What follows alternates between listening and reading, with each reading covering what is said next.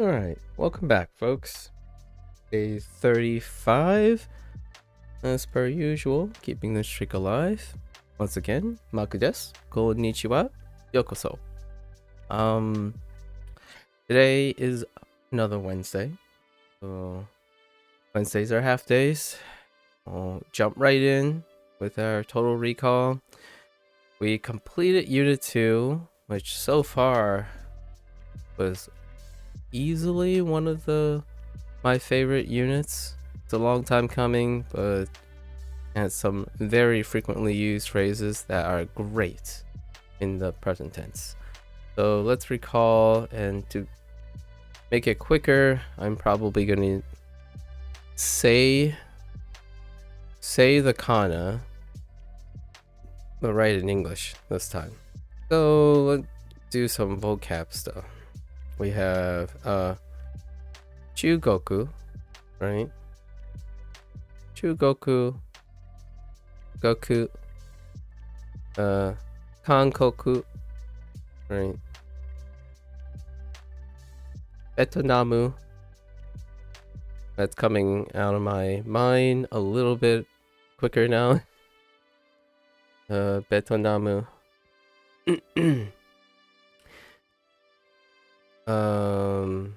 Obviously with Chugoku, Kangoku, and Betonamu, we have the returning ones and being able to express like Nisundemasu, Shushin, right? Shushin desu. What are the contexts? We have Honto desu ka, right? More of a interjection or a reflexive interjection. Honto desu ka? Which lines up with the idea of being able to say watashi mo, a useful phrase like I also, right? And then that leads into personal expressions like suki desu, or I suppose ga suki desu, with the ga particle. This leads to all sorts of little hobbies and whatnot, especially lots and lots of modifiers. So using the no particle to create modifiers, right? Courtesy of no. Things like Japanese, American, Chinese, Korean, no modifiers. For those things as well. So things like fantaji, right? Hora,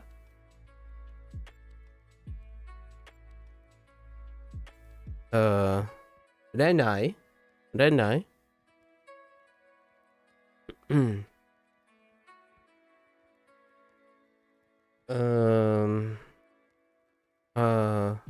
comedy,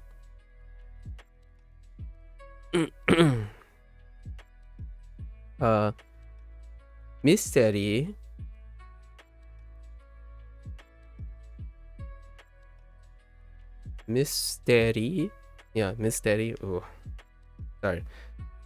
It recently rained. Allergies are making the back of my throat kinda got quite a bit of drainage.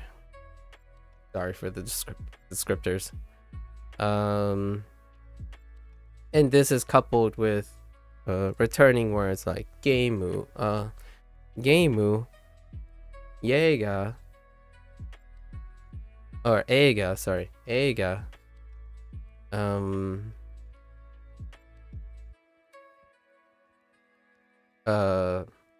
I guess terebi,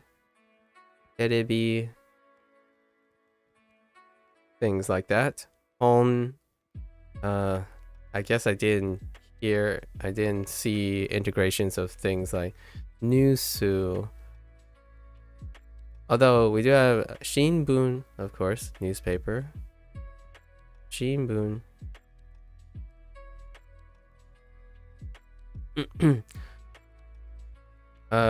Radio didn't come up that much, but it did come up once yesterday. Radio. Then we have returning stuff like sports, right? Tennis, soccer,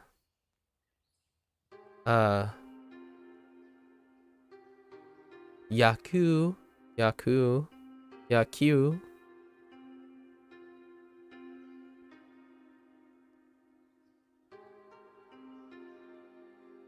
Oh, the one that was introduced. I'm pretty sure it was last unit. Basketball. Basketball. Basketball. Wait, no. Basketball. It's basketball. Volleyball. Basketball. Yeah.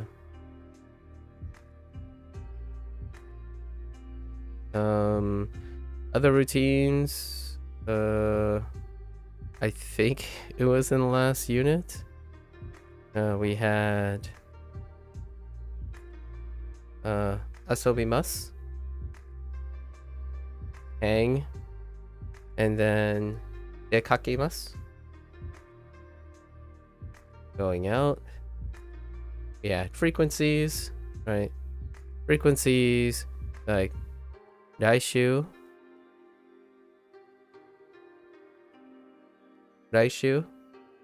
maishu.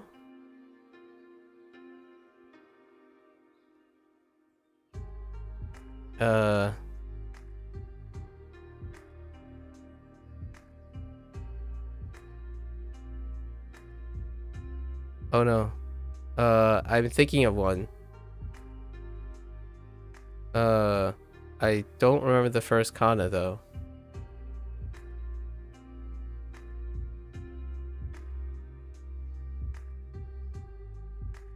It'll come up. Always.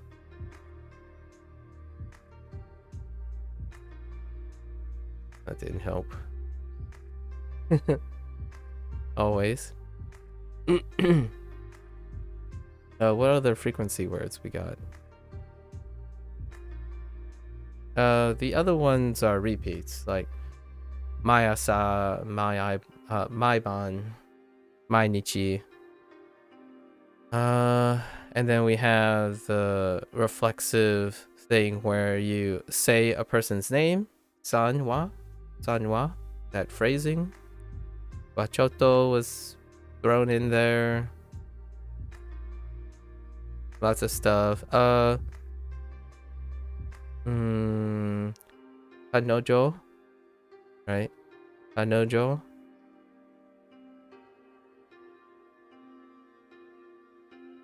Kareshi. There's a lot in the last unit. Quite a substantial amount of stuff. Oh, some that I may forget. Okimasu and neimasu. Right, get up, sleep. Oh, shower, or abimasu, right? Our special one. Yeah, that's just to remind us a few of the many things. I checked with the whole quest, like quest leader profile, whatever. We've caressed 460 words, and then I will probably throw in another 160 that I know from outside of Duo. So we're getting close to slowly moving up to the 1,000 word mark.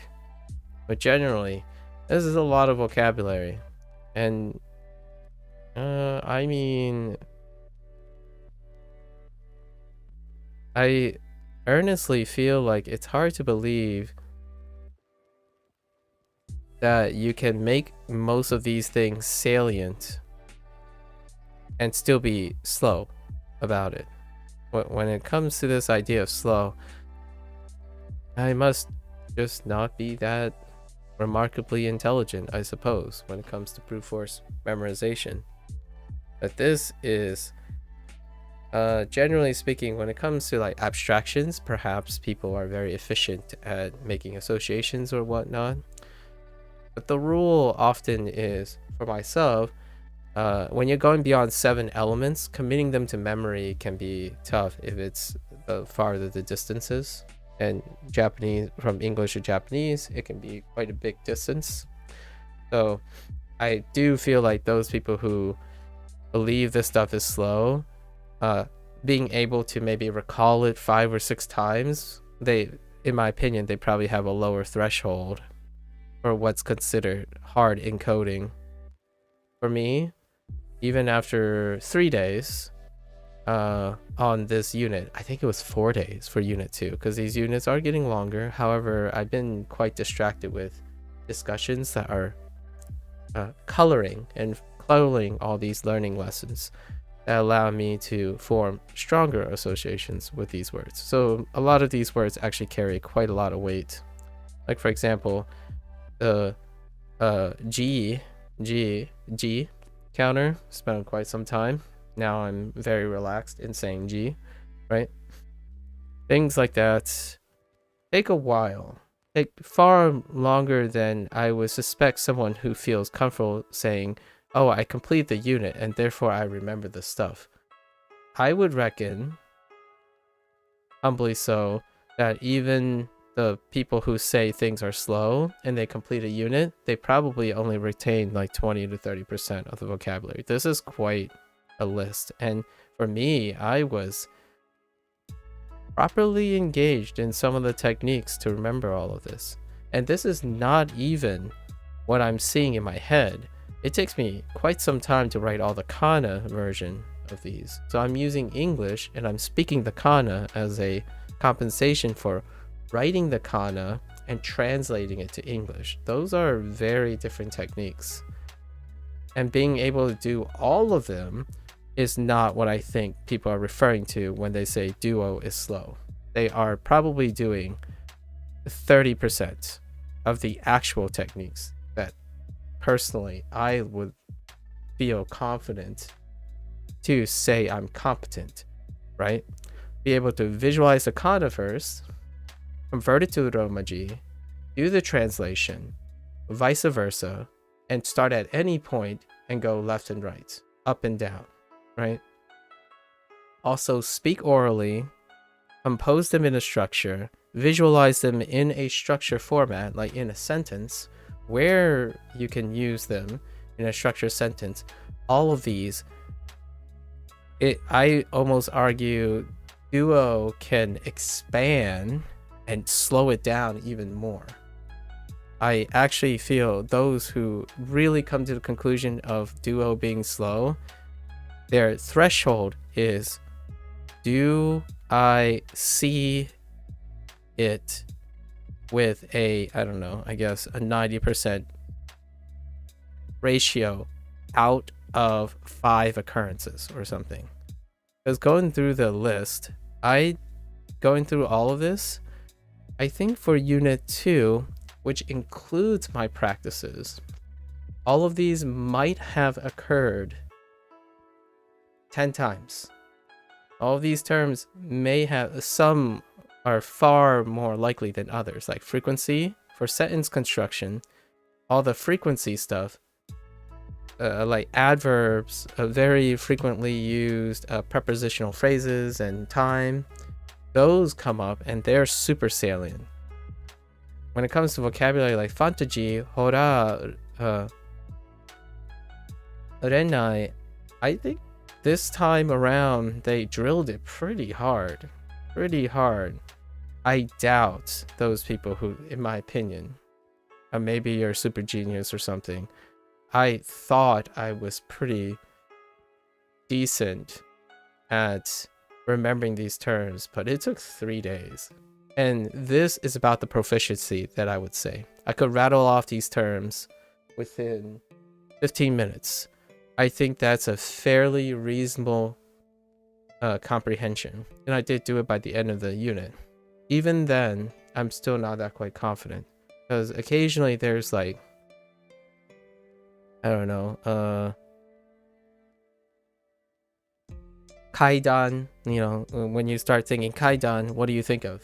I think of stairs, right? So it slips in there, right? And you're like, oh wait, let me think about that. Or like omoshiroi, funny, right? And using it as a descriptor for a person. I mean, even just saying hito. Or toshi, machi, you know, mise, konbini, dapato, passporto, koku, uko. The throwback would be like, see, I'm already tripping on chikatetsu. And then you go all the way back. Oftentimes people remember the beginning and the most recent thing, but all the middle stuff, it gets colored out. So when it comes to that whole meme of Duolingo vocabulary, everyone will just think about the beginning. Like, the criticism is the further they get away, the deeper they get to a duo, they still remember the first times. The first times and initiations are the most salient part of your memory, but reinforcing the journey is by far, I would say, 30 percentile. I don't think people actually remember this stuff. This stuff, in fact, I think that's one of the major criticisms of Duo. They introduce a lot of vocabulary, but holy heck, it's tough. What I feel is a very diminished part of section 2 so far is the lack of establishment of new methods of remembering. So my personal take, which is a teaser for day 60 or maybe end of section 2 review, is having visuals, diagrammic visuals. Like, it would be awesome if they had the resources to animate some of these things. Like, I like, for example, Saka ga suki desu, and it would have a soccer ball bouncing around or something, or have hearts around a soccer ball. That kind of thing is like the next distance. Perhaps use AI generated prompts or something to generate these animations. Who knows? You can train an AI based on your original art, right? These animated characters. Perhaps that can be a reliable and cheap source of creating visual aid. Vocabulary, I disagree that it's slow. I actually think it is going very fast. The difference is people think their comprehension is that the last 5 times they got it, if they got it 4 out of 5 times, they can move on. If they got it twice even, back to back, that's called confirmation bias, and that's called sampling limitation. For me, Betonamu was a struggle. And I think I'm fairly competent. I would say I'm still at least above average in my age. Humbly so. And I still feel Duolingo, one of the struggles is that there aren't new techniques slowing it down. Not necessarily it's slow because people are learning faster. It's slow because they aren't remaining engaged in learning different ways. So it's bootstrapping now. It's enhancing that grinding feel. The one, like, if you played a video game for so long, as time goes on, psychologically, the time that it takes to see improvement dilates. Not that it literally became slow, but it mentally becomes draining.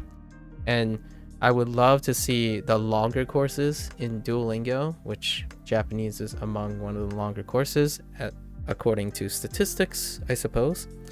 Somewhere around section 2, it introduces, quote unquote, a new gamified mechanic, right?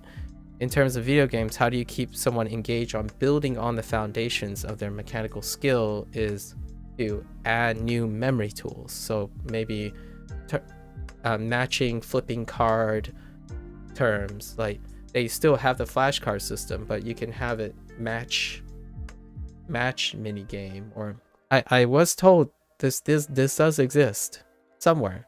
I haven't encountered it yet. But yeah. You think Japanese people are nice? I mean, they are polite. Japanese people are polite. I don't know any Japanese people personally, on a personal level. And no, I'm not talking to anyone. I always talk to myself. That's why it's it's commentary on Japanese learning and learners in general. I actually think the critiques of Duolingo are unfounded. People are fast because they think they're fast. I think Duolingo is not fast. It's actually going pretty okay. I actually think Duolingo is introducing vocabulary at an incredibly fast rate, but they're not focused on engaging the relationship with the making the vocabulary significant. Not that it's their job.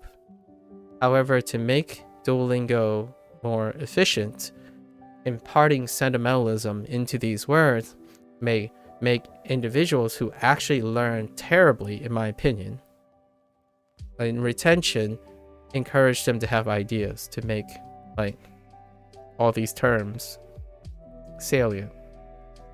Like, for example, I remember girlfriend in the context. I remember boyfriend, this term in the context of a girlfriend.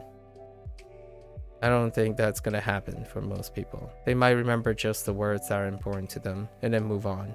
So they think things are slow because they have no emotional attachments to many of these words. And I can feel that for sure. If you don't have emotional attachments to a word, that doesn't mean you learned it. That's specialized talk.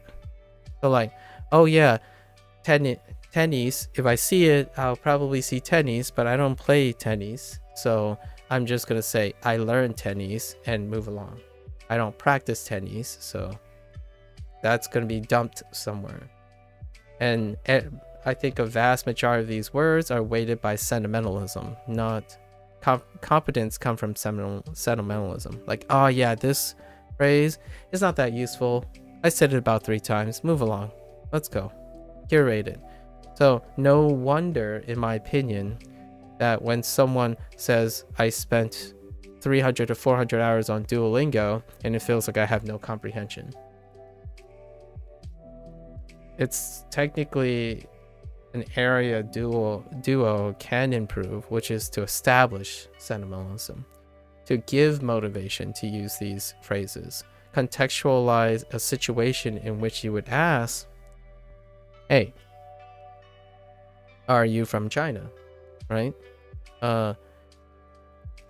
Chugok sushin desu ka? Right? Or sushin oh wait, yeah, desu ka. That's right. Chugok sushin desu ka? Right? Something like that. Anyways, we gotta jump in. This is a half day, so we're only going to do vocab today. No writing, no nothing. Yep. Okay. Let's get and try to unlock kanji. But the first time I unlock the first kanji, I want to see how many kanji there are in Unit 3. Describe my home. That's kind of nice, actually. Take public transit. That's useful. Although it's been a while since I've been to a place that public transit is useful. And since we're talking about the context of Japanese, it'll be a little bit before I actually use this Japanese in public transit. Although we can artificially create situations. Oh, how to use it in public transit. My life has taken me to public transit quite a bit already. Hey. House. Yeah? Oh my gosh, it's yeah. Yeah. Oh, I could see so many weird things with that. Yeah.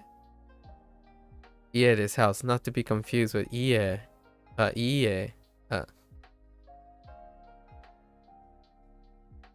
Although it has been shortened to yeah in casual form, so context is important here.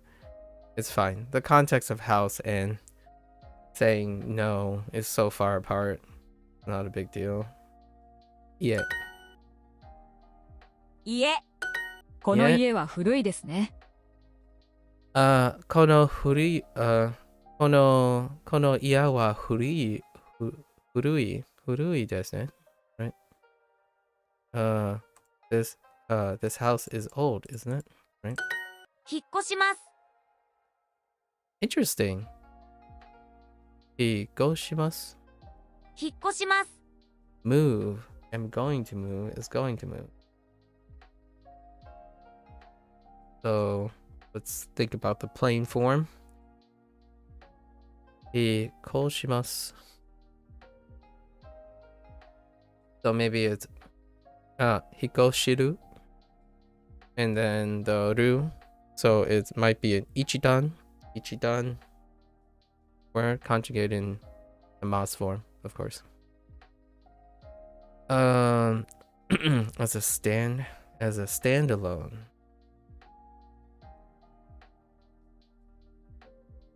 I'm going to move. 引っ越します。 Thinking in non-past future though. That's fine. 来週引っ越します。 Oh, my allergies.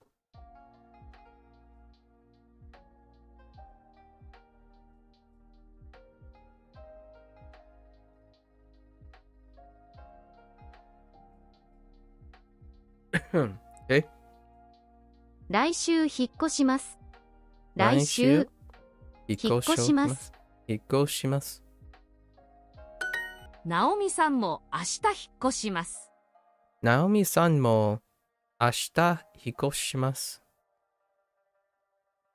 I don't like it. I don't like it. 引っ越します。引っ越します。Naomi-san mo. Okay, so Naomi is also going to move tomorrow. とても広いです。とても広いです。Oh, interesting. 広いです。 Okay, 広い。Okay. とても広いです。It's very spacious. 広い。広い really comes close to some other words. Okay.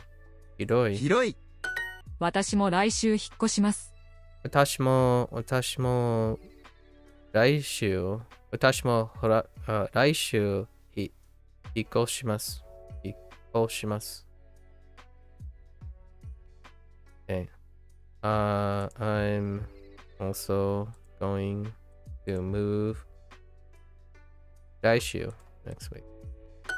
アパートはどうですか？アパート nice. アパートはどうですか？ How's the apartment? アパート。 Yep, アパート。まだ東京に住んでいます。まだ。まだ。It's been Mada is a vocab I have already known. However, it's nice to see it formally here. Mada. Mada Tokyo ni sundemasu. Mada Tokyo ni sundemasu. Alright, still live in Tokyo.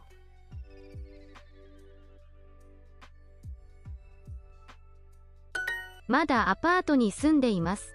Mada アパート apato に ni 住んでいま sundemasu. まだアパートに住んでいます。 Mada apato ni sundemasu. アパートは古いですか？ Apato wa furui desu ka? Is the apartment old? Dorama? ドラマ Pasta. パスタ Oh, I forgot about pasta as a term introduced in last unit. Doyobi. 土曜日 Furui. Huroi. Sorry, huroi. Hiroi. 広い Hiroi. And then, oh yeah, norikae. 乗り換え I just transfer. 新しい乗り換えアパートは広いです。新しいアパート。アパートは広いです。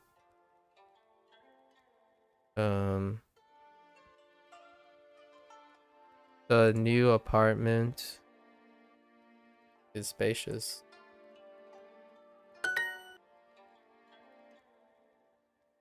Do you still live in Toronto?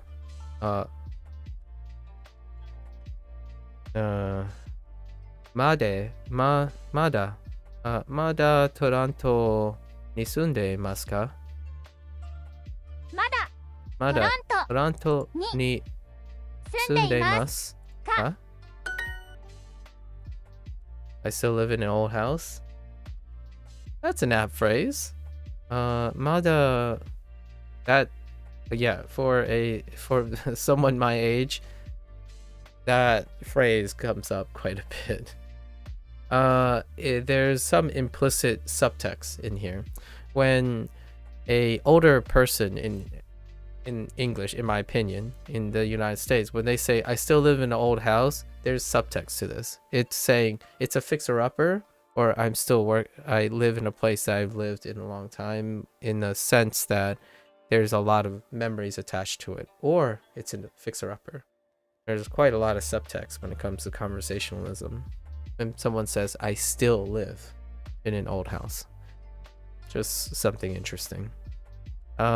Oftentimes when I think about subtext, people type messages, they say certain things. I'm often constantly thinking about subtext. That's generally how you drive discussions and conversations in order to make it continuously interesting. So you don't, if someone wants silence, they'll allow silence to ensue. But generally speaking, always reading ahead, always trying to find subtext so that one can appear interested. At least appear interested. Kind of not polite otherwise, in my opinion. Not that it's a rule in the United States, however, other places, maybe. Even Japan. Although there is this like whole public non-communication in public during the day kind of feel. Pragmatism. I still live in an old house, so mada furui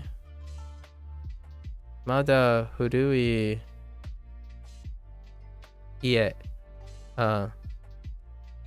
So ie, right? Mada furui ie ni sundeimasu. まだ古い家に住んでいます。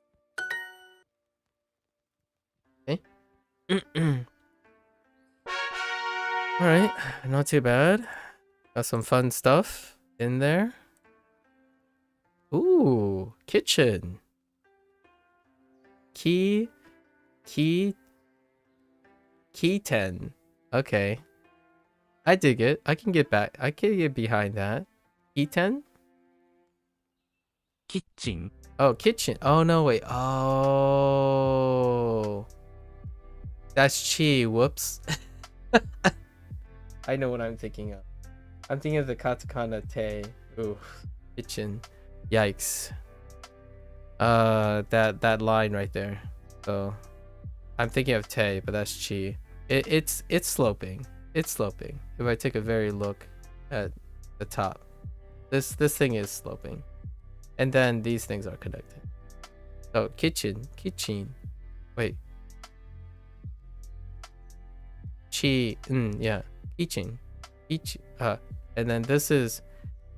I'm pretty sure. Yeah. I'm pretty sure that's the pause, right? The two pause. So kitchen. kitchen,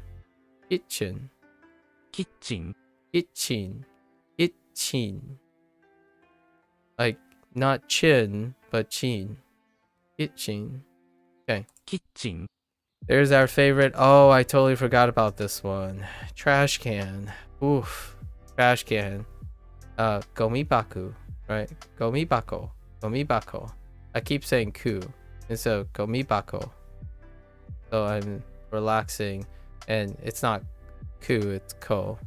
So that was a problem with gomibako. And also trash can. It's kind of gomibako is kind of hard to abstract into a trash can. And then we have the other one, which is otearai. It takes me one or two pass-throughs to get the otearai. And I had a problem because I keep thinking it's atearai, but it's otearai. Anyways, kitchen. All right. kitchen, Moving right along. です Semoi. Semoi. Semi. Like semi? 狭い Semi. Ooh. Cramped, narrow, small. Interesting, but in a cramped, narrow feeling. I see. You know, the reason why small comes up is jisai, right? Jisai. Although this one, I get it. The cramped, narrow. I like that feeling. Nice. In terms of space. It's small in terms of space. As opposed to a whole. Something as a whole. Nice. 狭い Semai desu. It's cramped. I like it. とても明るいです Totemo akarui desu. Akarui. Akarui. Oh, they can bring back other vocabulary too. They can probably bring back kirei. I expect to see kirei in this section. Totemo akarui. Ooh, this is really close to something else too. 明るい Akarui. Okay, bright.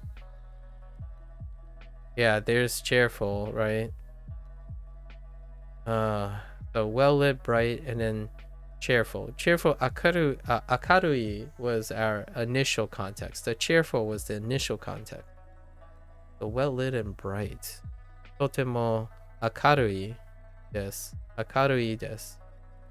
Fair enough. Neat. It's a very well lit. 明るい I like it. I like well Akarui. lit versus bright. That's 明るい very apt. Okay. Totemo akarui desu. Akarui desu. キッチンがあります。 Kitchen. Kitchen. Kitchen ga arimasu. Kitchen ga arimasu. Do you have a kitchen? Or I have a kitchen. I have a kitchen. I'm constantly phrasing things in questions, but yes, we gotta keep our cause on, right? Our cause on. があります。 I don't think this is a different context at all. Other than now they're using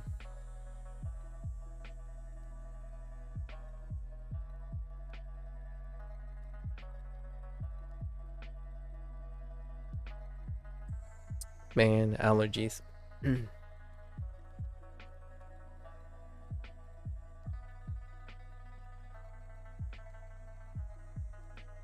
So they're using this as having something.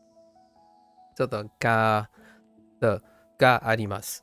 Ga arimasu is it's acting upon this thing.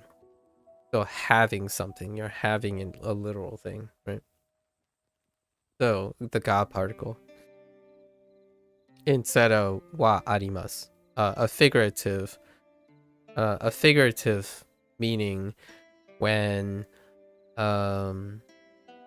we were using it in terms of hobbies, right? Hobbies, and largely just hobbies so far.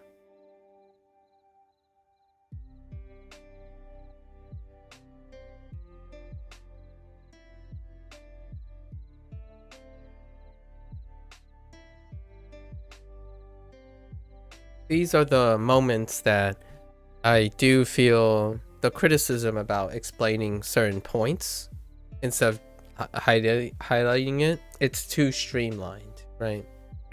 I think I can get behind the criticisms that the way this is presented, which is most of section 2 so far, is highlighting quote unquote new word does not help a vast majority of people contextualize the implicitness.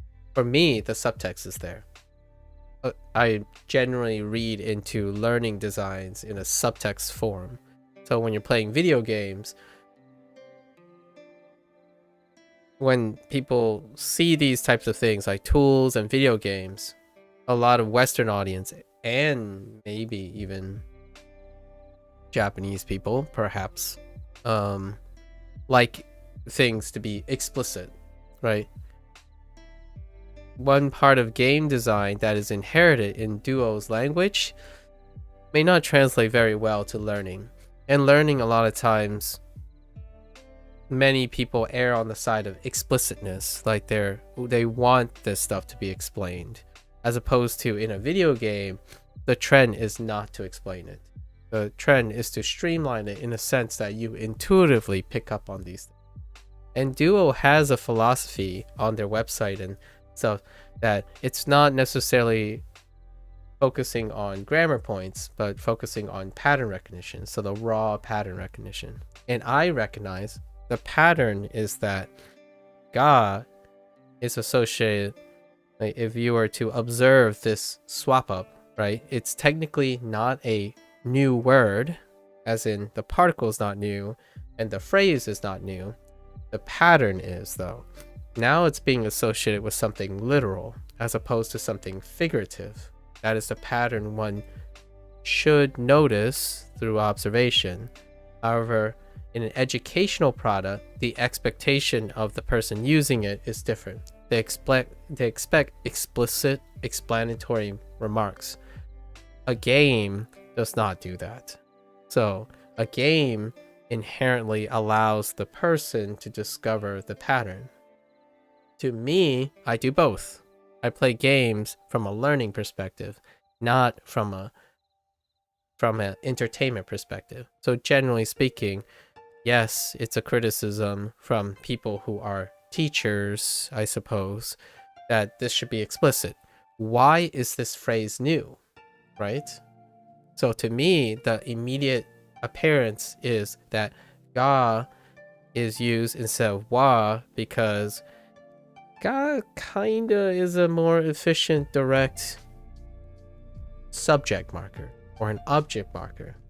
Wa tends to be a bigger topic marker, which can also mark subject objects. And those are words I ascribe to patterns, but they have subtext. And that's coming from someone who focuses on learning, not focusing on what it's literally telling you. In this case, the only thing that this prompt is literally telling you is ga arimasu is being used in a different context. It's being associated with something that is no longer figurative, or an idea, or a hobby, or something that you can't tangibly have. So that is a pattern a gamer or someone who's relying on intuition would gather. It doesn't teach them why that's the case, and that's where the learning thing comes in. You have learners or teachers who come in like, hey, you should explain this part. So to meet both ends, you have new word. Maybe if you put your mouse over new word, right, there's gonna be like a pop-up that says, hey, have you noticed that this is being used in a different context now? And they have like 1 or 2 sentences contrasting, like previously, or you hover over previously, this phrase arimasu and ga particle has been used in this context, and now it's being used in this context. Did you see it?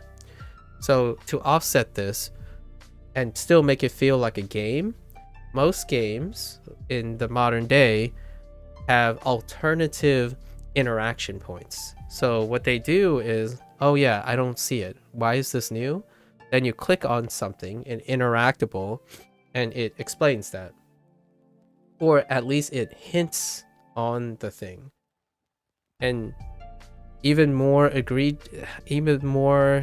hand-holding, video games have been trying to figure out the balance between literally hand-holding you during puzzle games. Thanks, guy. Literally hand-holding you during puzzle games versus leading you subtly. So here, this is like a Dark Souls approach. This is like the FromSoft approach, where, hey, we're super as subtly as possible telling you, did you see it?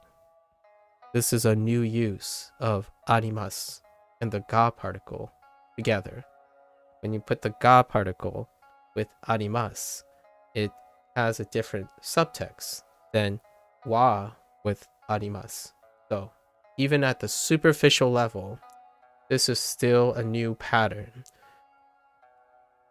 That's a Souls approach, and learning have different expectations. I can understand that. Well, I'll try to develop this idea later into like the review way down the line, like another 25 days down the line. I'll develop this into another thought. This thought has come up rapidly multiple times in section 2, where now you've learned enough vocabulary, you're close to 500 words, and now all these words are taking on new use cases, new pattern cases. So if you're not a subtextual intellectual learner, you will only notice that they're just being used. And then if you are intuitive enough, you can notice that it's associated with some sort of pattern that's different. And for those who don't, they have to go to another source. So if you sit here, you're thinking, why is this word new? If you have pause for new, as in you are better, you are elevated beyond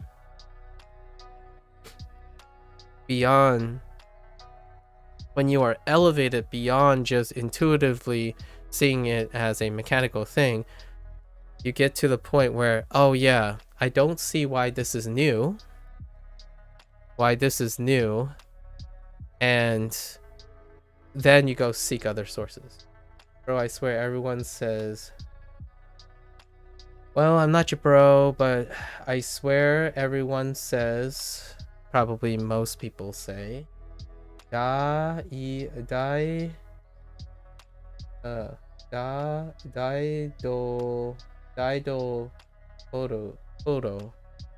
kodo for kitchen. Okay. And then that's the kanji. Fair enough.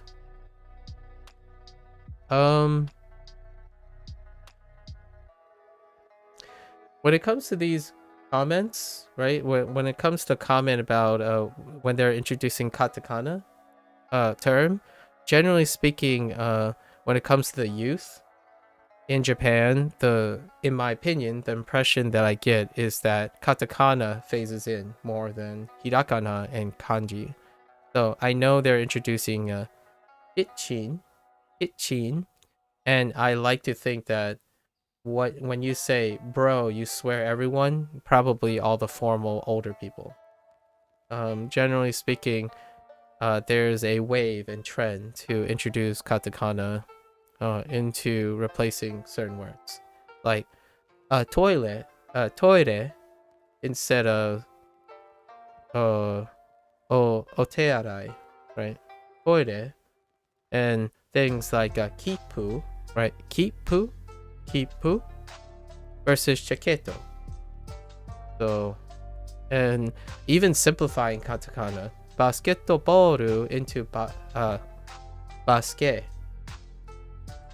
So yeah, I can probably see that people are still using hirakana and kanji for kitchen. But I can also see that if you're talking to people who are growing up, there's a chance that they just use itching. Who knows?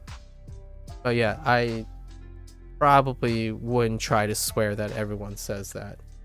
Generally speaking, if you use the word everyone, the answer is no, probably not. In to duo's defense, I suppose, they do half and half. As in, I wouldn't be surprised if I see the word that you just said for kitchen. The dokuru,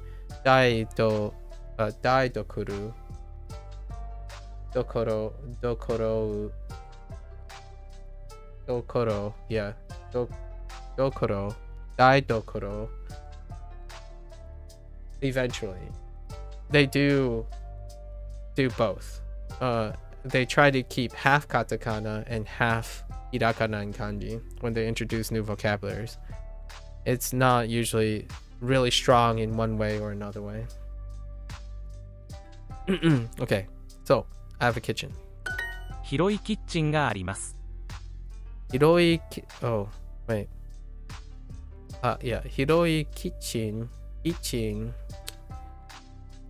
あります。があります。広いキッチンがあります。があります。広いキッチンがあります。狭いアパートがあります。狭いデパートがあります。Let's see. I have a cramped apartment. Wait. Yeah. 狭い。Yeah. I can relate to that. I kind of like cramped apartments though. I feel this is almost this is definitely a deep cut into the perspective of cramped between an English speaker in an English speaking country versus Japan. It's a fun deep cut to explore the idea of what a cramped apartment is. Let's try this again. 狭いデパートがあります。狭いデパートがあります。リビングがあります。Oh, another katakana phrase. Bing.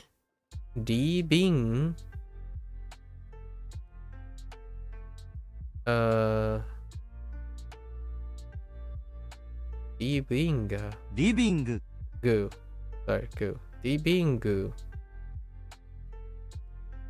Wait. リビングがあります。Is that really cool? Oh yeah, that is cool. Oh no. Yeah. Huh. It looks a little different from how I'm drawing it. Wait. リビング。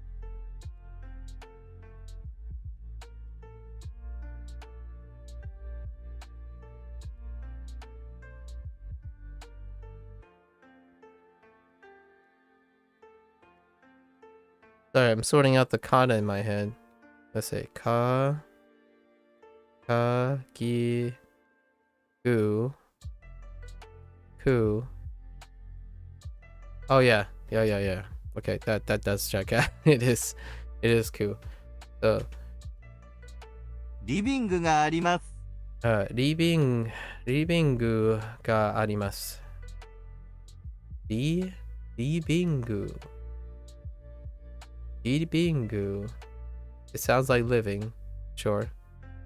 リビングがあります. Okay. That's gonna take a bit. リビングリビングリビングリビングがあります。リビングがあります. Okay. Have a living room. That's a funny remark too. I have a living room. I mean, a humorous remark. Because now we're talking about like describing an apartment, right? Apato. Not everyone has living rooms in apartments. My apartment did not have a living room. Interestingly enough. リビング。広いリビングが欲しいです。Oh, they shorten it like Su and Ku. So like all the other ones. Okay. So 広いリビングが欲しいです。 yeah. 白いリビング。リビング広いリビングが欲しいです。広いリビングが欲しいです。が欲しいです。広いリビングが欲しいです。 So much like all the other U's, it gets shortened quite a bit. This is the first time I've heard the Gu shortened. So, hiroi living, right? Hiroi living ga. So, hiroi living ga hoshi desu. Hiroi living ga hoshi desu. Interesting. Okay. I want a spacious living room. リビングは広いです。リビングは広いです。Oh, okay. The living room is spacious.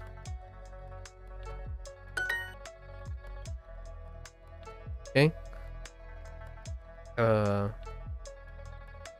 Karate. 空手 Karate.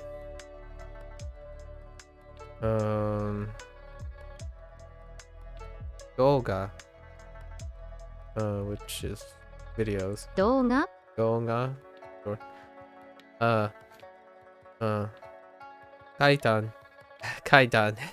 階段 I just said this about Kaidan. Yoga. ヨガ And then semi. 狭い Semi. 新しいアパートは明るいです。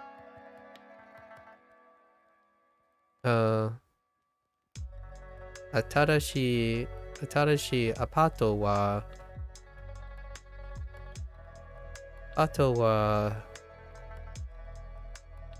明るい right 明るいです we can use that context now so 新しいアパートは明るいです gives me an opportunity to use 明るい again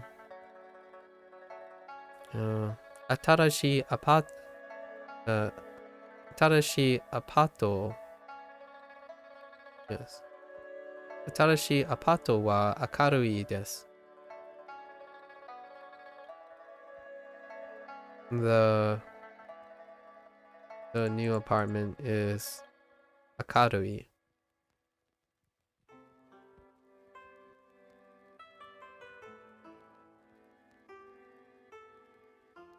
well lit 明るい oh wait 明るい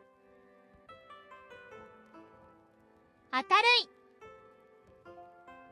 what Okay, that's an 明る error. い明るい Oh, wait, maybe it's not. Wait, oh, wait. I don't know. I actually don't know. 明るい新しいアパートは明るいです Akarui. Okay. 明るい Wow. I don't know about that as a standalone. Okay. Huh. 狭いリビングがあります Semai living ga arimasu. Eh? I have a semi? Oh, cramped living room. この狭いリビングはちょっと。Kono semai living wa choto. Hey, a more developed wa choto. Okay. I don't like this cramped this cramped living room. Nice. この狭いリビングはちょっと Fair enough. 明るいキッチンが欲しいです。 It was another correct solution. I might have worded something different there. That was my natural inclination. However, it looks like Duo suggested something else. Or strongly suggested something else. 明るいキッチンが欲しいです。I want a well-lit kitchen.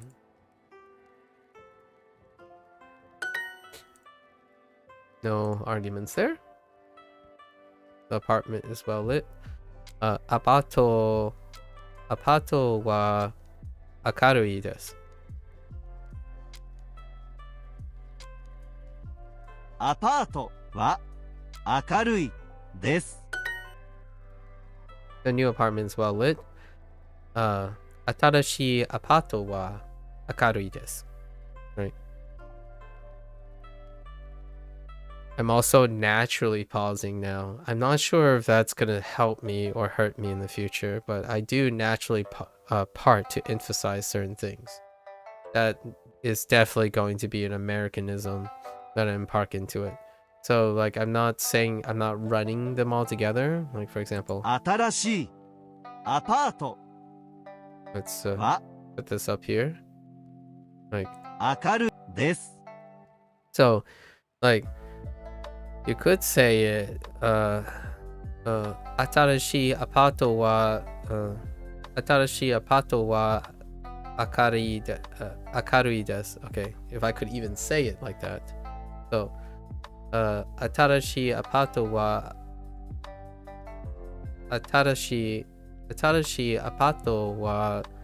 明るいです。Like, if you were running them all together. But generally speaking, I pause naturally in certain places to emphasize things, and I don't think that's gonna help my Japanese feeling Japanese. Like in English, I would say, 新しいアパートは明るいです。Right? It's kind of like trying to emphasize it's well lit. It's well lit, not that perhaps it's new. I like the idea that it's well lit more often. So, 新しいアパートは明るいです。And pretty sure that's just not how that's going to work. I'm saying it like I'm saying it in English. Like, oh hey, there's a new apartment. Well lit. I'm naturally putting in pauses where I feel like I would pause in a sentence or emphasis. That's probably gonna be very, very unnatural, in my opinion. I don't think. I'm gonna have to listen to more Japanese people to see if they naturally pause at places. pay more attention to their natural pauses. If they do even naturally pause in any part of their sentence. These are synthetic voices, so they only pause when there's a comma or like an address. So the only time we've seen pauses are things like a greeting or an interjection. So like honto desu ka? Or saying and you, right? Like Tanaka-san wa. There's a pause through those. Or addressing someone like Tanaka-san. And then a question or something. Those are where the pauses are. However, in English, I pause a lot. And in speech, I pause a lot. Very often.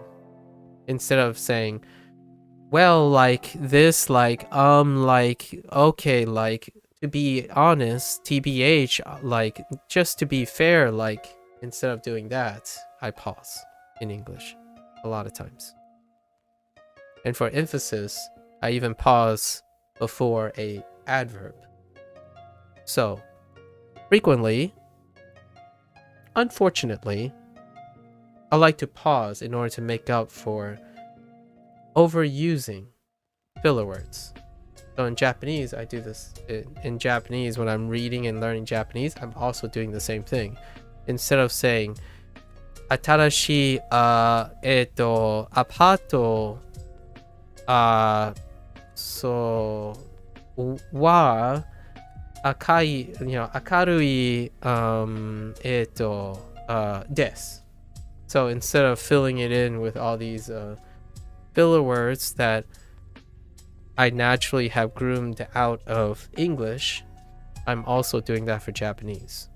So there will be silent pauses in places. And it might be because I don't know the next word, I'm searching for the word, or I want to pause there. So, Atarashi apato wa akarui desu. Don't know if that's going to be helpful or not in the future for me. Hopefully, it comes off as, this guy's pronunciation is okay. However, it feels like I'm talking to a Japanese English speaker who is imparting their Englishisms into Japanese.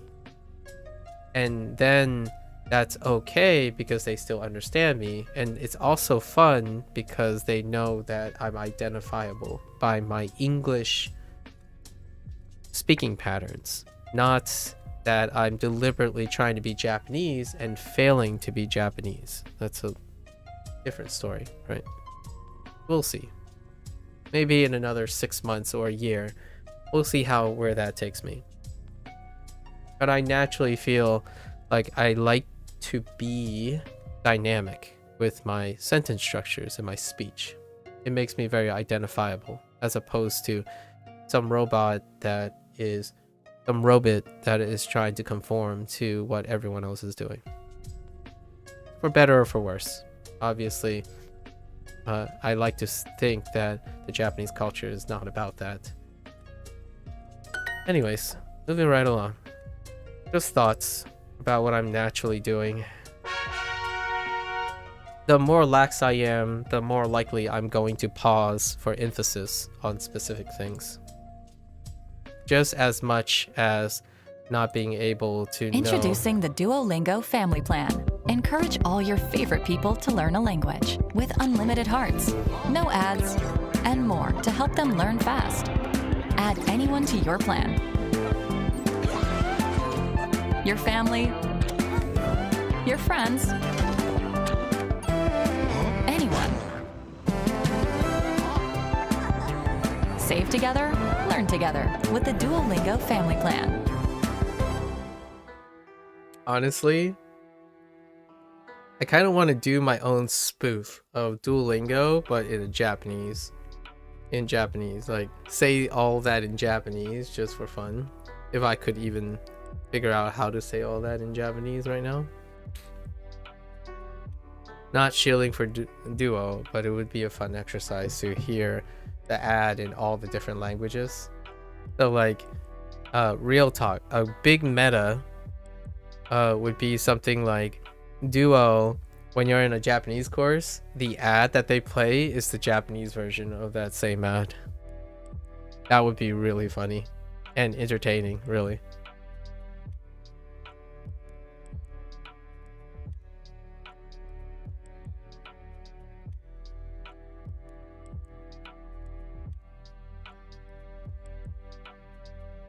There are some choice words that I would like to learn in Japanese from that ad. Fun, plan, basically fun and plan are some of the major words in that. And then like learn something together. I think that was one of the phrases. So still got a long ways to go to try to mimic the ad, but in Japanese. A bed. Bedo. Bedo. Bedo. ベッド Bedo. Bedo. まだベッドはありません。Mada bedo wa arimasen. Wow. Okay. Well, apparently I don't have a bed yet. I still don't have a bed. I mean, I could get behind that phrase. There's some subtext here. A lot of times when you are explicit, when you're translating English is a descriptor language. So when you lack descriptions, it becomes ambiguous. So technically you can always get behind something that's ambiguous. Like for example, I could say I still don't have a bed, and someone would say, wait, you don't have a bed? I'm like, I don't have the type of bed you're talking about. That's why I say I don't have a bed.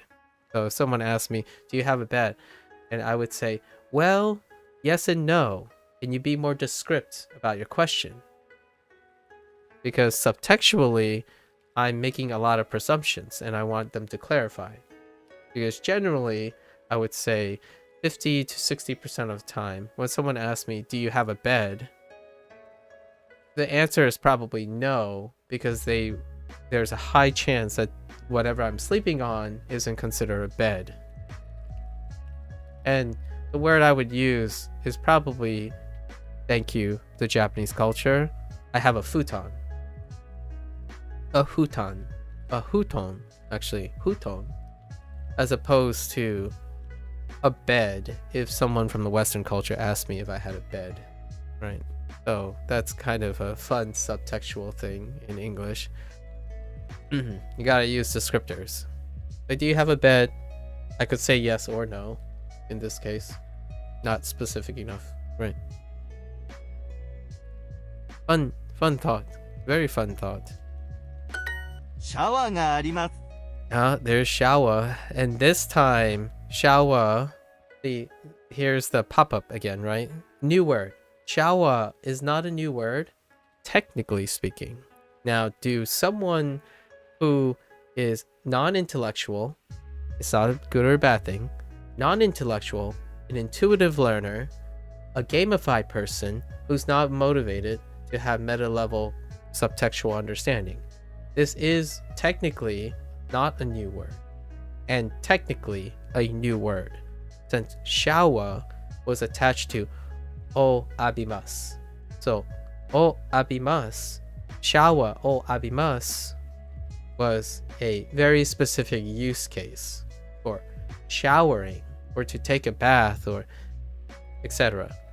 In this case, shower now is a new word because it is being used as a literal object, which then you can have a shower with the ga particle. So is that all explained here? No. And yet, it's funny because if you could explain that to me, what I just said, I would be more confident in that you are comprehending Japanese on a deeper level than simply playing a game and looking for a pattern. Is that desirable or reasonable for a learning program? That is subjective. In my opinion, I enjoy it. And in my opinion, I think this will fall short of an educational program for most people. And adding a tooltip or something where you highlight over a new word. So every time they use this like hint system, it's called a hint system in video games where they highlight something, the infamous yellow paint, right? In video games, the infamous yellow paint or the star trail, right? This is gamified 101 right here. It's supposed to alarm you to, hey, did you figure this out? And usually video games later go to explain the mechanic if you didn't figure out the mechanic. And what most gamers who don't intuitively or intellectually, ideally intellectually understand this, they brute force it. So they find the right answer and continue to use the right answer until it's up to the game to decide to explain it to them or not. And you still can beat games without understanding the intellectual side. You can mechanically beat games without ever understanding its underlying principles. For example, when someone finishes a JRPG game, they do not understand the multiplicative and complex mathematics that deal with how their statistics and their attributes interact with outcomes in their mechanics, right? Someone is not talking about how poison is on a diminished percentage decline return for each turn pass proportional to like the enemy's light HP bar. That's not interesting. This is one of the pros and cons of gamifying language learning or learning something. It's not comprehensive. It's not meant to be comprehensive. What makes this a draw is the idea that if it was comprehensive, like in your face, it will slow things down even more. And if you don't slow down already, if someone is using this and they're like, yeah, new word, but it's not really a new word, it's kind of an old word, so I already know it, move along. If you're a person that's already doing that, adding a tooltip functionally will get skipped. So, in my opinion, having the ashram is nice. As a business, using a tool that's likely not going to show up because of the target audience you have, that's a room for contention. Now, there is, in my opinion, probably clever ways you can make a sparkly new word and try to encourage the person to click on it. Generally, in my opinion, if you want to keep the gamified approach, introduce a new mechanic, right? Incentivize clicking on the tooltip, or incentivize somehow why this is new and interesting. To me, when something's off and something's new, even the minor details are incredibly interesting to me. That's largely why my learning and my playing video games take like 3 times the amount of time that maybe someone else who's not emotionally invested is taking. Like, oh yeah, I sped run through Duolingo. It's like, congrats. Like, you know, that's still a thing when someone says like, oh yeah, I sped through in 40 hours, I completed Japanese. Great. And whatever satisfies you, you are also trading off certain things, like stopping and breathing and understanding how you're achieving things, right? And this is one of them. Do you want the yellow paint? Well, in video games, the answer is no. People don't like yellow paint anymore. As in, hey, I don't need to be told what is new. I can see it. If I don't see it, then I'm a pega. Well, this is one of those use cases. How do you learn in natural language? You either continue to fail or get reminded by another source that you're failing, right? You get a response. In this case, there's no response. You either see that it's different or you don't. And then when you see it's different, you get to choose if you want to explain it to yourself or not.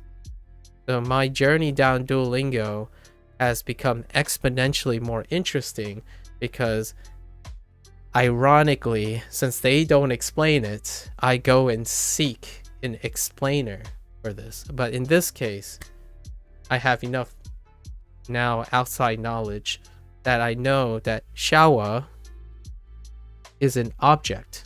It is a subject object marked by ga this time. It is not something that's marked by o and associated with showering or to take a shower or obimasu, right? Or abimasu, sorry, abimasu. So this is a new word now. It's technically a new thing. And none of that is explained, of course, to the chagrin of linguists and professional people, right? And then in terms of the gamified community, this is good. This is excellent for people who hate, like, the thing that makes Duolingo popular is also the thing that literally professional linguists and educators would dislike. However, professional educators and linguists are not concerned with how consistent and curious people who like to play games are. They are concerned with how much information they can jam into someone.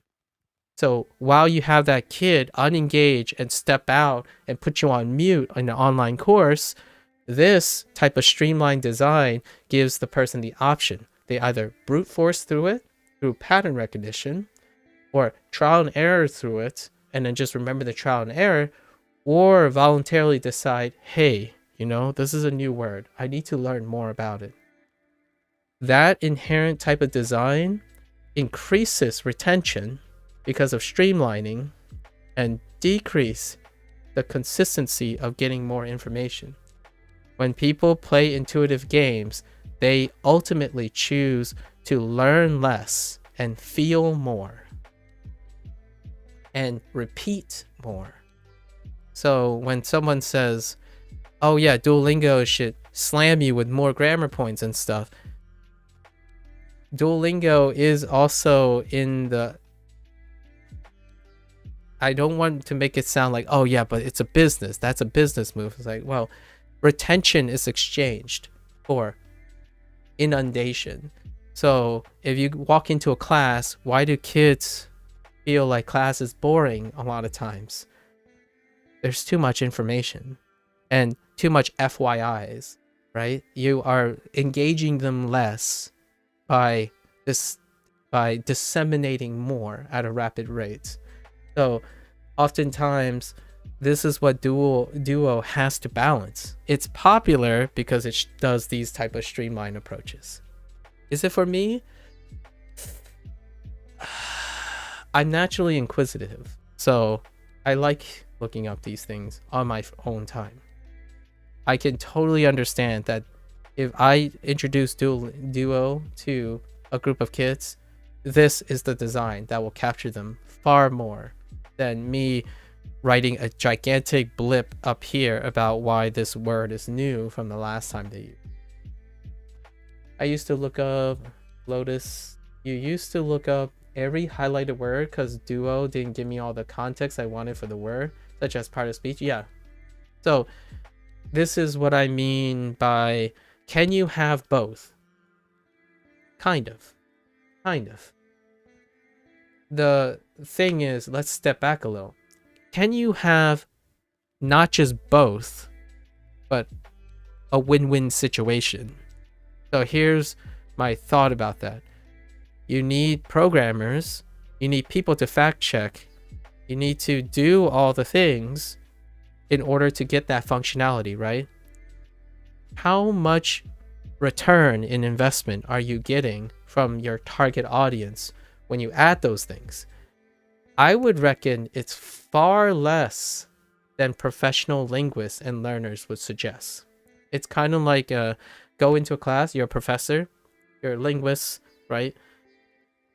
I guess. I'm going to use it from the context of preparing a laboratory, a lab assignment for biochemistry. I walk into a lab and I have this incredibly detailed lab manual, right? I worked hard on it. I made it comprehensive. I give it to my students. They will look at 10% of it. They will look at what they have to do to get their grades. That's it. So if you're thinking from the perspective of now, if you represent a multi-billion-dollar effort orchestrating and hiring people to do certain tasks, how do you balance all the resources you need and still maintain a net positive return on investment?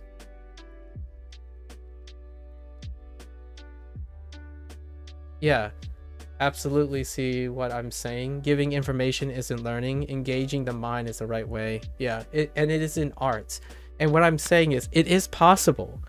If they, since this is a gamified thing, have a new word mechanic, right? Like, oh, when you enter a new word or get reminders, have to introduce some sort of mechanic to it, like abstraction mechanic, like it's a new word time. Now we're gonna do a new word segment or a new grammar segment, right? And it's gonna take time to develop that stuff. I actually think it will take time to, quite a different departure from this. So I don't know if Duo is working on some of these things, but generally speaking, there are so many times when I step into help someone, like teach assist a lab, and that lab professor, right, the person who's in charge of the lab, they hand me this gigantic Bible of a lab manual. I'm in heaven. Like, that's so awesome that this person like basically prepared me for everything that I need to know. Like, what if this goes wrong? What if that goes wrong? And that's awesome. And I take that lab manual, and guess what I have to do in the beginning of the lab? I have to streamline it and distill it down so that if they read the lab manual, they'll understand the lab manual enough and not just brush off all the hard work of that professor. So that's what Duo is doing, right? I am the TA and I have to somehow make it engaging to digest this incredible piece of work that had many, many years of refinement. But you can't just walk into a TED Talk and give a like postgraduate doctoral level communication to explain the topic, because you're gonna lose your audience. So it's this that these designs happen. Can they do a better compromise? Sure, definitely. Will it take time? Absolutely. Why does it take time? Because when you're a professional linguist and you're a professional special anything, you're not focused on the act of teaching someone who's uneducated. Your focus is to give them the most comprehensive knowledge they have. That's not the same, in my opinion, as engaging someone and encouraging them to learn. It's making sure they get all the information, and that's fair. That's like a politician telling you all the intricacies of the political system without sounding provocative and I do kind of deceptive too. So there's a filter, and that filter is the balance that we're constantly struggling with when it comes to learning. Not to simplify things too much, but find a different way of explaining complex topics and subjects without necessarily losing your audience. And I think that's where formal education has not kept up with trends, right? Formal education can't move at a pace that is as fast as like the internet culture. The way people learn constantly continues to shift quite dramatically.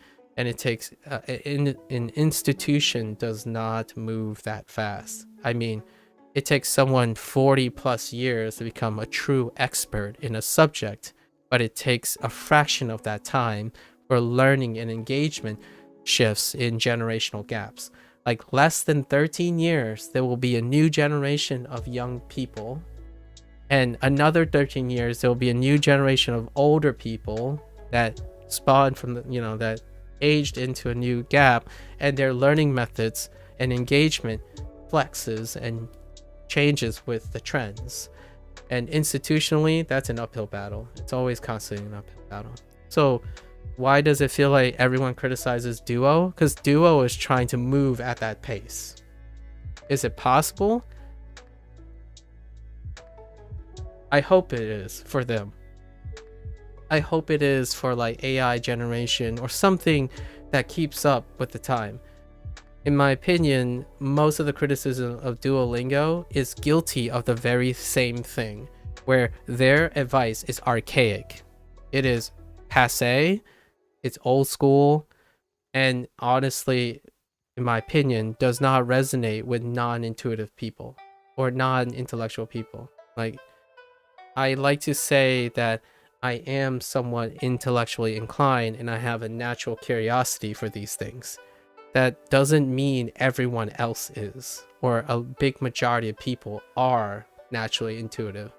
Like, if you learned your third or fourth language, you're like, oh yeah, language learning is awesome. I did this and this and this. And then you're talking to a bunch of people who like, I want to learn my second language. And then you're telling them how exciting things are and they can't relate to you. They legitimately can't relate to you yet because they haven't done it. So you have to get off your ego horse and stop ego teaching and get back down to earth where you're focused on things like, what was it like?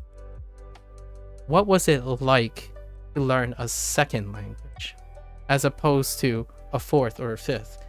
You can be so passionate and exude as much eccentricity as you can for language learning. The first thing someone is thinking when they're learning a second language is, how long is it going to take? And am I going to enjoy learning this? Or am I going to be frustrated? And you address that nowhere. All you have is trust me, bro, slapped across your face and say, I know how to do it right. And that other person's like, well, I don't agree with you. And they walk away. And then they don't learn a second language. So you kind of just fail your objective in the first, right from the beginning. Have I seen Duo blogs? I have. Yes, I have. I've seen a lot of anti-Duo blogs, op-eds, linguists. Like, I read every evening about the current situation. I like being aware of the community around a product. And I choose very popular products because there are lots of people then. There are a lot of micro communities. Yeah, the official blog. Yeah.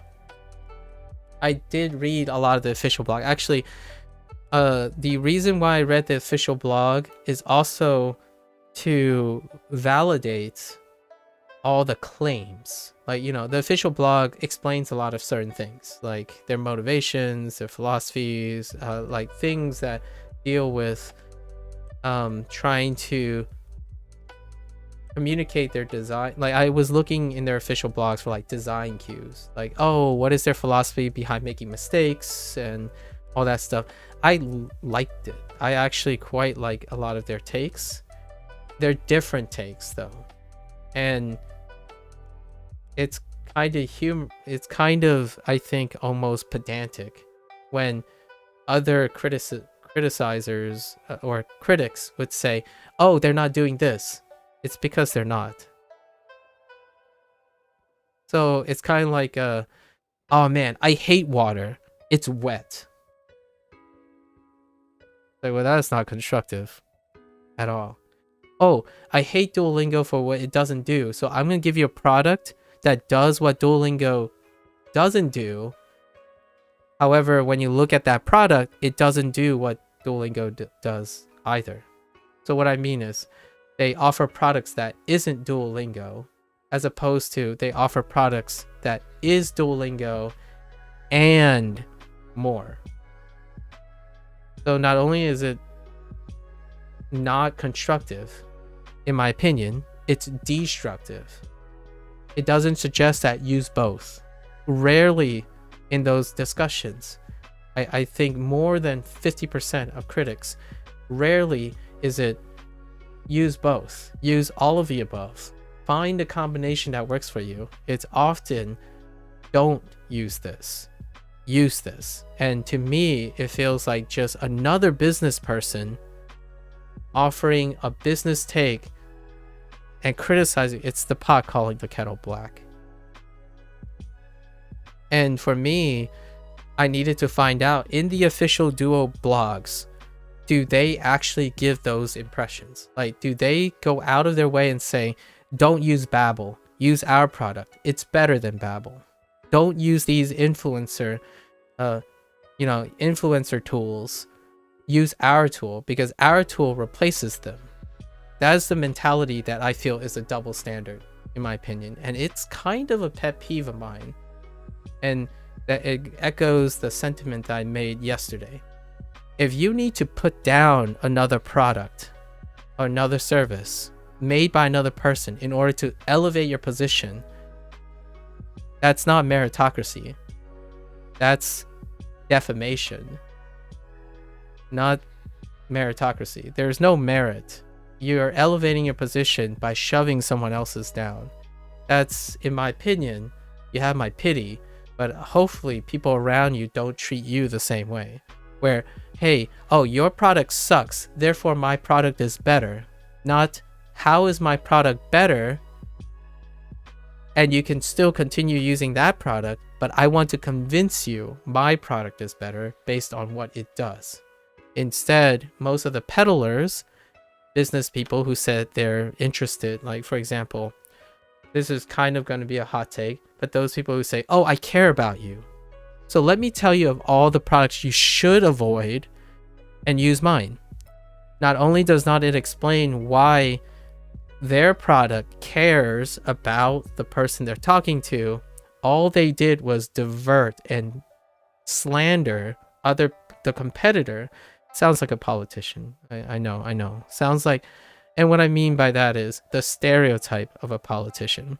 There are I honestly think there are encouraging politicians who focus on what they offer to contrast and compare to others, as opposed to slandering and, defamation techniques to push their opponent down because they don't want to focus on what they have to offer. That's a sign, in my opinion, that's a show of weakness, where, oh, you can't even express and highlight what you do well, and what you don't do well, by the way.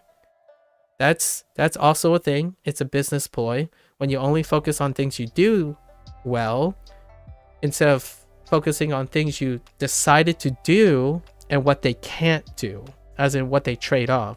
So, in my opinion, in the official Duo blogs, I was looking for things that, the way they say it, like, oh, I know our products focus on perfection, as in like focus on the correct answer, and we are trying to include other responses that are correct. Sorry if there are so many prompts in automation, there might be a chance that certain correct combinations occur and we miss them. That is the trade-off of being comprehensive with combinatorial automatically generated prompts, right? Those are the ways that, in my opinion, skirt and bridge being competent about all the hurdles, the pros and cons of what you do.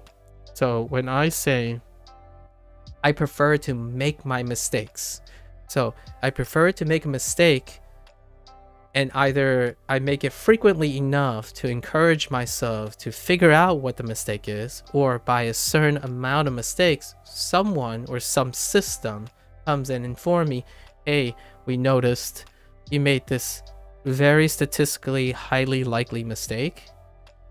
Can we offer you something, right? That is acknowledging the shortcomings and also the pros of an approach. so many times, in my opinion, I would say 80 to 90% of the things that I read online when people review is they always focus on what is positive about their own opinions and positivity and like product that they're single-handedly peddling, and only citing negative things that are compared to the product that they offer in the negative sense. Like, hey, my product has better nutrient and have better protein content than this competing product. And that's it. This product has less protein. My product has more protein. Buy my product. What else does it not do? What else does it do? What else is different? That is not germane to the topic. It's streamlined like this, right? It's streamlined for explainer's sake. It doesn't tell you that, oh yeah, this product has more sugar than that other product. It has more protein, but it also has more sugar. Oh, it doesn't say what this product tastes like. Maybe this taste is not as appealing to that one. My product has a sweeter taste. That product tastes salty.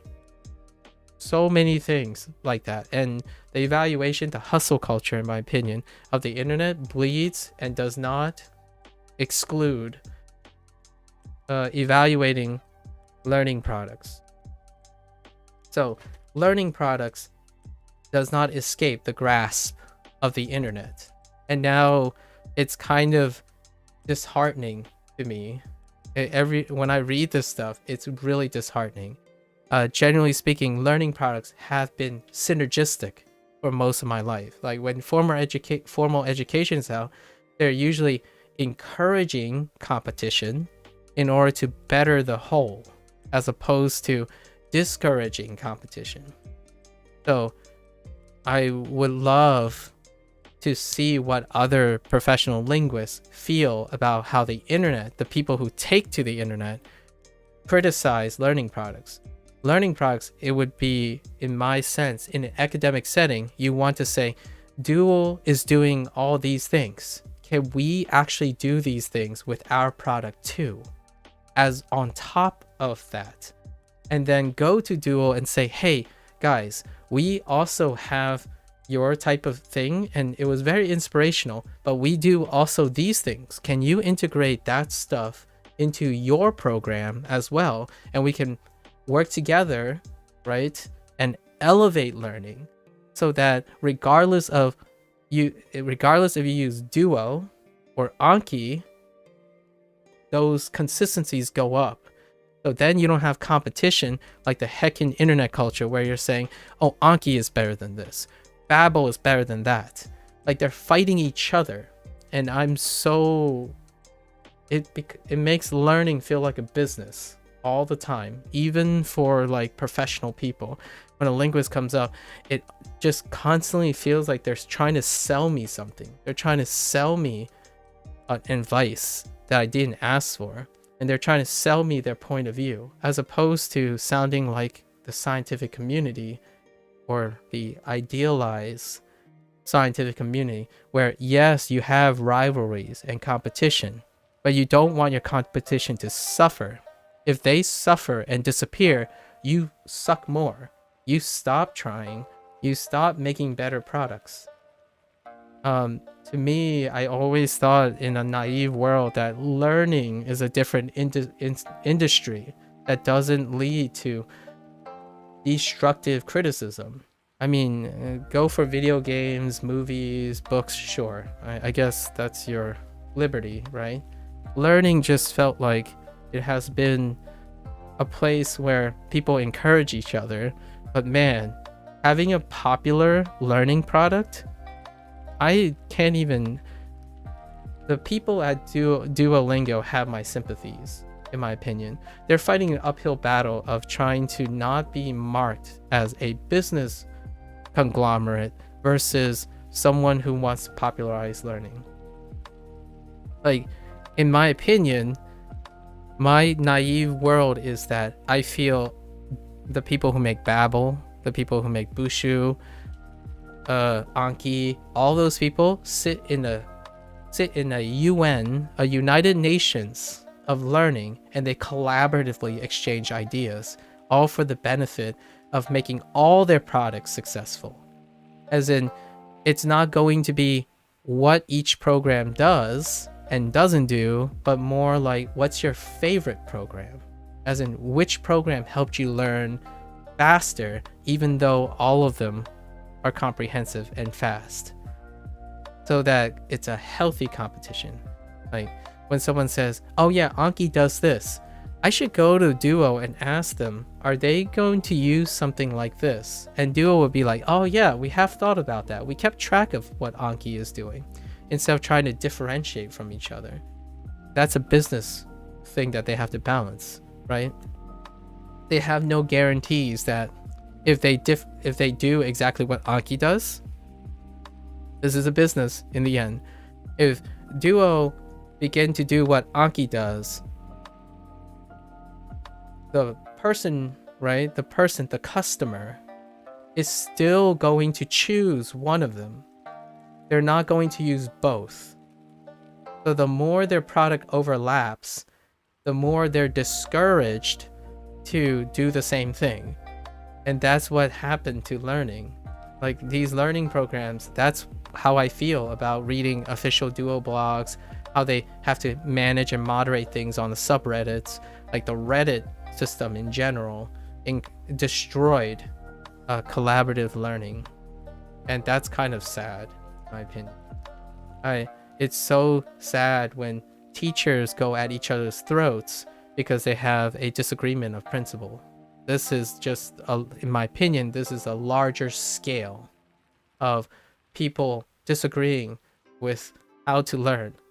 It's sad because now the people who are learning reflect this toxicity in what is the best way to learn, as opposed to how we get people educated. So they're fighting over, like, even the people who have learned things are spending more time fighting over how to get someone to learn versus how to just get them to learn. Like, you know, like throw everything at them, make them learn.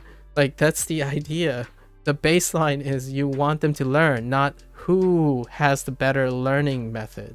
That's kind of disparaging. I don't care how long it takes you. I don't care how efficient your technique is. Can you get someone to learn and be happy about it and not be attacked because they didn't learn the fastest way? It's one of those things like having a competition for happiness. Like, oh yeah, you can get happier with my product at a faster rate than getting happier with their product. Their product, yeah, they can get you happy, but it's not as good. It makes you sad because you're not getting happiness quicker. Come here. Like, that's how I feel about it. I think learning is a life skill. It's almost as essential as happiness.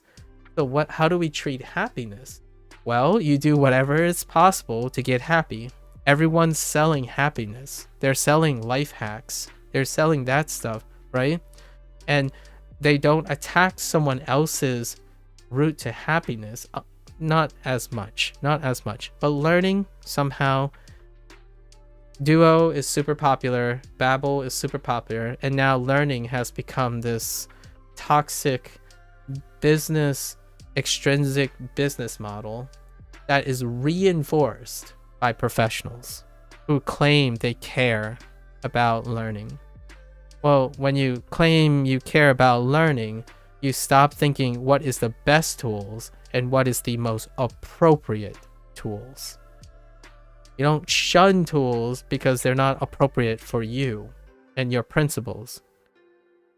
Shelve your ego and ask the person and try to characterize the person you're talking to and find the appropriate tools.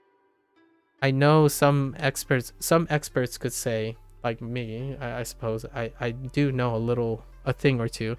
I would say, sorry, I don't have enough time to evaluate Babbel or Anki at the moment, or LingQ. I don't have enough time to comprehensively represent that. What I can tell you is what Duo offers and it doesn't offer. Like what things Duo does well and doesn't do well. And hopefully you have someone like me, I suppose, with similar things you can compare to who have used LingQ instead of Duo, and then you can compare the results. Like, okay, so I will only use Duo for vocabulary, right? I will only use Duo for vocabulary, and then I'll use Anki for something else, and then I'll use LingQ for conversation. This enables the person to learn their best way. It challenges them to use all the tools.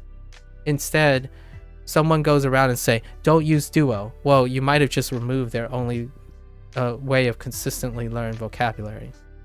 You don't know that. You basically remove the tool. The idea is to give all the tools, highlight what all the tools do, and then let the person decide which tool you'll use for the appropriateness. Like, for example, if you're trying to cut down a tree, and then someone's like, oh yeah, we don't cut trees, so ignore cutting trees. Our product is very good at chopping smaller wood. So if you're chopping smaller wood, come to us. But they don't tell you that, oh yeah, you can't use that same chopping tool for cutting down a whole tree. That's another product that we shunned because they're not good. They're good at that, but that's not the point. So I keep hearing this heckin' argument about like LingQ. Oh yeah, they got conversations and that's the way to learn. It's like, well yeah, they have conversations. What they don't have? They don't reinforce vocabulary in repetitious, slow way like Duo does. It's like this whole catch-all. Everyone's looking for the perfect tool, but it's not the perfect tool. There aren't perfect tools. Come on. If there was a perfect tool, whoever owns that perfect tool will own the world.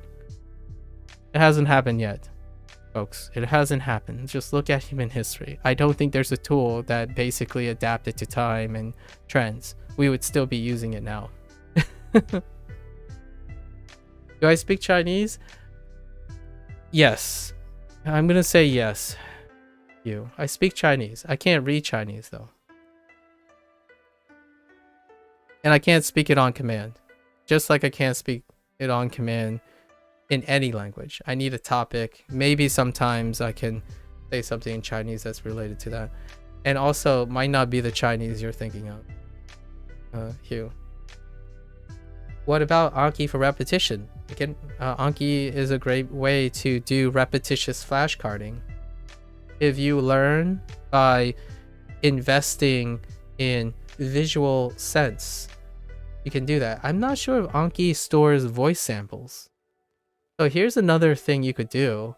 I don't know if Anki does this where they allow their flashcards to store the voice sample. Oh, it does? Then you can use all of it for repetition.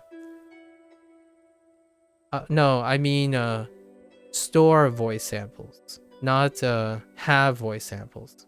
So what I mean by that is you can pick, oh wait, you probably can too. You can pick from anywhere, right? And then load it into Anki. So like you could even say the word to yourself, record it on a mic, and then you can load that voice sample. Yeah, so you can use it for repetition. Yeah.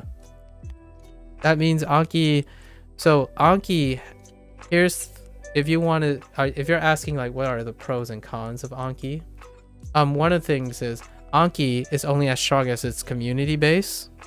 So if you like Anki's community base, start with understanding how Anki's community base works. If you don't want to communicate and do that, ask yourself if you can produce all that stuff. If you can produce all that stuff, then Anki is fantastic. Because Anki is not forcing you to do those things. Remember that what Duo is doing for repetition is it's forcing you to do those things. Anki is not. It's not forcing you to download community things to get all that stuff you want. Someone asked me about Anki, like how to make it useful. Why would you download something you already know? If you're not forced and curious about how other people remember things on Anki, like how their flashcards look like, or things you know, and then you're not interested in downloading things you don't know yet from Anki, then those are all voluntary things. Nothing is forcing you in Anki to tell you, like Anki is not telling you, hey, did you add a voice to your flashcard? Hey, did you record yourself and add a voice to your flashcard? Hey, we also noticed that all of these people add pictures. Did you add a picture to your Anki voice to your flashcards? So Duo is doing that. They are taking a stance and telling you their methods. Anki is not telling you their methods. The community is. So just like the community, it can be overwhelming, it can be confusing, it can be mixed, right? People can have different opinions, and you have to put in the work. Something is not telling you how to put in the work. So Anki is great for non-beginners. You see, like, this is the natural compromise. All the things that people say that Duo does leads to Anki, because Anki is customizable. It's for people. It's Linux. When you use Windows enough, you may, if you're really interested in Windows OS, eventually it'll lead you to Linux. So it's more flexible, more customizable, because you're already self-sufficient. As in, you are self-motivated, self-curious, you know all the things you need to include in a flashcard. Ask someone who never made a flashcard, who never used memory tools like a flashcard, don't know that memory is based on speech, hearing, like integrating all your stuff. It's based on imagery, association. Then you tell them, hey, use Anki. They will wet the bed, in my opinion. They will be so slow that it's better to just throw them on Duolingo for a bit to give them ideas on how to establish memory. If someone hasn't learned anything for a really long time, they'll be like, where do I start? What do I even put on a flashcard to remind myself? An 18-year-old who never learned anymore, their first idea is put a word on there, put the definition, put the translation, and maybe an image. And that's all it goes. That's as far as it goes. What does that do? That's a pathetic, low surface level use of your time. If that's what an expert would say, right? Like the ones that's focused on performance and efficiency, they would say, oh yeah, you're not utilizing all of that. It's like, well, Anki is not responsible for telling the people how to do that. At least Duo makes an attempt to say, hey, you have to repeat and you have to translate this stuff, and then you have to hear this stuff. And yeah, oh yeah, we'll try to put a reminder to encourage you to speak out loud, right? All this stuff is prescribed to you. So when something is prescribed to you, it's easy to criticize. When you try to criticize Anki, you can't. It's nebulous. It's intricate. It's dynamic. It's emphasized by the community. So the community is gigantic. Duo is a prescription. It's easier to criticize things that are prescribed. They are a one-size-fits-all attempt. And it draws criticism because it's not bad or any worse than Anki. Anki's infrastructure doesn't have a prescription. It doesn't have a standard. When you compare the nature of criticizing something, it's easier to criticize an exam that is fixed versus an exam that changes every single day on a whim. So when linguists and stuff go and criticize things, they don't talk about the psychology behind how a product appears more negative or more positive. If you write a book and it never changes, it's easier to criticize that product than a book that like a webisode of a novel that constantly change with your experience. What will happen is the current episodes will always generally feel, if that person is building skills, right, will feel more complete than the previous one. This is the difference between a live service and an open source like tool. So Minecraft right? Minecraft versus an fixed open world game. Minecraft, fixed open world game. What the developers of a fixed open world game have to do is they have to express their opinions through their games and do their design that they feel is best and leave it up for the critics. Minecraft is a tool where it's only reflective of the person that's using it. Anki is that tool. So when I tell people, how much Japanese do you know? And how motivated are you? You're very motivated. You're very brilliant. Use Anki. I don't even have to explain how to use Anki. In Duo, they're trying to not explain why it works. That's what makes it approachable. That's why it makes it still the most popular language app. It's removing explaining why it works. All the critics are the people who know why it works and why it doesn't work. So they suggest tools like Anki because you don't know why it works or why it doesn't work. You know why it works just for you. So when you pick up Anki, it will always work if you already know what works for you. Duo is providing something where the person has no idea what works for them. Like, hey, how do I approach learning Japanese? Use Anki. That's so short-sighted. I can't even begin to express how terrible that is, in my opinion, from a learning perspective. So, how do I get into being technologically literate? Use Linux. Like, what the heck? There is like, well, don't worry.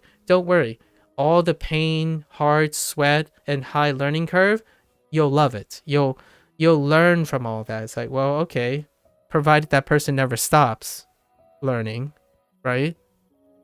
Provided that product doesn't. It's kind of like asking someone, oh, hey, go skydiving. How do you learn to skydive? Start by skydiving. Well, there are times when they never come back. Figuratively, not literally. I'm using a literal example to illustrate the same consequences on a mental level.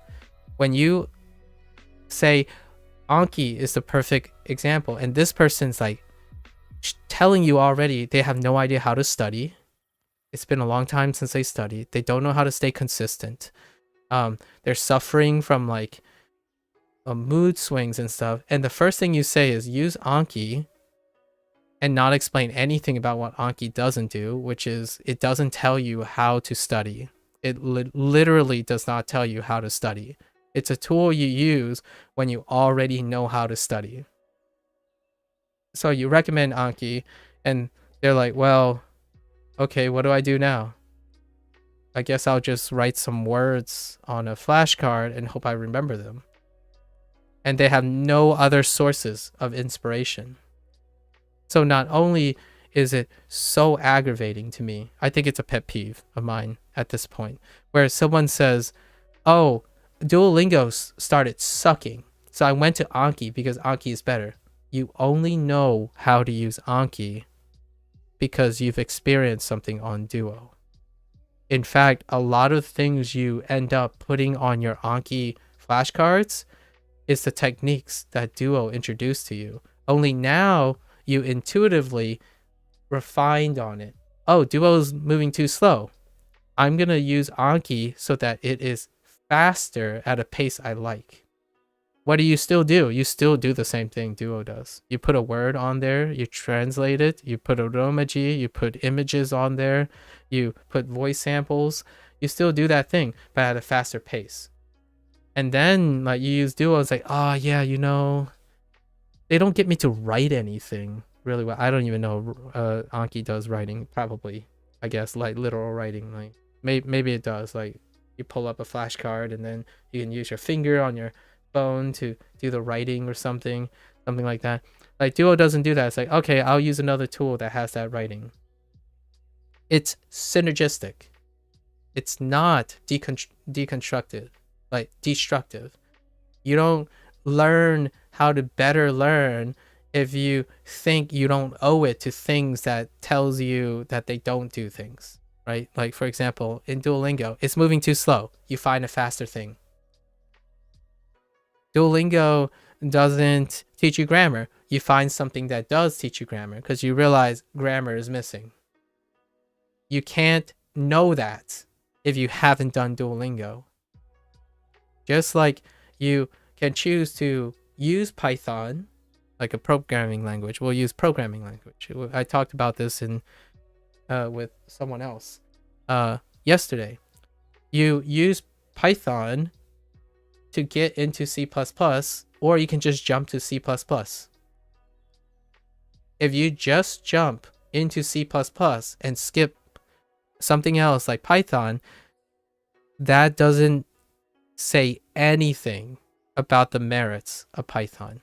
It only tells me that you do not have an appreciation for what Python does. So when someone says, oh, Duo was so slow, my first question is, how long have you used Duo?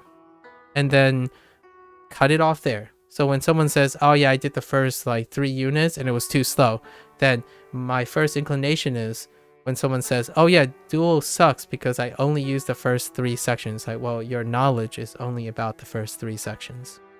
It's too slow for you in the first 3 sections. I accept that. Do not, in a professional sense, ever overextend your experience. You do not know what the rest of Duolingo is. If alternatively, that person could read someone else's opinions and op-eds, collect their experiences on the rest, and then make an inferred judgment on that. But generally, that's where it ends. When someone says, oh yeah, this is too slow, so I use other tools. Good for you, man. Very good.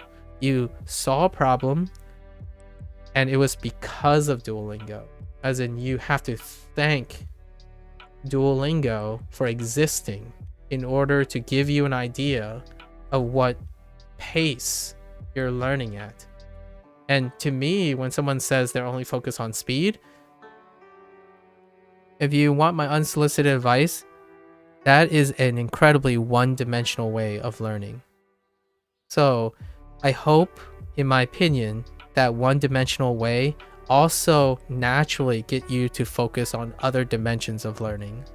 Like, I'm not worried about that person because they're motivated, even if it's just one thing, they're motivated to iterate and get better. So that's far better than someone that comes to you and say, what are your tips on using Duolingo? And my first thought is, have you used a learning program before?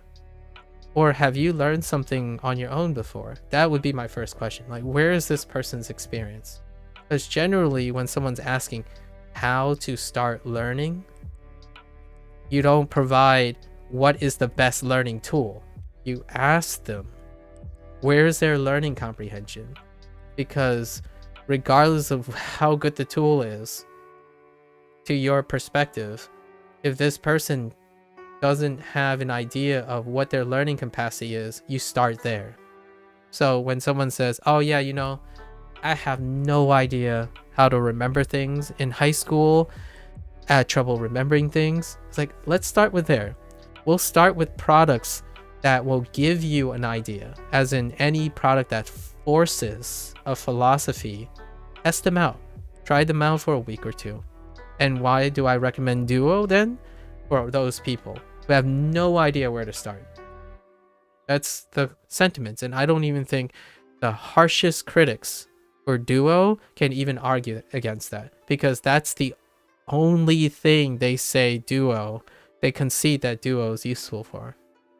I don't see that. However, at least I'm not making a hot take here. So for me, if you're asking right now, if you've never learned a second language, start with Duo. Find out when it stops giving. Write down everything that it stops giving. And find another tool to move on to. What is going to make Duo always more popular, in my opinion, the way they're doing it, is that they are the first step. That's how business works. Like, how does McDonald's work? If you discover McDonald's first, you know, like, not, this isn't true anymore, but let's just say back in the day when fast food was cheap, It's the first step on your food journey. It's the most accessible. People pick up a burger, it's like, oh yeah, now I have a baseline. Now, how do I compare everything? I want more than McDonald's. They go to a fancy restaurant. They go to somewhere else that does it better for higher cost. But the cost is now reflected in the person's experience. Anki is that. Anki, if you understand, in my opinion, if you understand logical systems, like A leads to B leads to C, where A is quote unquote the foundations. Anything that A lacks and criticize lead to a refinement of a B product, right? Anki is later down the road, no matter what. And guess what? When you become specialized in your head, when you become more experienced and you have more expertise and stuff, genuinely, when someone is really focused on their self-improvement, anything later is often better. When you say the later products that you use is worse, that's a reflection of your own experience most of the time. You're not benefiting yourself by seeking better things, in my opinion. If you're not reviewing things and like searching for novelty, if you are working on bettering yourself, all the products later in your life cycle in the human condition will review better. In my opinion, that's psychology 101. I feel like a logic class and a psychology class is necessary. Maybe in senior year of high school or some way, because people need, in my opinion, this can help so many people on figuring out where they need to start and not necessarily be so worried about where they're going to end up. Because generally, the end is as long as you succeed, the end will always be better. Like as you're going will always be better than where you started. So when you're reviewing a product, why is Duolingo so much more divisive? It's the beginning of things. The beginning of things, as long as you continue doing it, the beginning things will always be more lacking than what you end up with. You are more experienced, you are more intelligent, you're self-improved. All the tools that can cater to a later stage in your learning career is going to be more comprehensive than your beginning career. So before experts come in and say, oh yeah, I want you to get to the finish line now, as in start with the finish line, that's so myopic, in my opinion. That's unfeeling, detached, and almost unjustly non-objective. Like what I mean is, it's ironically being pushed as being objective, but it's so more hyper subjective than it is saying, what are all the beginning products? Duo is a beginner's product. Please use Duo if you have no idea where to start.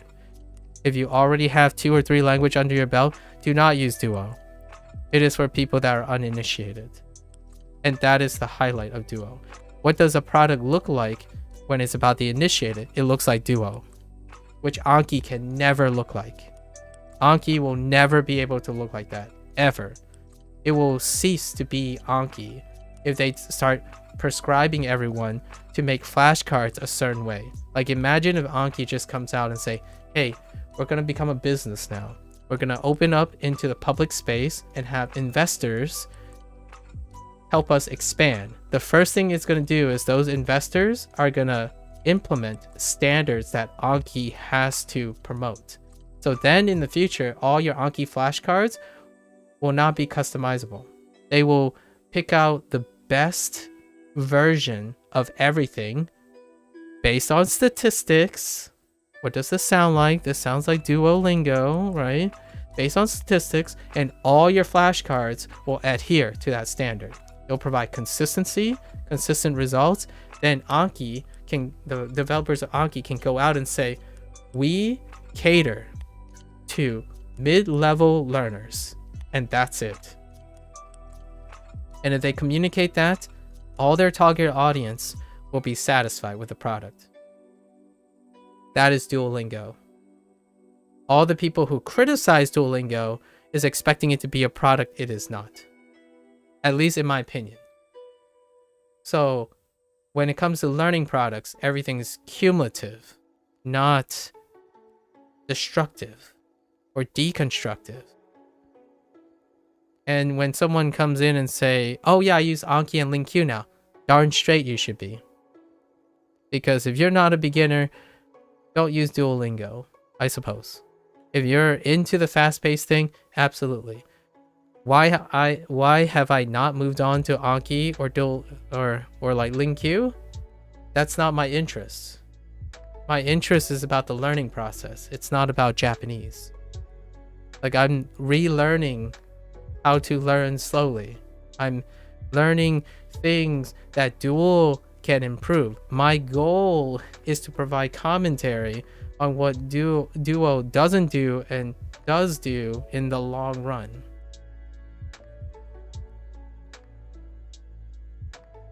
Right? Okay. What language have I learned? I only learned Japanese. Gojo. On YouTube. Only Japanese so far. It's a really long road. I will not start a new language for another 2 months. 2+ months. If not 4 more months.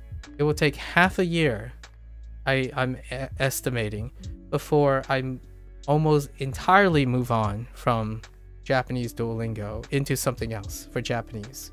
And even then, it will be Duolingo on the new language in Duolingo, right? In Duolingo, while continuing my Japanese education somewhere else. But Duo is not going away. It's part of the process. That's what process-oriented learning is, not end goal learning. I really dislike end goal learning. It's like, hey, look at me. I'm a polyglot. And this is the end goal. You want to come to the end goal. So everything I say is reinforced by the end goal. No, I like the process. So I'm not going to tell you that I'm focusing on what I already done in order to give credibility to the way I'm doing things. I want you to see all of those hurdles. I want you see that I'm having this digression because it breathes life into the process. It's about appreciating all the products that are given to you through the hard work and balance of other people. You are stepping on the shoulders of other people. You yourself have not created these products. So keeping that in mind makes one less entitled to pushing other people's hard work aside for your own or for another person and hiding behind righteous indignation, as in, oh, I care about you because I'm giving you advice on better products. You did not create those products either. So that person extends their credibility by opportunistically using other people's products and also unemotionally and apathetically criticizing other people's products at the same time. So to me, that is legitimately, in my opinion, contrast to learning. Right? This one thing that had a pill that is very difficult to swallow is a professional that says, oh yeah, you should make mistakes, like in natural conversation, so you can learn from them. And then they proceed to spend 30 minutes talking about how to avoid mistakes. And not in the sense of their capacity. They talk about, oh yeah, in language, you should make mistakes, learn naturally, get feedback from other people. And then it's like, but in language learning apps, you should avoid mistakes. You should avoid using products that don't give you the whole picture, don't give you the whole thing, and causes you to make mistakes. And then you have to learn how to fix those mistakes. I'm not offering solutions to that. I'm avoiding them. So instead of someone saying, oh, you like Duolingo, here are things you want to consider when you're using Duolingo, because Duolingo doesn't do these things. So I'll give you some advice on how to fill in the Duolingo gaps, but continue to use Duolingo. Now, as an expert, I know what Duolingo lacks. So let's add these things on. Oh, if you're 300 day streak into Duolingo, I've been there. And now let me suggest to you what you can add along the way while continuing to use Duolingo. That is constructive criticism. That is not destructive criticism. Destructive criticism is, hey, by 90 days, just drop Duolingo. Forget that it ever exists. And to me, that person who dropped it, they forgot everything that Duolingo has to offer. They will never be able to provide advice on Duolingo ever again. Because what they're going to go on to do, in my opinion, is reinforce the misconception that they didn't start with Duolingo. They rather just skip to Anki and skip to unaided, non-prescribed things. So when they go and finally offer advice to someone, they sound like an arrogant ego learner that has no attachment to where they used to be. That's kind of like saying someone got rich and they forgot their roots, right? When you got rich, you start behaving like rich people and you forgot what it's like to earn $1.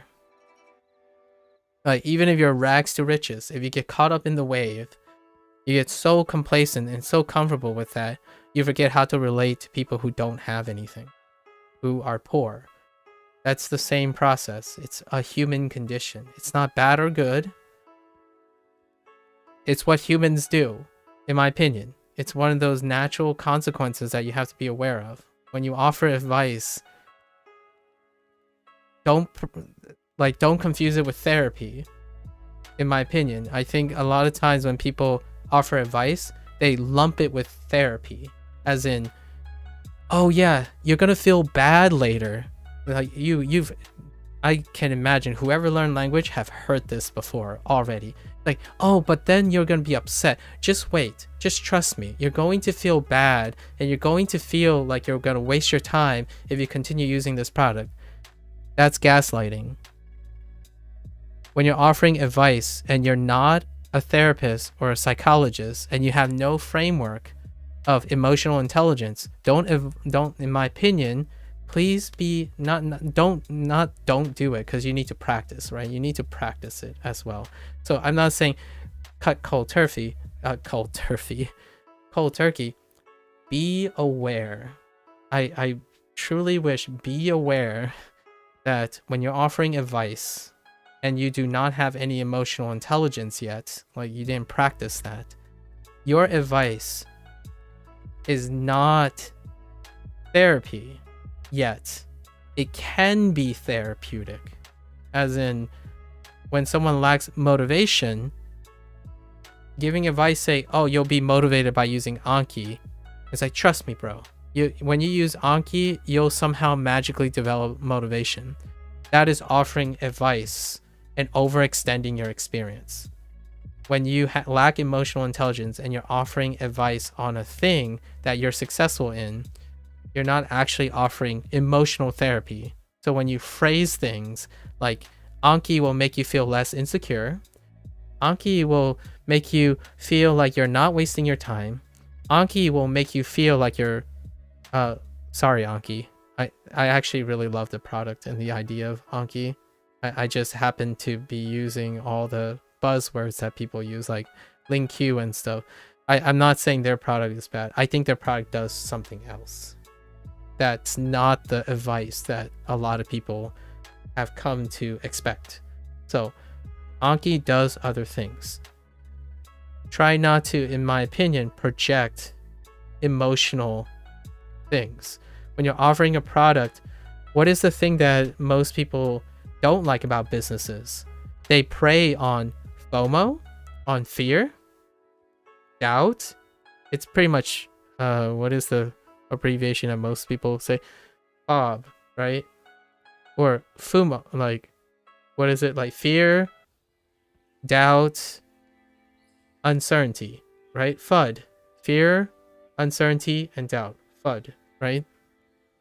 And you're doing that, in my opinion, by being short-sighted and not emotionally available.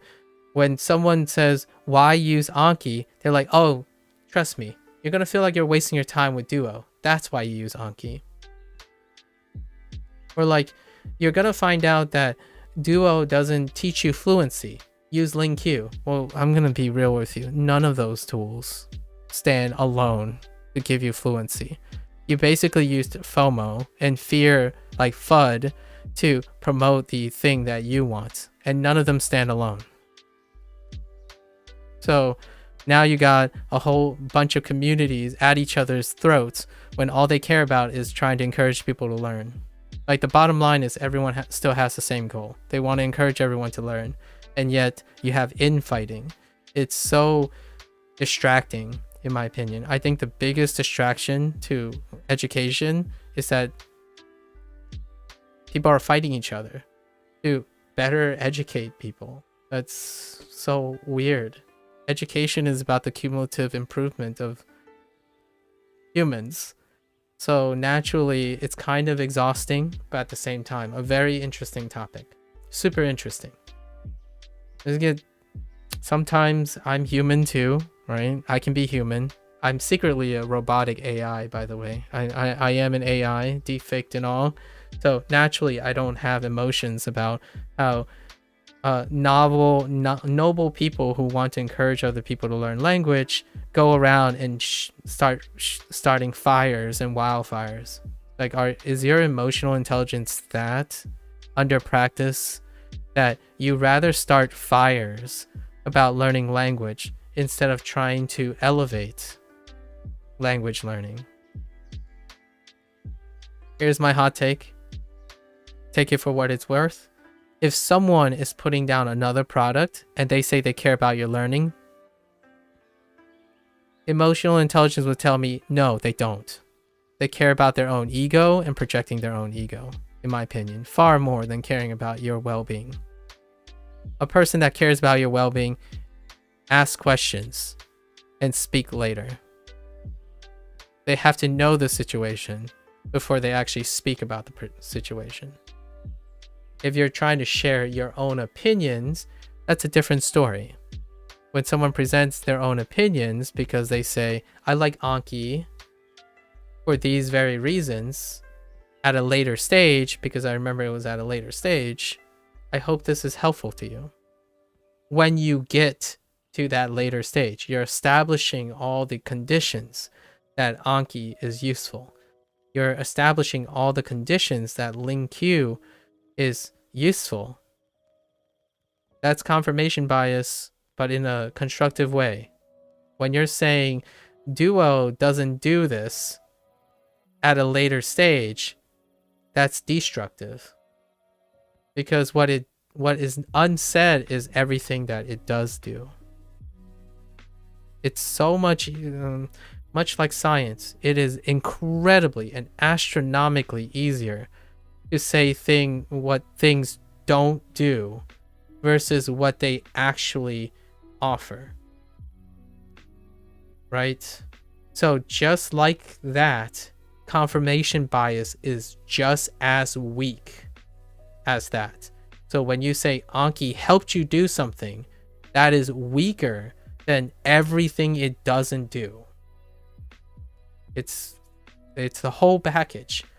When you go around and say Duolingo doesn't do this, and then Anki does this, I'm so sorry, Anki. Like X product, like the better product does this, but the previous product doesn't do this. First of all, you're taking the easiest, lowest route because you're saying a product you hate doesn't do this. That's the easiest, lowest effort route because it's easy to prove that something doesn't do something versus what it does do. Okay? And then literally you did the opposite weakest approach, which is to confirm the things the product you support does, which is the easiest thing to do to confirm what you do. So not only does a person present a case that is taking the least effort to disprove something, you are also taking the least effort to prove something. How do you prove something with the most effort? You null hypothesis test. You basically treat your product like you're treating Duolingo. Ask yourself, what does a product like Anki not do? I just highlighted that. It doesn't tell you what to do. That is one of the weakest things about Anki. Duolingo tells you what to do. Okay?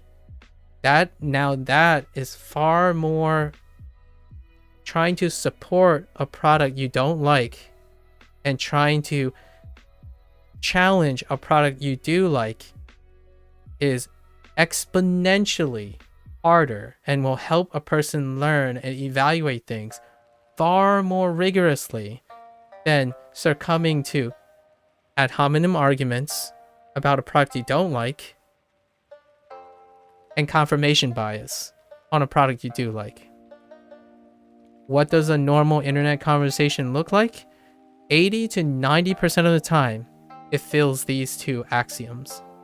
Either that person is supporting and trying to convince a stranger, and it works. It works. Just not on me.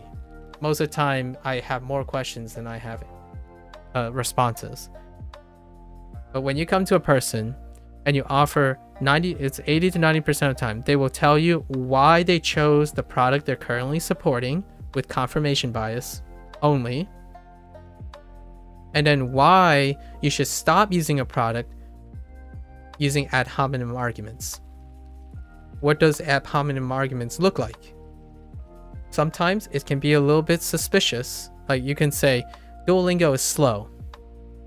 And sometimes you can subtextually think, oh, they're actually criticizing the developers, not the product itself. Why do I say that? Well, after using Duolingo for 35 days, I know Duolingo is not slow. It is actually quite unnecessarily fast with its vocabulary. It's fast because it doesn't explain anything. It's actually really hard to slow down, as in you're constantly blitzing forward with no understanding of your things. It's actually going really fast.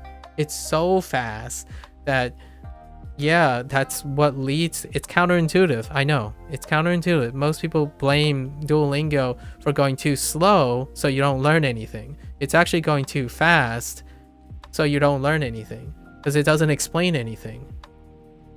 And now I understand where I'm so confused by people's criticisms, where they're saying, oh, I've done 600 days, but I didn't learn anything. It's like, wait, well, if you didn't learn anything, and the next complaint is that they're going really slow, how can going slow mean you didn't learn anything? So my first inclination is, well, let's test this. Like, I'm confused, so now I need to figure out why a product that is notoriously known to be slow is also notoriously known to not educate people on things. This is not a subjective take. When you slow down, humans get an opportunity to learn more. Like, what I mean is, they don't like learn less when they slow down. They learn more. You learn less when you're moving too fast. Is usually the case. I'm going to say 95% of the time. The human condition is that when you have a product that's criticized for being super slow, how do you explain that with a product that is also criticized for not helping anyone learn anything in a language? So the idea is, one hypothesis that you want to challenge is maybe they belong to two different groups of people. Maybe the slow is because people are fast, right? Are fast and competent. And then the people who are not learning anything are slower and not competent. And that's not that they're bad or good, it's they're different learners. There are two different groups of learners that are offering two different types of criticisms. So you don't slap them together. right? It's not slapping them together.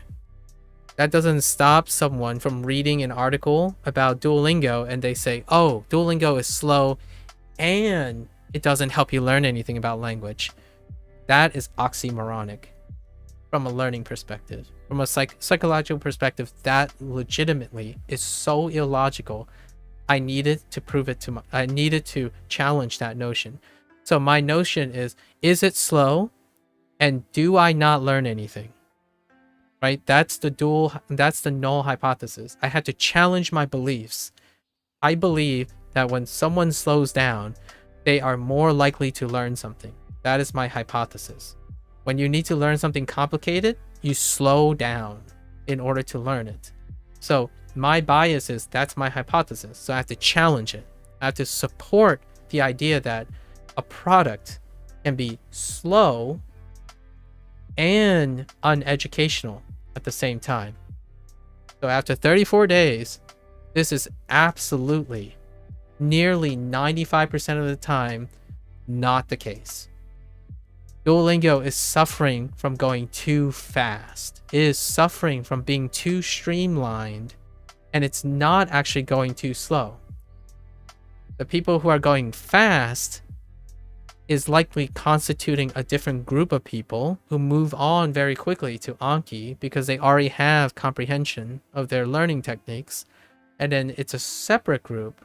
It's more likely a separate group that is moving not fast enough for Duolingo. So they go through 60-day streaks and haven't learned significant amount of detail. I actually forced myself to slow down because I actually think Duolingo doesn't explain a lot of things. So you naturally slow down even more. And that's a symptom of going too fast. Duolingo is assuming too many things. So one of the criticisms is that I don't think Duolingo is actually as good for beginners as I initially thought it was. I actually think that it's going too fast. It's assuming that people are fast. They know patterns, they know combinations, and they naturally discover and learn all the things as long as Duolingo points to them, right? Like, hey, this is a new word. Use that, and we're going to wrap it back up to this. Like, like Lotus mentioned, he had the constant compulsion to learn on the side because Duolingo is just moving on. It's moving faster than it needs to. It's not slowing down for grammar points. It's not slowing down for new words and new combinations. It's quite literally the opposite. And I'm still, to this day, going to continue trying to see where I think people are getting this idea where it's both slow and terrible for language learning. And to me, it's like so many science interpretations, scientific journal interpretations. One science article says drinking wine is great. One article says drinking wine causes cancer. So what happens when it finally gets to the casual person? Oh, I heard drinking wine is both healthy for you and bad for you. Ta-da! Like, no, it's not. The cancer thing is a very specific case, and the health benefits of wine is another specific case. It's not cumulatively the same thing, like the same time frame. So when people go around and they lump this all together, it comes out to Duolingo doesn't do anything. It's slow. It creates bad habits. It doesn't teach you anything in language. It has no vocabulary. Holy heck. I can't even process right now. I'm trying to figure out how people got to the point where they say Duolingo doesn't teach you hiragana, it doesn't teach you katakana, and it doesn't teach you any kanji. That is literally coming out of the mouths of professionals, or so-called professionals, or so-called native speakers, or so-called successful secondary acquisition people. How do you logically get to the point where you're spewing this type of misconception that is almost illogical to happen together. Time. Time is the factor. When did all of this happen? On one point, and groups and pre-selection groups, right? It's coming from multiple sources across multiple times. Duolingo is not all of these things to all of the people and all at the same time. People who learn slow are not going fast enough for Duolingo, so they don't learn anything. People who are going too fast are leaving Duolingo, so they don't know what it's like to be slow. Those are different times, different subsets of people. However, when you go on the internet, what do? They put it all on the list and do not qualify how they do not overlap. If you're into the Japanese language, you should, in my opinion, be really familiar with the idea of use cases in language. Duolingo is not slow, a bad habit generator, doesn't help you learn anything, preys on your FOMO and emotions all at the same time, nor is it all applicable to the prospective person. Some of that stuff will be true. Some of that stuff will be the silver lining. In fact, Duolingo will have many silver linings. However, the ego learners will remove any of that possibility. So what will you not learn? How to motivate yourself? Any form of gamification that works for you? How you respond to listening? How often you speak out loud? All these things you're never going to do. So if you avoid Duolingo, you'll never do any of them. That's just it. Let's do another social experiment. And I haven't done this yet. Compare an Anki user to someone who has used other products and an Anki user who started with Anki. Statistically, if you have a enough body of data, I'm going to probably say the people who start with Anki will have far less comprehensive methods and things like inspirations and permutations of learning on Anki than those who have tried other products. Because you don't have experience with other products. You don't know what other products do well and don't do. So you don't have the input of that when you're developing your own Anki flashcards. Experience is cumulative. It's not destructive, in my opinion. When you're learning, it's cumulative, not destructive. Most of the time. There are very exceptional cases, of course. I don't like talking absolutes, but most of the time. So when you're going around and saying, I need to unlearn something, that is the quintessential cognitive dissonance with learning. You don't ever discard your XP. When you have a tool that's super flexible, that's fantastic. Like Anki, I would use all my tools. In fact, I will learn so slow with Anki because I will spend more time, maybe 80 to 90% of the time, making Anki flashcards than using them. And guess how I'm going to adjust my way to learning Anki? I'm not going to even use Anki for its own purpose. Here's how I will learn with Anki, and not anyone else. I'll tell you how I will learn with Anki. I will make the flashcards as detailed as I can, and I'll erase it and do it again. Every single day, I erase the flashcards, never save any of the flashcards. I would create flashcards over the lifetime of my use of Anki. Because for me, making the flashcards is the most highest effort that I see Anki as a tool. If you can make a flashcard, grab an image, do the romaji, do the kana, do the kanji, make an animation, draw something, record yourself and put it on a mic and then add it to a flashcard, you've already done everything Anki is designed to do. It's kind of like what does Duo do? They remove all that and get you to do things. So for me, that's my hot take on Anki. If like a huge group of people want me to use Anki and demonstrate, where will I start on using Anki? I will start by just making flashcards and never using them. I'll continue making flashcards until I run out of ideas. That's it. That is my hot take.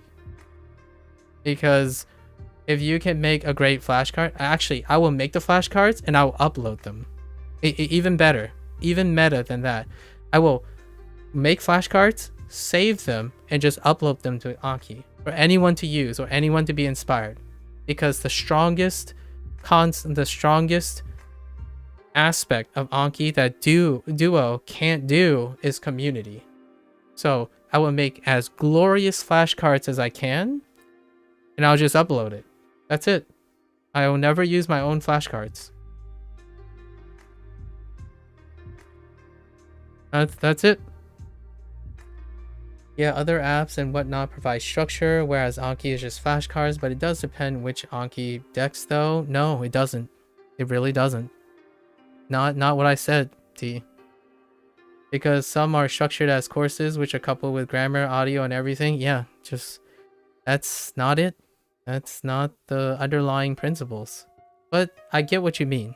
If Anki serves that to you, then that's fair. The underlying principles is the community tells you. The community provides Anki's flexibility. That's it. Not it depends. Not if you're comparing it to Duo. Anki is unstructured.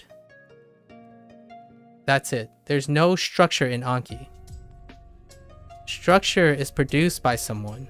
So when you're talking about if it depends on someone else's structure, like if Anki, if you download something that's Anki, it's a Duo in Anki, not Anki itself.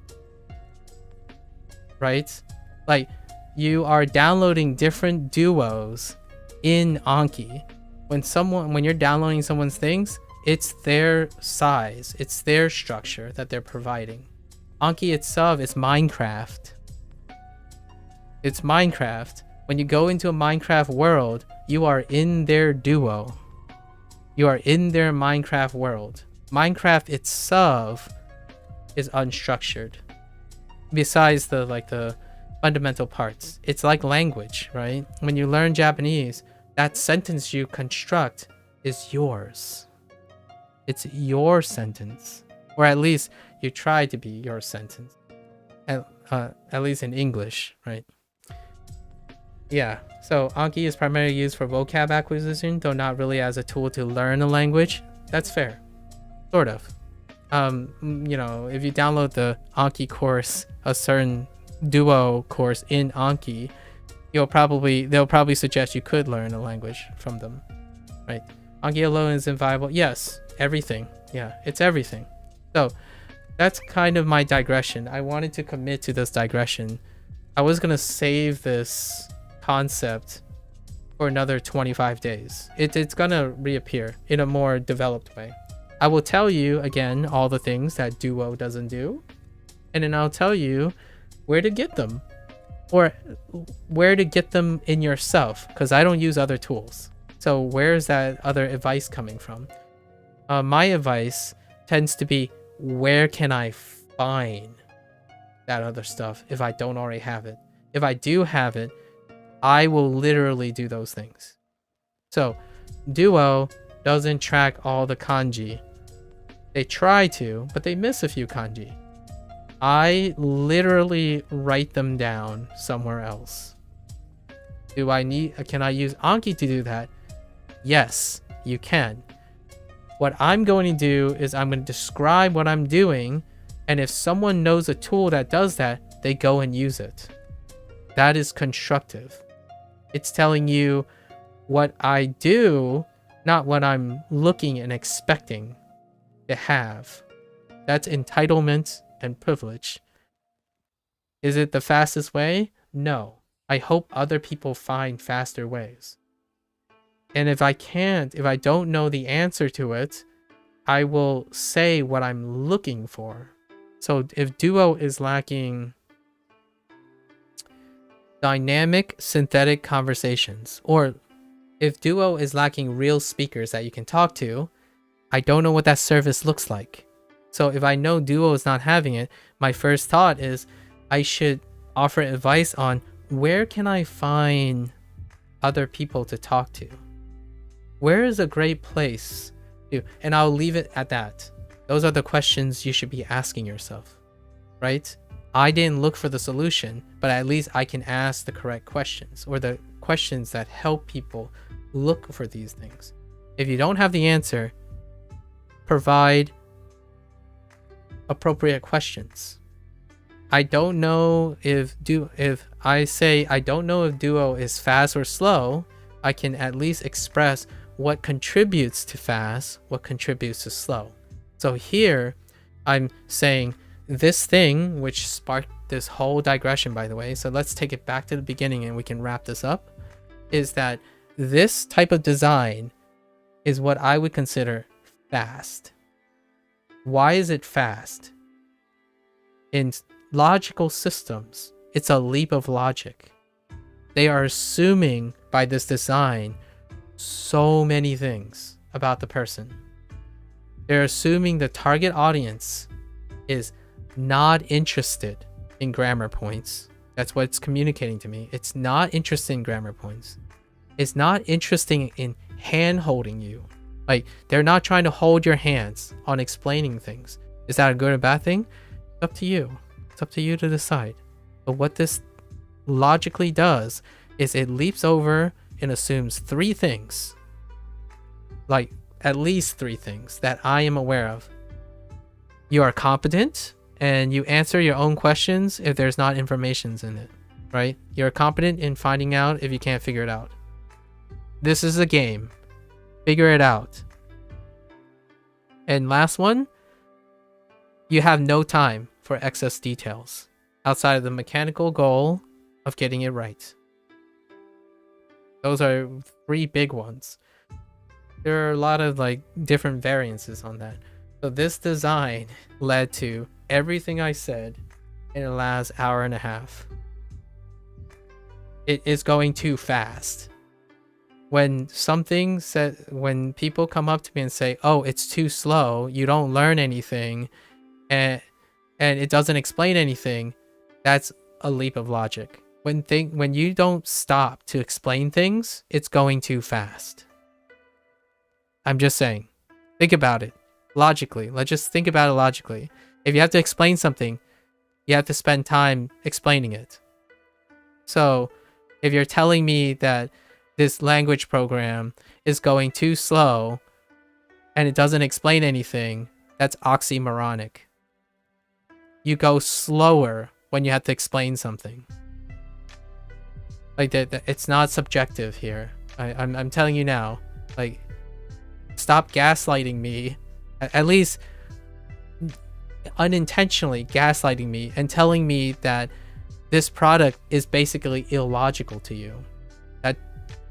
I hope that you see that now, at least in my opinion, to those 6 or 7 critical, like, experts say this, experts say that. I hope it's fairly clear that I hope you learn all the languages in the world and you're super happy about it. And I hope you know that I'm going to learn very slowly, or however way I do, and we have mutual respect. But when you tell me something, I hope you know that the thing you're saying is incredibly illogical. And I literally gave you the benefit of the doubt and went out of my way to try to prove if that's possible. Because I don't have all the experiences in the world. But I know that it will be very hard to convince me, a logical person, and kind of emotionally intelligent, to say that something is both slow and not comprehensive. Okay? Or is comprehensive. Sorry, like, you want something to be comprehensive and not slow. is another way to say it. Or fast, let's use positive words. You want something to be fast and comprehensive. That's usually like, oh yeah, that's cool. Like, I can learn everything about a language as fast as possible. Like, okay, that's more acceptable because it's all positive, right? Now let's flip it. The product is slow and you don't learn anything. Does that track? Does that make sense? Well, no, it doesn't. It's not. It's incredibly illogical. And that's the most, in my opinion, all the critics, that's the most common. For me, personal experience, the most common so far. I was gonna save this again because I need more time and more strangers to talk to me and share with me their opinions, because it matters. It does matter. I'm not saying those opinions don't matter. The idea is I need to understand why someone thinks that Duolingo is both slow and you don't learn anything. As a person who loves to teach people, that is literally going to destroy all my approaches to learning. Like, I can't help people by going faster so they learn more. Like, that's so often not the approach. When someone is excessively depressed and they have no way of processing, they're overwhelmed, they're insecure, their mind is racing at 8 billion miles per hour, they're tripping and they're struggling with things. The first thing you're trying to teach them is not to speed up, it's to slow down. So if you're telling me that products need to be fast and comprehensive, that is absolutely almost 99.9% incredibly illogical. So I had to ask myself, did Duolingo do the impossible? Or the highly improbable, I suppose. Highly improbable, because I don't know what that looks like yet. Did Duolingo manage to be both slow, incomprehensible, and unrewarding? 3. Both unrewarding is the third prong. Like, they don't feel like they're learning anything, right? And progress is slow and it's boring. Unrewarding is the third prong. It's all 3: slow, incomprehensible, and unrewarding.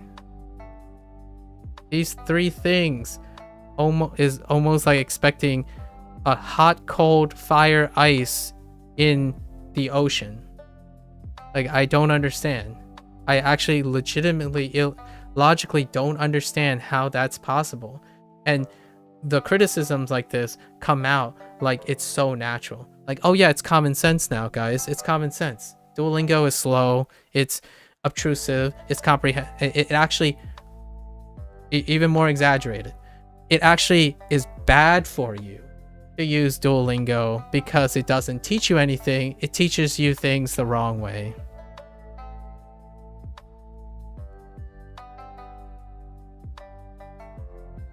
It's just the rabbit hole. The rabbit hole just gets deeper and deeper. So we'll wrap it up. It's kind of a negative thing. I know it's a negative thing, and I don't try to focus. I try very hard not to be too negative. In the end of the day, all the advice on the internet about Duolingo, Anki, Babbel, LingQ, total immersion, moving to Japan, everyone wants to learn a language. And I really hope that I can end with the sentiment that language learning, much like Anki's community and how it's useful, is sometimes we want to slow down and exercise a bit of emotional intelligence. I don't necessarily think focusing on what things don't work because you disagree with them and then focusing on things that do work because you agree with them is naturally exercising emotional intelligence, right? So in the end of the day, I am making Duolingo work for me, not having Duolingo work me. That's a difference, in my opinion. I know that's a little subtlety in English and we're talking about language learning, but a tool does not define me. A tool offers me avenues to improve myself. Your mileage varies based on how much you're using the tool, not the other way around. As in, and I quite literally had a very talented person who told me they are only a fast learner because they use fast tools. And to some extent, and I'm not saying it's not true, the answer is both. My answer to them when I disagreed with them is yes and no. The answer is both. You can be a fast learner, you can continue to be a fast learner and increase how fast you are, and get even faster or better with tools that are faster and better. The answer is both. I'd like to end on this digression on the concept that humans make all these tools, right? And when it comes to learning, you have access, I hope you have access to all these tools, which actually isn't true, by the way. So that's a fair argument in Duolingo's avenue when it comes to accessibility. However, all the tools you have access to, I hope there is someone in this universe, in the YouTube platform or TikTok or your favorite influencer, that the algorithm will provide you with all the possible tools, and they're not telling you not to use something, they're telling you how to use the tool. That is process-oriented thinking, not endpoint thinking. You go around and say, this tool will make you feel sad. That's endpoint thinking. How can you use Duolingo to prevent yourself from becoming sad over time?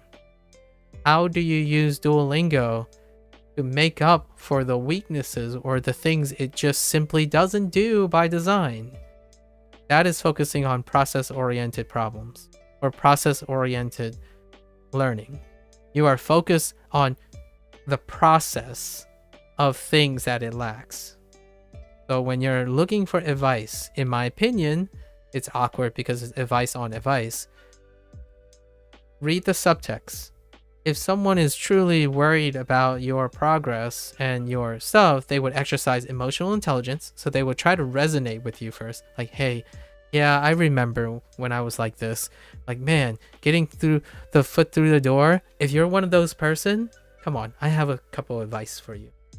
That's establishing emotional intelligence first. So they're not like misleading you, as in using a blanketed statement where you assume that this person is exactly like you and then you take their advice verbatim. So they establish emotional intelligence and then they focus on the journey of how to get to the end. They don't hustle you and tell you, this is how I became fluent in 37 languages. Just do this. That's a hustle. That's a hustle. You have no instructions. Cannot compute. It's practically a meme on YouTube now, especially YouTube Shorts, where someone says, here's a tutorial on becoming a great, chef. And then it shows a really rapid 1-minute segment. And then the first, most highlighted comments, cannot compute. I did this and now I have 4 less fingers. Right. It's actually self-aware. I feel like the YouTube comments are becoming self-aware of the internet hustle culture. So if you want someone, especially for Japanese, shout outs to Dogen. Man, that man is a workhorse. I like to consider myself a kind of workhorse, but he has a day job. He has a family too. That's incredible. I don't have a family nor a day job. So it might seem like I'm putting in a lot of time, but I also don't. Yeah. Wait. Oh. Oh. Oh yeah, Lotus. No worries. No worries. I thought my stream failed. People see language YouTubers say it and then just regurgitate it, or they use dual. Yeah, it's an echo chamber. Or I find that usually, yes, T. So sorry for waiting on that. I wanted to lead it into, it's an echo chamber. So echo chambers are dangerous, and dangerous in the sense that it is dangerous to someone who's not competent. So the first thing I would raise, this is where Indy should come in and say, I'm a psychology major and I want to talk about echo chambers. No, I'm just kidding. Indy is a great guy. Echo chambers. Echo chambers mean it suddenly becomes everything all at once. When you echo something enough, it accumulates all the things and it all happens at once. For example, how we got to the state where duo is all 4 things or 5 things or 7 things illogically. It can't coexist. Like that stuff just not coexist. And somehow someone could say it, and my first thought is, can you explain to me how, like, in what way is it slow, and in what way does it not teach you anything? And I don't even say that it doesn't make sense to me, because the last thing I want to do is make an ad hominem argument, right? I'm not attacking the person or their logic. I'm trying to get the person to explain it to me, and if they can explain it to me, they educate me. They explain to me something I didn't know, like that was possible. If they don't explain it to me, I would ask them questions, some more questions, and I hope in the long run, perhaps we can come to some sort of exchange of ideas where, yeah, that's absolutely absurd. Maku-san, what I said earlier was absolutely absurd. How can something be so slow that's so boring and yet I learn nothing? It is possible. There are one extraneous circumstance. You choose not to learn anything. Because if you're super bored, technically you can choose not to learn anything. But that's on you. That's on the person, not on the product. The product literally is created to give you information. You choose to absorb that information or not. When it goes slower, it is even longer time for you to absorb that information. And you spent an even longer time. If you say you didn't, the only possible way mentally, like emotionally intelligently, I can accept this premise is that not only did you not care for the product, you're bored out of your mind, not engaged. So that's a Duolingo issue. That is actually a Duolingo issue where they focus on a lot to the detriment of comprehension. They are focused on engagement, because they are still finding out that people say somehow their product is slow. Like, think about Duolingo's like feedback, like the experts that they hire. If I worked for a company, my position would probably be an advisory role, right? I would be in a place where I would disseminate and try to figure out how to interpret these comments to better the product if I were working for such a company. And my criticism is here. This is how I would partition and parse the noise, as in, how can the product I work for be both slow, incomprehensible, and boring? So how can I speed the product up, increases engagement, all at the same time be more comprehensive? That is so off the walls difficult. I can't even imagine what it's like to be a designer at Duolingo. And And that's not even true. And that's the downside. So now they're going to try to change their product. Thank goodness, I actually see that Duolingo follows their vision. I absolutely love it. Because if you don't balance outside criticism with your own objective perceptions, like how you can test this, what will happen is your product will look like an impossible mess. It will try to be fast but comprehensive, and like it's an impossibility task, and that's so difficult. Like how do you disentangle and parse these things? You hire experts, right? You hope that you have an Q&R, like R&D department that do Q&As and follow on trends and understand psychological behavior and all that. You have lots of experts that will try to parse this. So unlike what most people will say, my first thought is Duolingo needs to slow down. It needs to include more information. That is logical. Duolingo needs to speed up and also teach me more things. That is illogical. That is quite legitimately, almost nearly an impossibility, that you can speed something up and expect to learn more when you're already having trouble learning something at the current speed that Duolingo is designed. The way you get more information is you slow down. And the funny thing is, the people who use other tools, because Duolingo doesn't have it, they're actually slowing down. And guess what? They learn more. So they would attribute it to Duolingo not slowing down, but it is, because they slowed down, but somehow they feel like they're learning faster. Like, well, no, you're learning faster because you're doing something Duolingo isn't doing. Like, you're learning more because Duolingo literally doesn't do that. So together, using Duolingo and finding out what Duolingo doesn't do is the whole thing. You still learn as fast as, on average, most people if they have the same goals. If you don't have the same goals, then yeah, you could be learning faster in one area than another person. But if your goal is the same, if you're the same person and you decide not to go look at other things, you're actually learning faster. You're going through things faster. But if you slow down, you learn more per time. What does that look like at the end? You'll learn a subset of certain things at the same volume, and you'll learn another subset of things in the other approach. So in two parallel universes, you'll learn the same volume.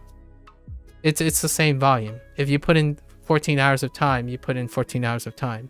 The difference is which 14 hours of time have volume that you care about.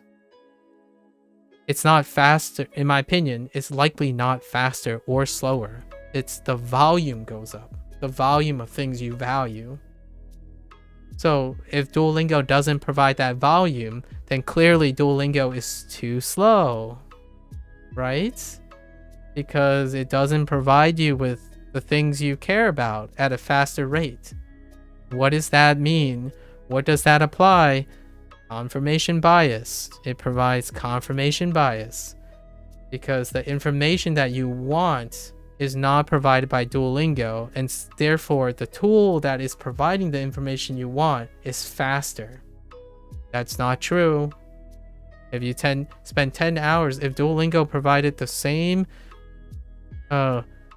content that is interesting to you, obviously this is an oversimplification. I make a disclaimer. It's oversimplified. It's similar. The rate is similar. What makes it different is Duolingo can miss more often than you choosing what's important to you. So you use Duolingo, you find out what's important to you, and when you use that time, you'll always look for things that are important to you. That's confirmation bias. You are only looking for things that interest you. So no matter what, when you spend your time to look for things that are interesting to you, it's a more efficient. Psychologically, it is more efficient use of your time. It does not mean Duolingo is doing less. It's doing about the same. Just the approach that you have doesn't offer you meaningful things. And that's what they're trying to do. Duolingo has to create designs that make it look like it is important to you. They're trying to make this stuff important to you. What does that look like? Streaks. Racing people. Showing people that you care. Showing people that get adoration from people with streaking, or learning together, or leaderboards so you see that other people are learning. That's what they're doing. They're addressing what happens if we just have a model where no matter what type of context, right, whatever type of structure we apply, we have a foundation where no matter what we give them, it will feel like it's important. It's important to you. This is important to you. We're going to teach you Klingon now. It's important to you because the foundations is telling you this is important.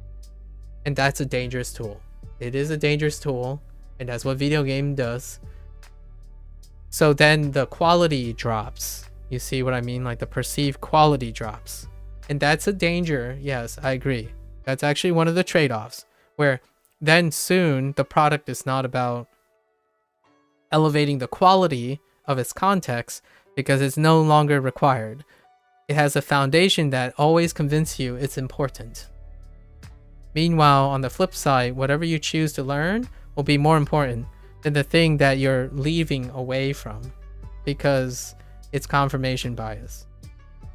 Try learning something you don't want to learn on your free time, and then ask yourself, does it feel fast or slow? Generally, it will probably feel slow and less efficient compared to something you're learning that you want to learn. Human condition. Psychology 101. Understand that, in my opinion, I love learning things I don't want to learn because it keeps me in touch with understanding that the things I do learn goes fast. Not literally. Time dilation and time contraction happens also emotionally. When you play a video game, time flies. When you love the video game. When you hate a video game, time dilates and makes you feel more miserable. But the time itself doesn't actually change. The volume stays the same. To me, I'm an advocate of healthy learning, and sometimes it's, okay, not even sometimes, all the time is worth going over the fundamentals of human psychology in order to make one feel happy about their own tendencies. Because when you understand this, in my opinion, if you understand these basic, like these fundamental cores of human condition, I think in general, it's my naive belief that nothing can stop you from learning anything. Because you understand that feelings are involved and you care about things. So when you understand how you feel about certain things, you can overcome them, use them to your advantage, or mitigate them. So how do you convince a person who's suffering, overweight, and cannot establish a lifestyle that allows them to lose the weight and also feel happy about themselves losing the weight?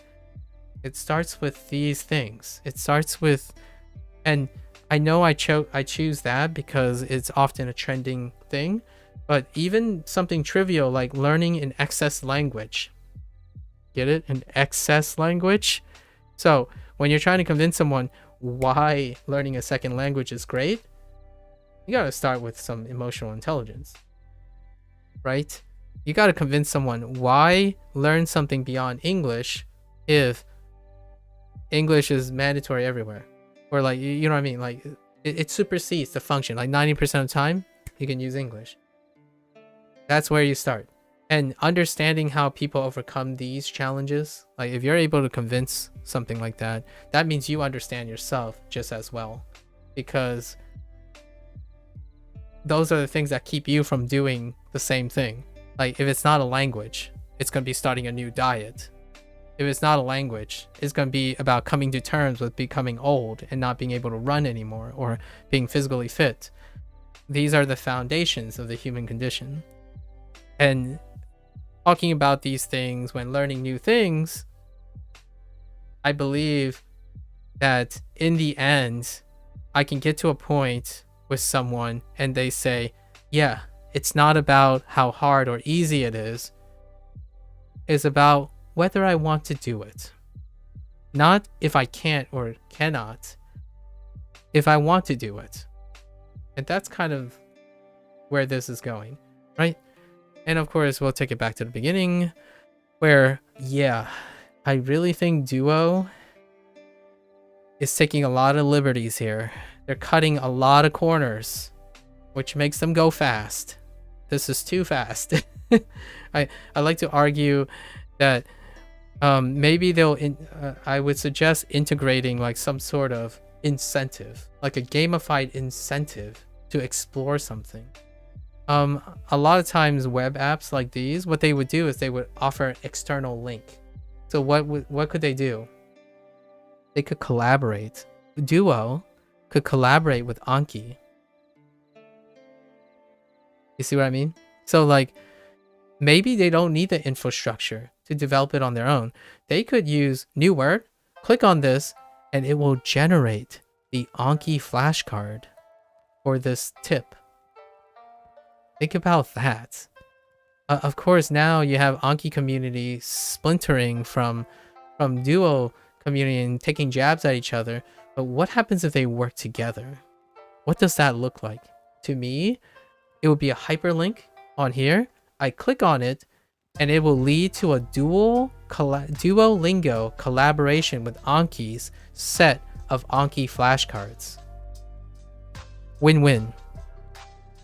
So now it will promote Duo community to communicate and work with Anki community to create, what does that look like in gaming terms? Mods. It will allow mod support in a direct way, official mod support on top of Duo. So when you click on new word, it will pop out and go to your Anki source, and your Anki source will load that. It's like, hey, I want to shower like this.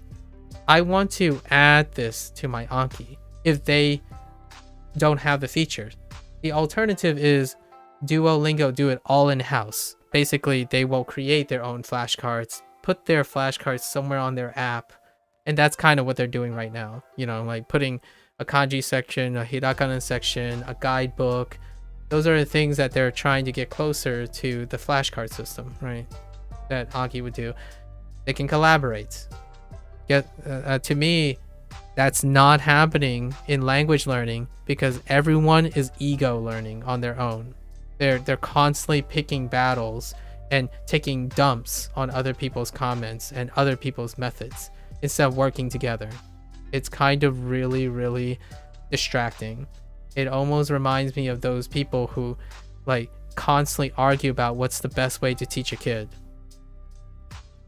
Here's an absolute.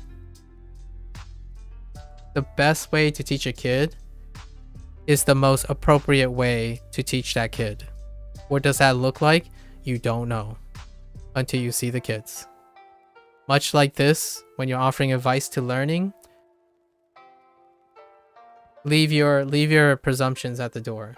Unless you want to tackle the criticisms that Duo has to face every day. Because they are choosing to present learning in a specific way. It's easier or it's less strenuous on development if you create a tool that has no prescription. Because generally that becomes a Minecraft. It becomes a Roblox. It becomes a Terraria. It's less restrictive. It's unhinged. And the people that stay around are competent people. The people who aren't competent you're not responsible for. So that's kind of like sitting in the privileged territory. I'm not going to make this too political, but when you're privileged, as in you're competent, and everyone around you is competent, then there's no problem. If you're in Japan and everyone conforms to the rules, there's no problem. All the people that get left behind, they're just ignored. Anki by design ignores that. The people who can't use Anki will not stay with Anki. So they don't stay there to complain about Anki. Duolingo enforces some type of prescription. So people will have an a response to it. They will have to experience something in order to decide to leave or not. So yes, there will be more dialogue about Duo. There'll be more criticisms about Duo, and Duo will ultimately, in my opinion, become a stronger product for its vision than something that basically has no development. In my opinion. Not in this sense, not in the learning capacity. In a tool sense, so now the developers of Anki can focus on making the tool the best thing, not politics and prescription. So if you want to slow Duolingo, if you want to slow Duolingo's development process down, that's what happens. How do you make a competitive product? You slow down. And let's just tie it all together. How do you make a product better? You slow down and listen and wait.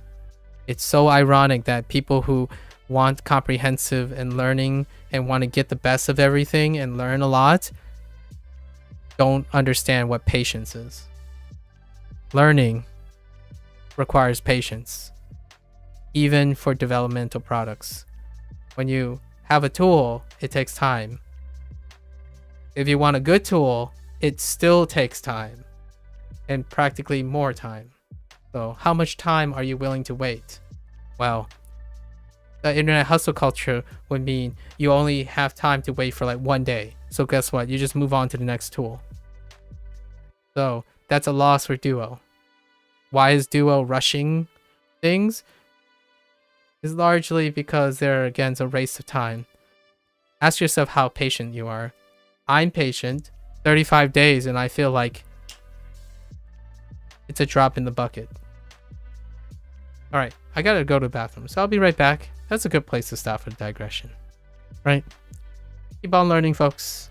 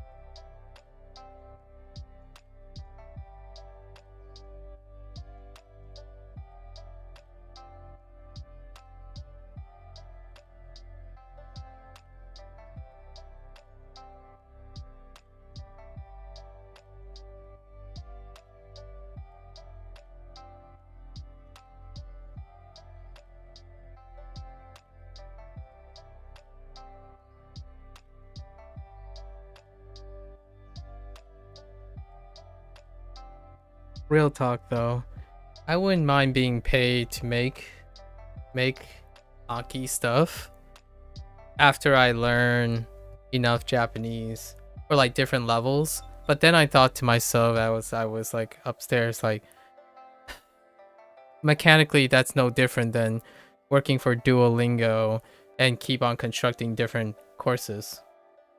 See, this is largely why logic kind of dwarfs my emotional intelligence.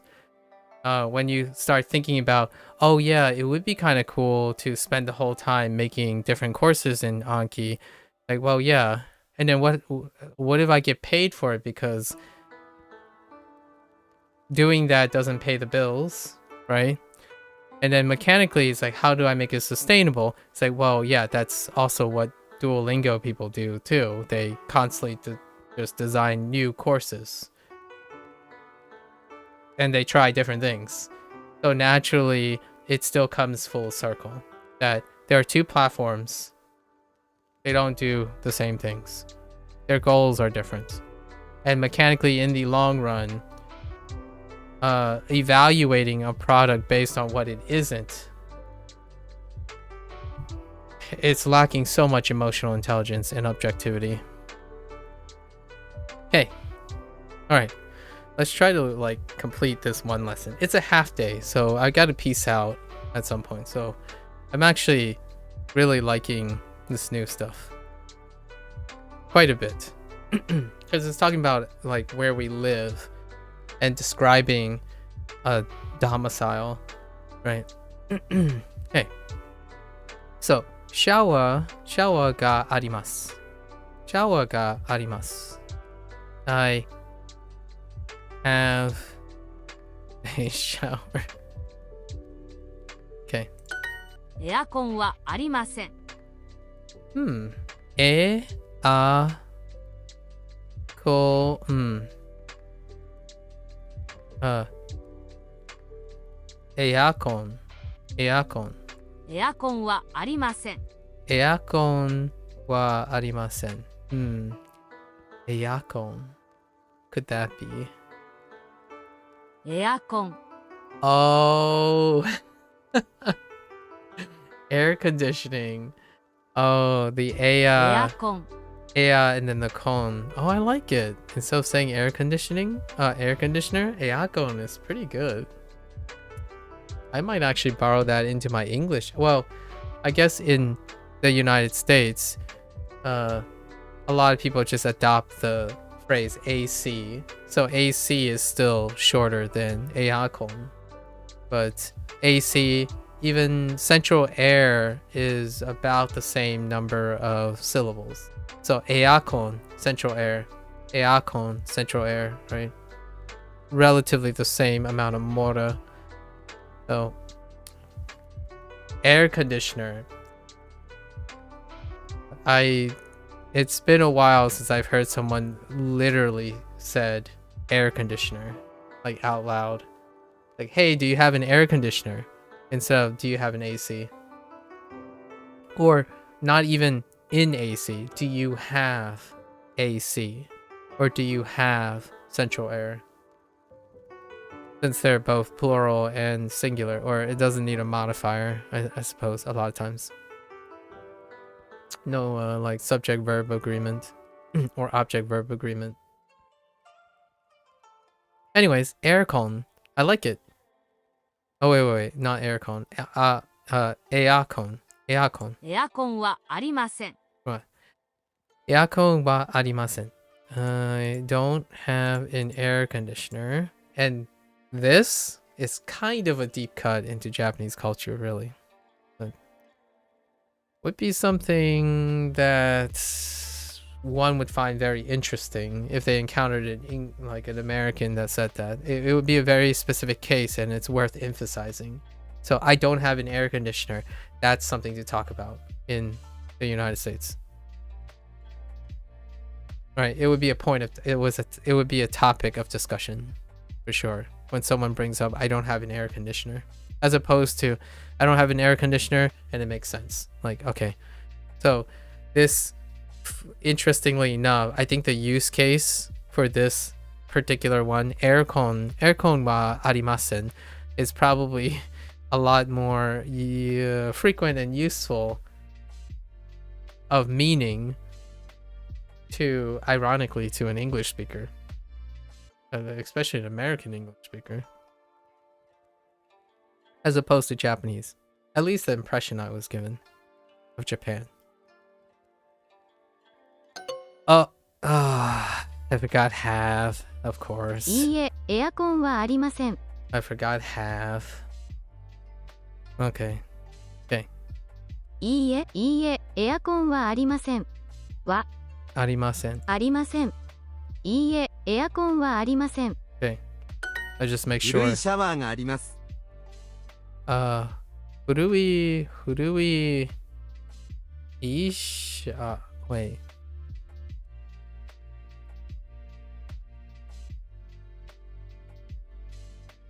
Shower.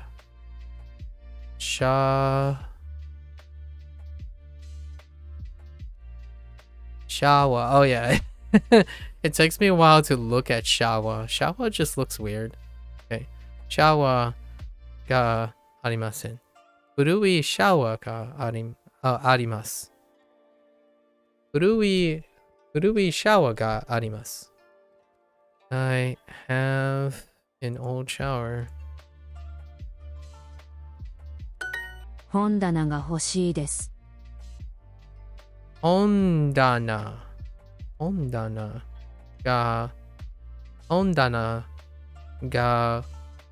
欲しいです。Ooh, this is in hiragana. 本棚. A oven. 本棚。 Oh, bookshelf. Oh, 本棚。 Oh, I should have thought about that. Hon. Maybe hon could be, yeah, that's probably, we could probably substitute hon with the kanji. It's probably the same kanji too. Because it looks like it's a coupled word. So it's hon, right? Hon. And then dana. Probably. Maybe. We'll see. So, 本棚が欲しいです。はい。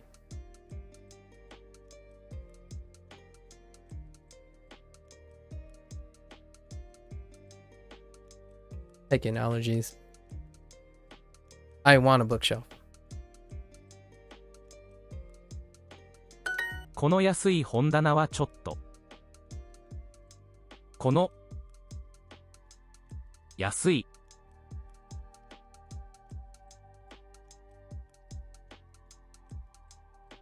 本棚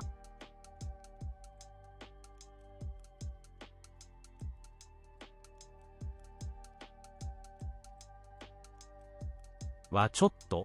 この安い本棚はちょっと。I don't want a cheap bookshelf. Or I don't really like this cheap bookshelf.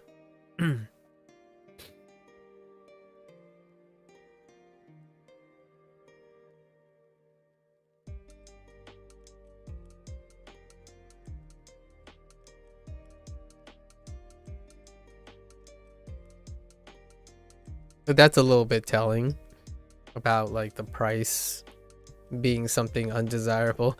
I'm sure that's just a permutation, but the logic would dictate using that whole quality and value system kind of correlation. So you're more likely to say kono yasui hondana wa chotto, right? 新しい本棚が欲しいです。新しいは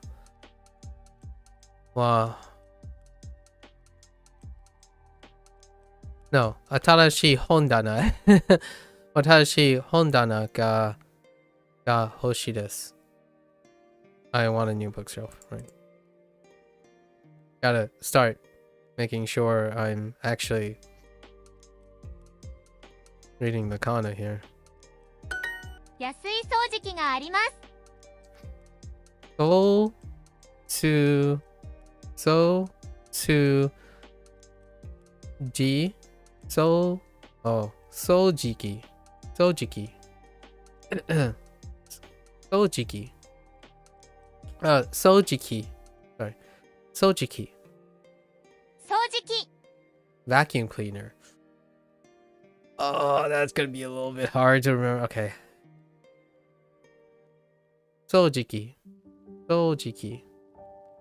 Sojiki. Okay. Yasui sojiki ga arimasu.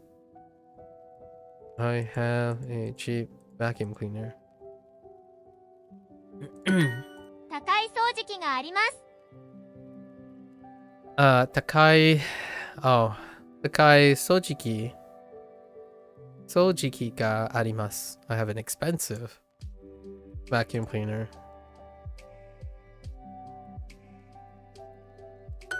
広いシャワーがあります。 Hiroi shower ga arimasu. I have a spacious shower. Whoops.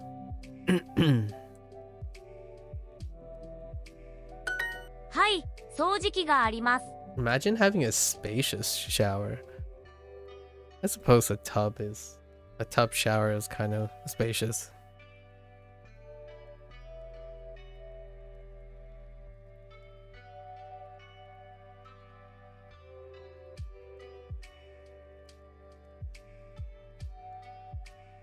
I do like the shower things in the way the rooms are set up. And shower rooms are set up from a foreigner's perspective in Japanese households, where like the floor has like a elevated ridge and then the drain is in the floor and whatnot for having a spacious shower. Hi. Hi. Sojiki. Sojiki. Yeah. Sojiki ga arimasu. Yes, I have a vacuum shower. 掃除機 Sojiki.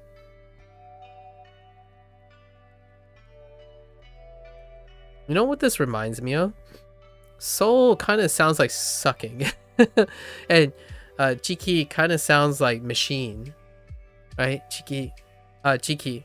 And not in the English sense. Chiki just kind of reminds me of a machine. So I'm thinking of like a sucking machine. When I hear Sojiki. Sojiki. Jiki. Not that that's relevant to anything regarding kana or anything like that. 新しい掃除機があります Atarashi sojiki ga arimasu ki. I have a new vacuum. Starting off light, using a combination of new and old phrases, which are nice.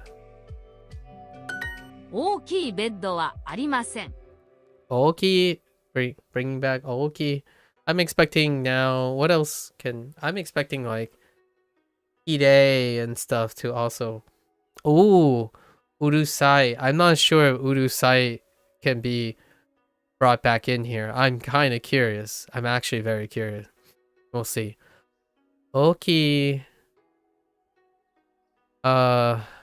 Be. Oh, bedu. Yeah, bedo. Right, bedo. Oki bedo wa arimasen. Arimasen. I don't have a big bed. I definitely don't have a big bed. It is literally almost my shoulder width. It's like 10 to 15% my shoulder width. I like sleeping on just big enough.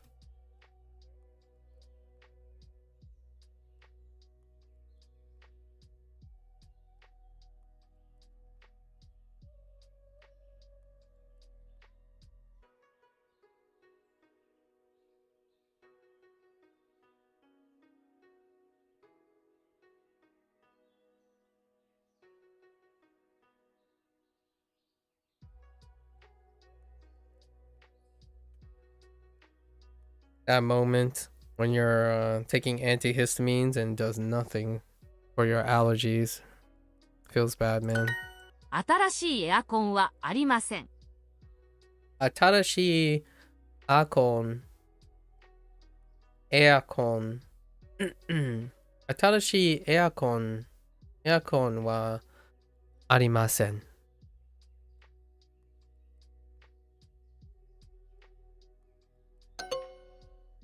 I keep forgetting have. Like, what the freak? ベッドはありません。 Beto wa arimasen. I don't have a bed. Jeez. Get with the program. エアコンはありません。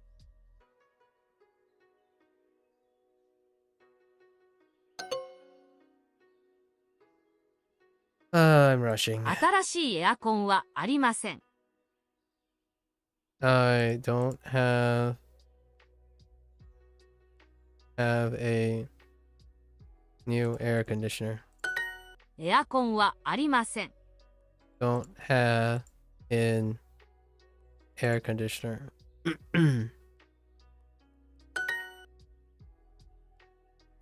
Three hearts, just like that. I do want to get through this lesson though. Let's do a quick practice. No keyboard entry. It would be a great time to do it, but not necessary. Chikatetsu, tetsu. 地下鉄。これは山口さんの帽子ですか？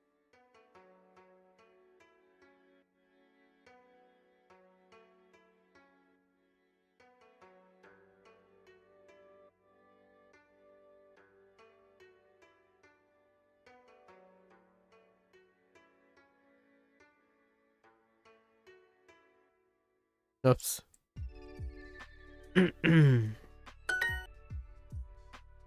カバン。カバン。これは私のカバンじゃないです。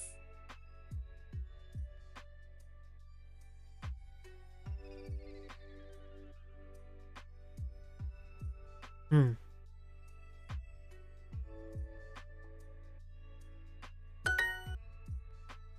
パスポート。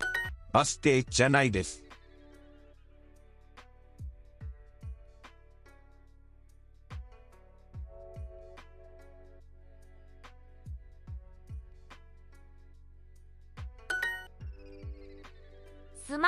それは山口さんのパスポートですか？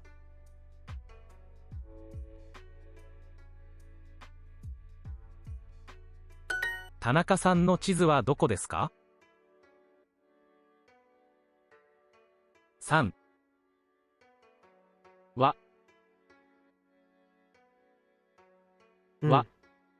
の地図はどこですか？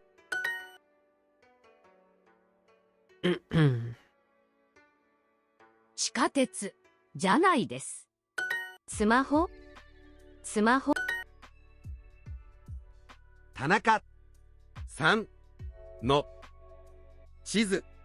いいえ、これは私の切符じゃないです。いいえ。これは？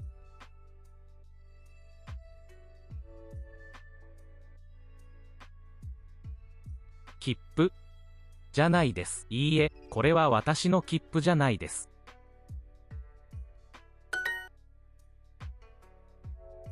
すみません。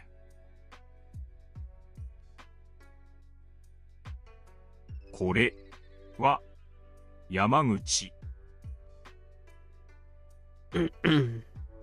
さんの帽子です。え？いいえ。これは私の切符じゃないです。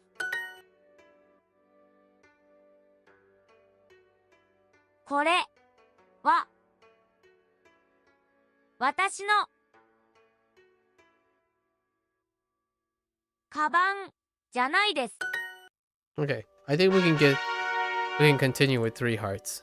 3 hearts is fine. Right? Ever vigilant. Let's go. A table.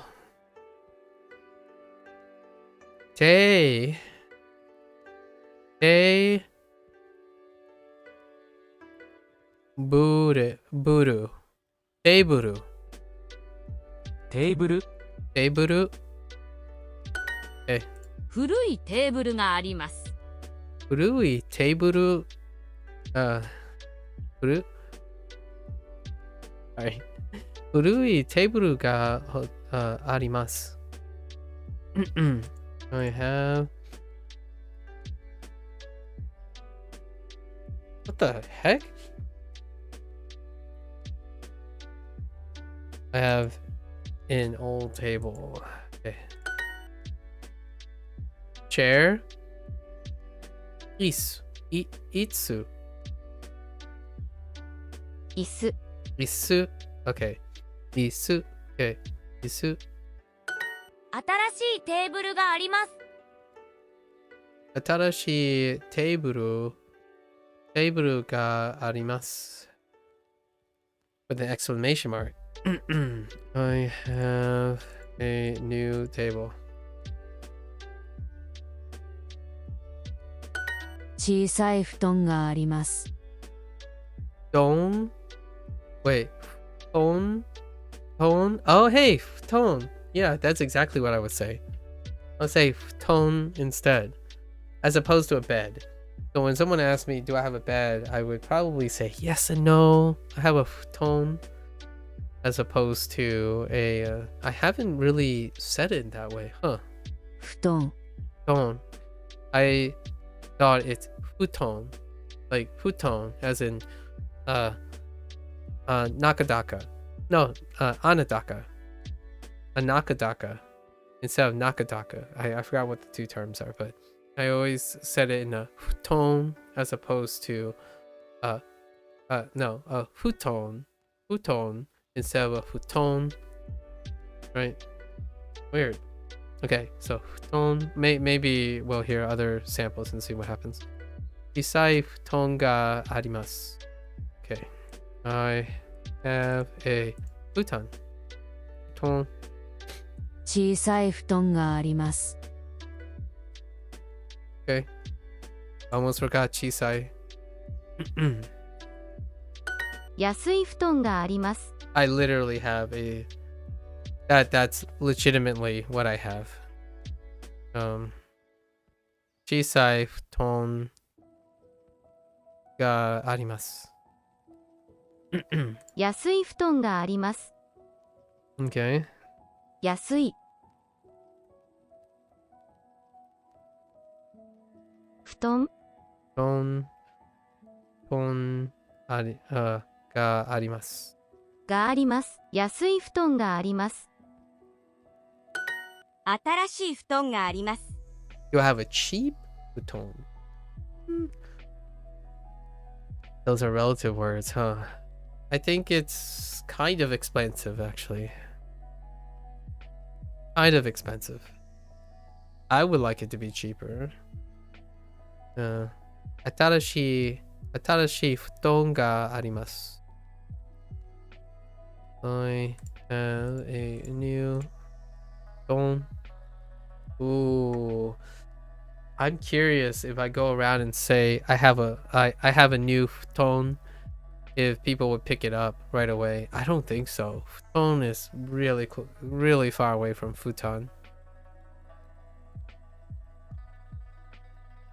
Let alone futon. Futon. I don't think anyone says futon, even though there's ton in it. Huh. Interesting. 多分ベッドを買います。 Tabun beto. Tabun. What could that mean? Maybe like a raised bed? 多分 Oh, probably. Oh, tabun. Oh, yeah, that's right. Someone already said this before. Probably.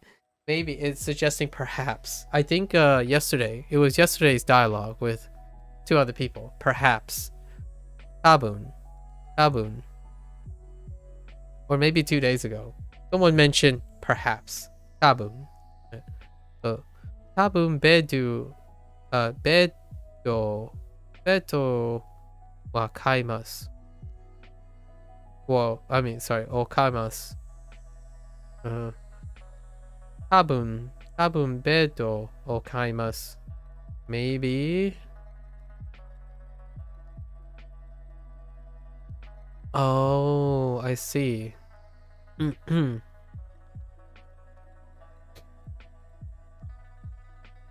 I'll probably buy a bed.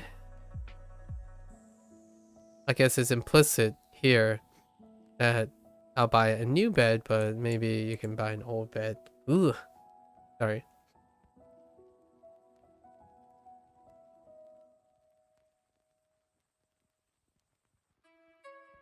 You could technically place at the end too as a different thing to emphasize the possibility as opposed to the act.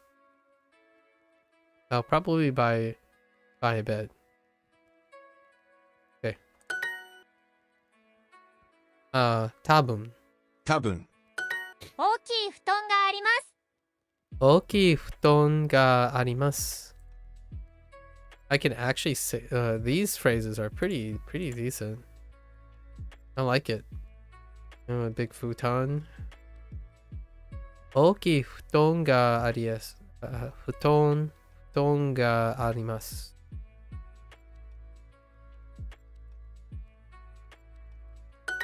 電子レンジはありません。Oh, that's interesting. 電子で、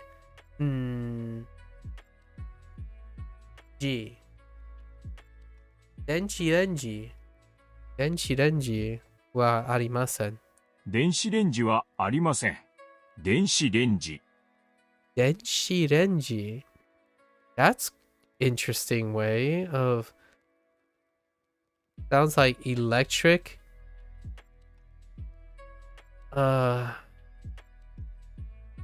Denshi Renji.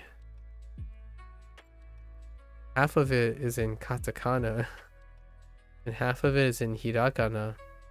Probably also kanji for this denshi. That kind of sounds like electric. Denshi.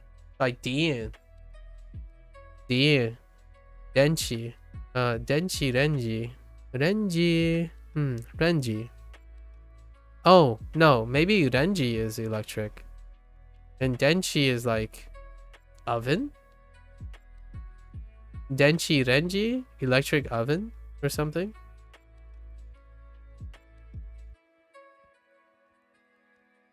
Oh no, well Renji I'm thinking of Raigeki. Raigeki, never mind. We'll move along here. So, Denshi Renji wa arimasen. I don't have a microwave. まだ電子レンジはありません。まだ電子レンジはありません。まだ電子レンジはありません。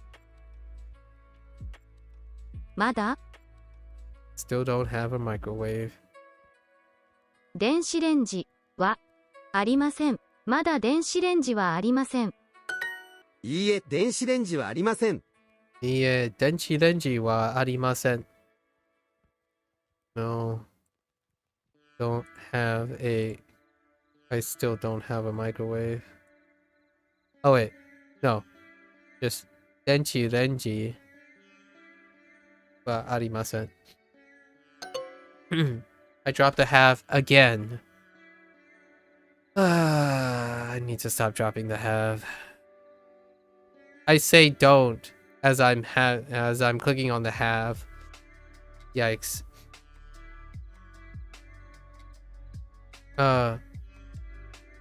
Semi is cramped. 狭い。 And then cafe. カフェ。futon. 多分 Oh, tabu. Whoops. Tabu. Whoops. I saw the who and I just thought of futon.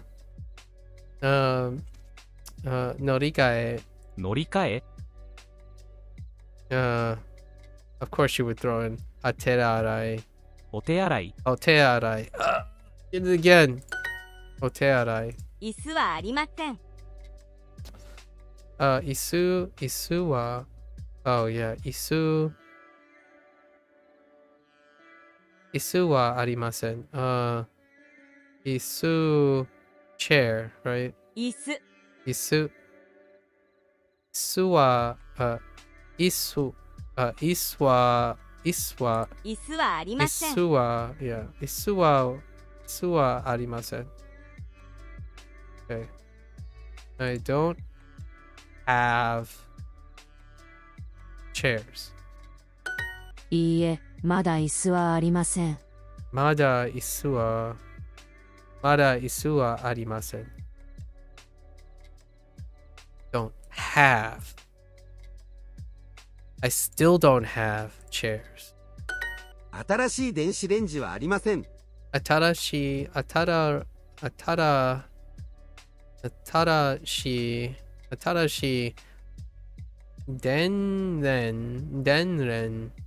denren wa arimasen. 新しい電子レンジはありません。 Denshiren. Right. 新しい電子レンジはありません。 Atarashi denshiren wa arimasen. Okay, I don't have a new microwave. いいえ、電子レンジはありません。 I don't have a denshirenji. Yeah, denshirenji wa arimasen. Denshirenji.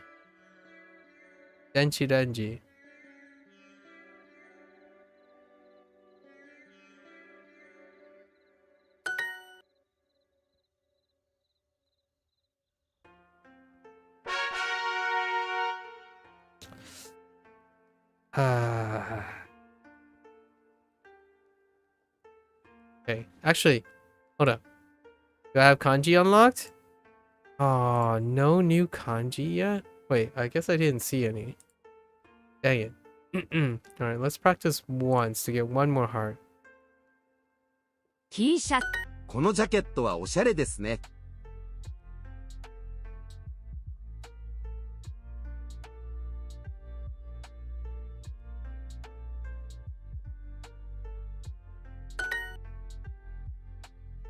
Waifu. 財布あのドレスは5000円です。ジ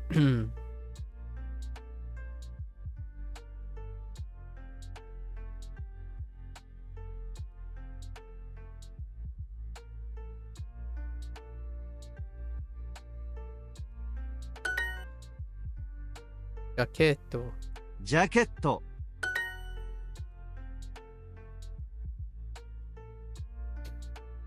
ケンさん、ありがとうございます。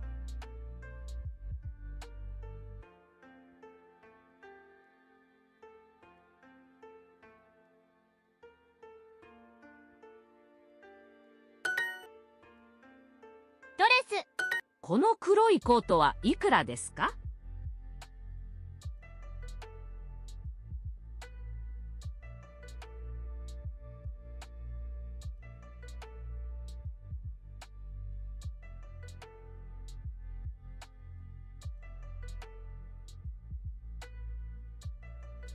すみません、この黒いドレスはいくらですか？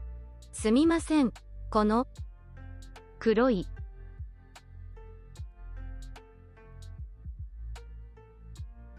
They're cold though, but what?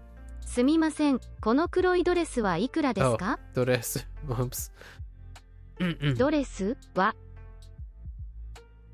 いくらですか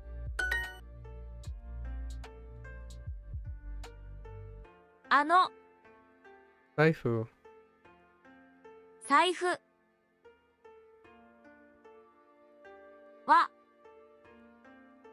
1000円。1000千円ですか？円ですか？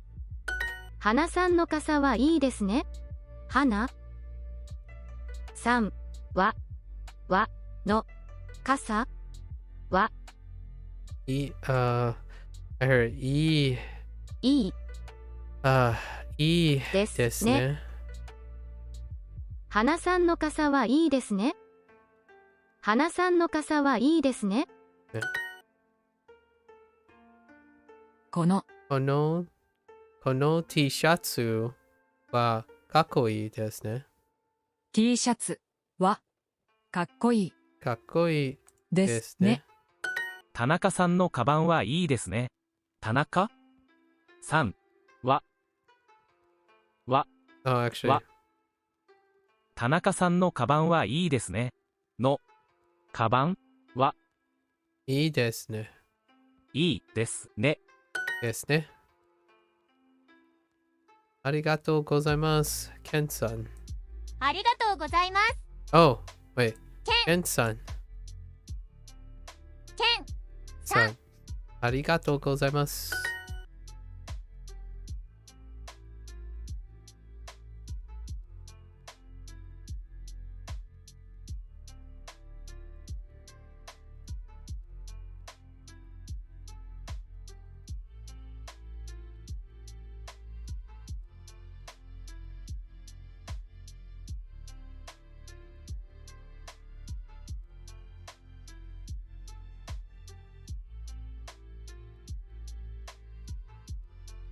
Yeah, good old allergies.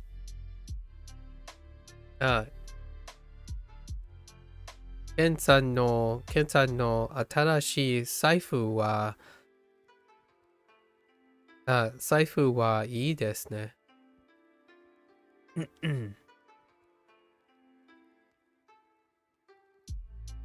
ケンさんの新しい財布はいいですね。はい、ありがとうございます。 Okay. We'll probably stop here. Maybe or we can do the personalized practice at least. A desk. Skoe. Skue. Whoops. Skue. 机 Yeah, skue. skue. まだ机はありません。まだ机はありません。I don't have a desk. Oh, Mada. Yeah, the allergies are kicking my butt right now. I'm so much more distracted by my runny nose.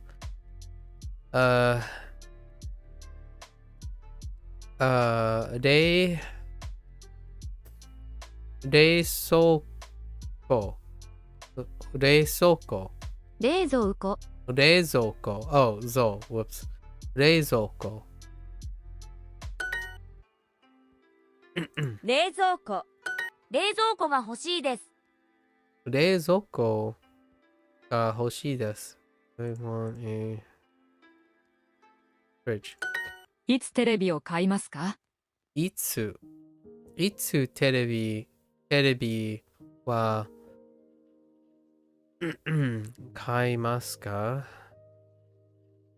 いつ When? What time? Let's see. いつテレビをいつテレビは買いますか？買いますか？いつテレビを買いますか？ When are you going to buy a TV? 明日洗濯機を買います。明日洗濯機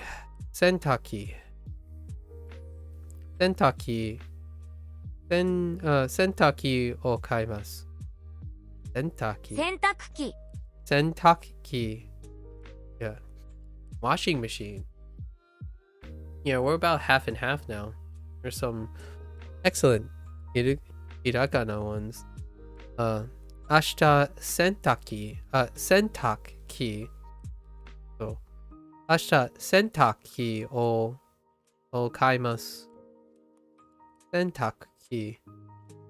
Okay. I am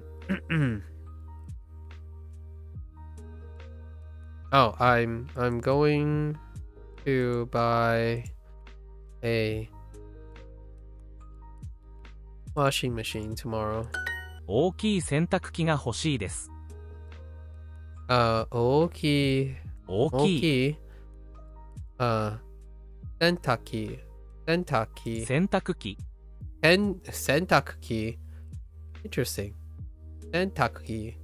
He really accented it. 洗濯機が欲しいです。大きい洗濯機が欲しいです。が欲しいです。いつ本棚を買いますか？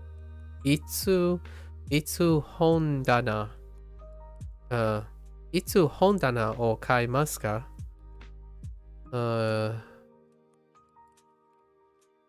？When are you going to buy a bookshelf?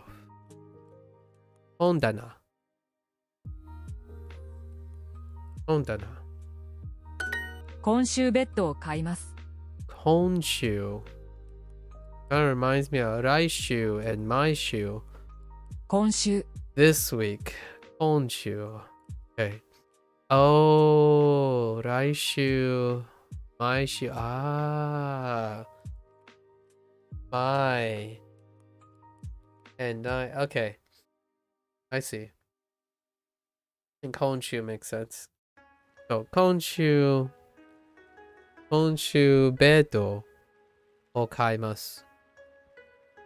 I'm going to buy a bed this week. 今週新しい電子レンジを買います。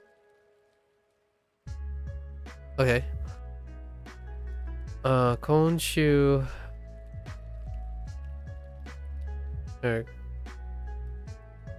Wait. 今週新しいベッド Her bed. No, maybe not. 今週新しい電子レンジを買います。電子レンジを買います。今週新しい電子レンジを買います。電子レンジを買います。今週新しい電子レンジを買います。今週新しい電子レンジを買います。Kind of lyrical. 電子レンジを買います。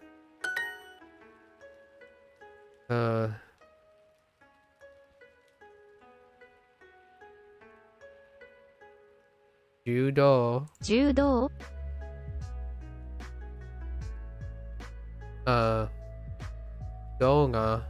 動画土曜日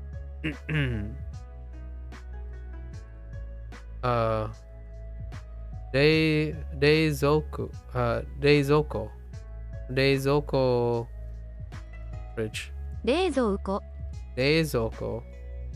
and then sports スポーツいつ新しい布団を買いますか？いつ新しい布団いつ新しい布団を買いますか？ Okay. When are you going to buy a new phone?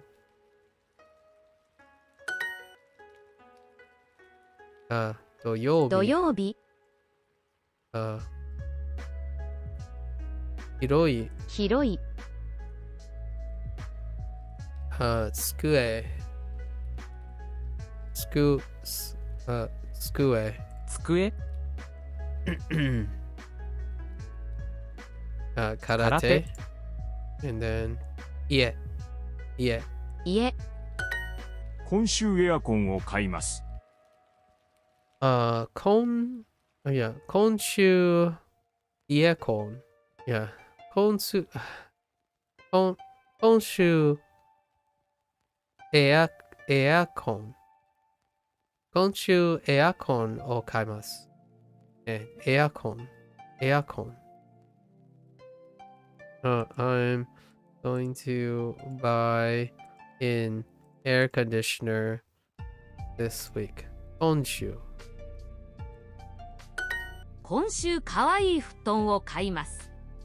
今週はかわいい布団を買います。I'm going to buy a cute futon this week. 来週洗濯機を買います。来週洗濯機を買います。来週洗濯機を買います。来週洗濯機を買います。I don't want to say 洗濯機。Okay, I could say that. Pretty reliable. 来週洗濯機を買います。Okay. I'm going to buy a 洗濯機 washing machine. 洗濯機。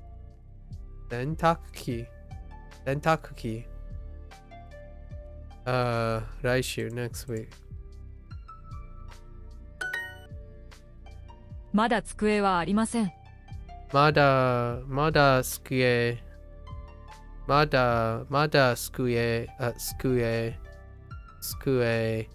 はありません。I still don't have a 机。机。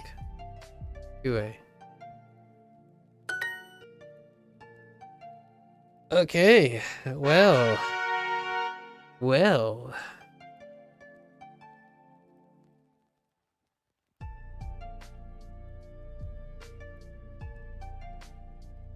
Okay, never mind. I can go definitely a little bit longer. And then yeah, so let's try to accomplish this personalized task at least. Or personalized practice. いいえ、今3時です。いいえ。今3時です。So,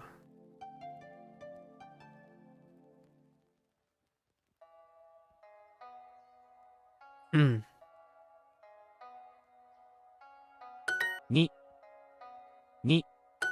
1時です。今3時頃です。今、3、2、時、頃です。excuse me? Oh, whoops. 3時頃です。Double particles. My bad. Oh, goro. Whoops. 2時2時はい、2時です。1時です。1時です。です。はい、2時です。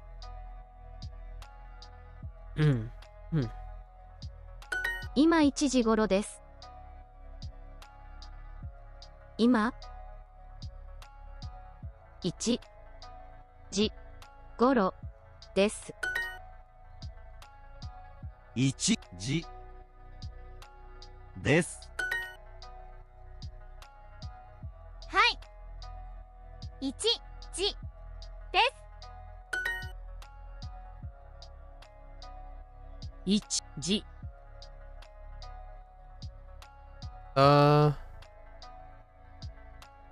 What? Do they want the counter or do they not want the counter? じ Oh, no. Oh, right. It would say 1 o'clock if that's the case. Never mind. 1時頃です。2時 I don't even want to talk about it. 2今3時頃です。今3時頃です。3時頃です。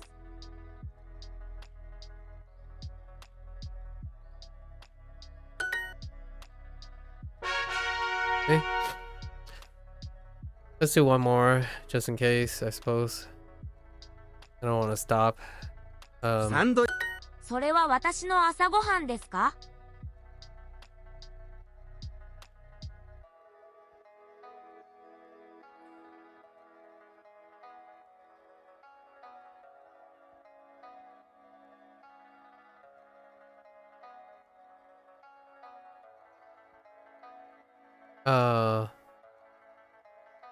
Oh, I breakfast? Okay. 8 8時に晩ご飯を食べます。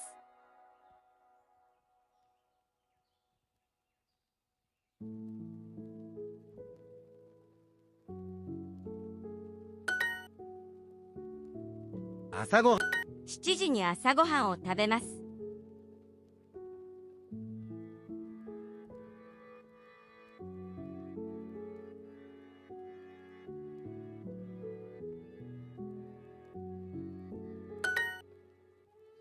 10 8時にテレビを見ます。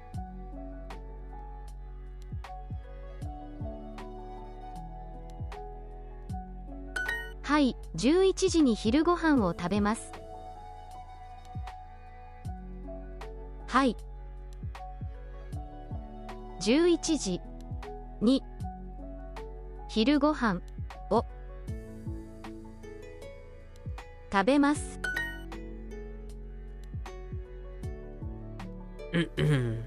よくパンを食べますか？時々寿司を食べます。時々寿司を食べます。田中さんは11時にをコーヒーを飲みます。中山さんは11時にサンドイッチを食べます。中山さんは11時に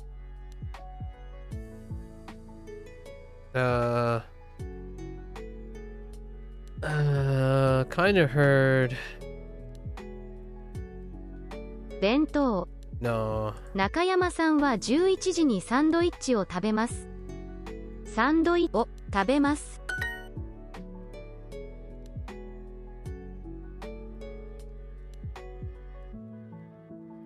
10時に昼ご飯を食べます。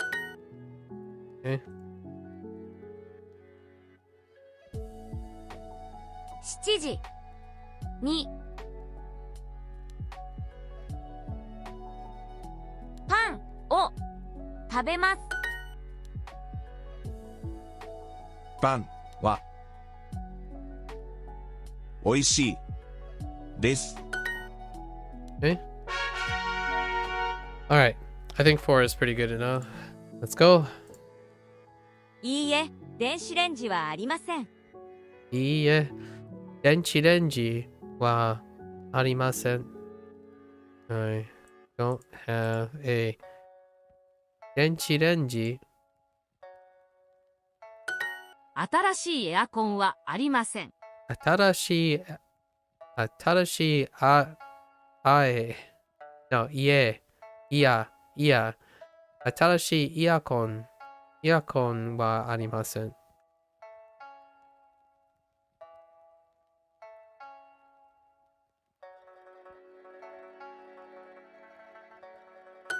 エアコンはありません。エアコンはありません。まだ机はありません。また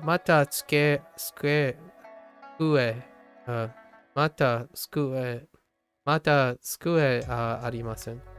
ありません。また机はありません。I don't have a desk. I still don't have a desk. キッチン。キッチン。ナオミさんも明日引っ越します。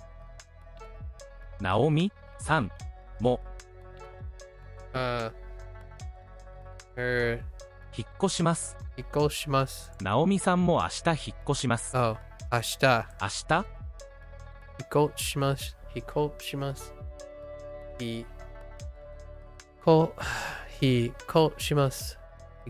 ます。ナオミさんも明日引っ越します。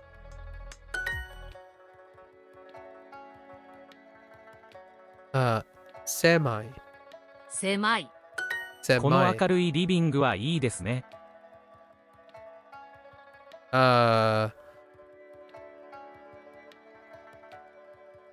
この明るいリビングはいいですね。このリビン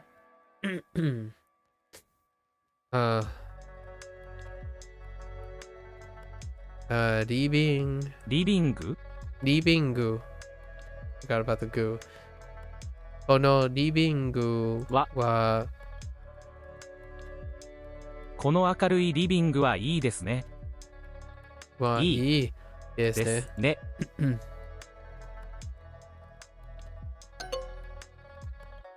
Excuse me? Oh. 軽い。Oh, I didn't have a attributor. Said my. Oh no. 広い。Oh my gosh, dude. Okay. 広い。私も来週引っ越します。私も来週私も来週引っ越します。引っ越します。I'm also moving next week. I'm also going to move. Okay, sure. And then this is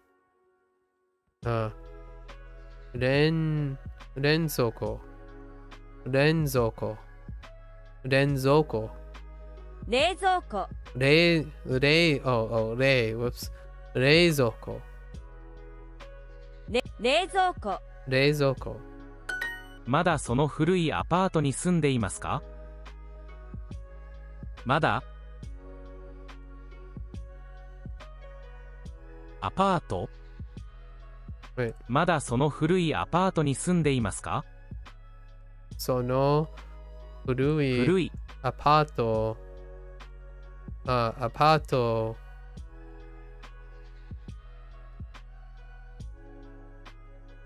ありますか？ Wait. まだその古いアパートに住んでいますか？に住んでいますか？ Oh! 住んでいます。Interesting. Totally forgot about that. Oh, yeah, that's a good phrase. Again. So, またこの古いアパートに住んでいます。I'm still living in that old apartment. Oh, do you? Oh, crap. It's a question. この明るいリビングはいいですね。Okay. この明るいリビングはいいですね。この明るいリビングはいいですね。明るいリビングはいいですね。この明るいリビングはいいですね。This is a well-lit room, isn't it? This well-lit room is nice, isn't it? まだその古いアパートに住んでいますか？ Okay.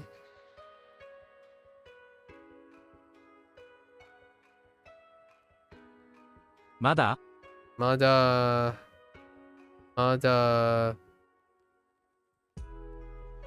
その古いいアパート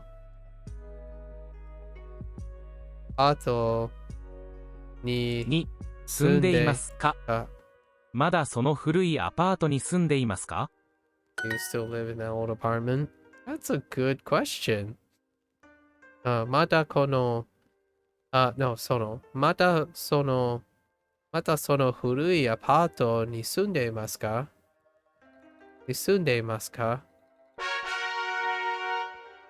？Oh boy. Guess let's see how these personalized practice goes. We have 日曜日ヨガ来週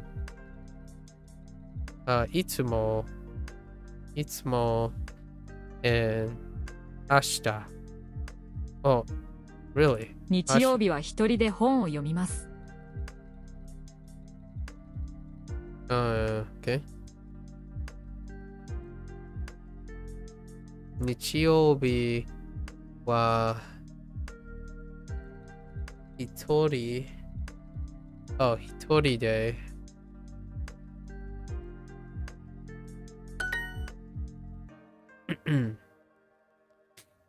Okay.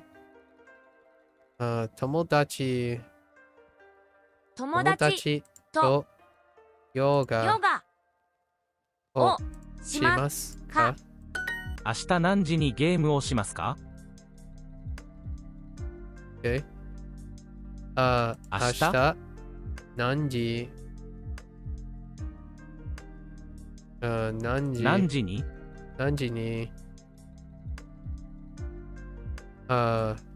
ゲームをしますか？明日何時にゲームをしますか？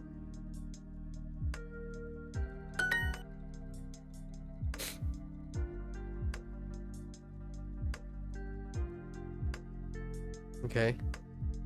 花さん明日ヨガをしますか？日曜日は兄と動画を見ます。日曜日は兄と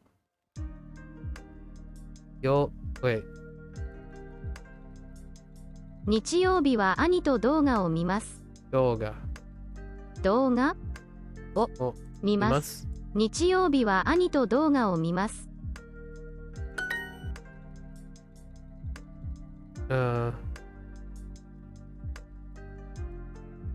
家族と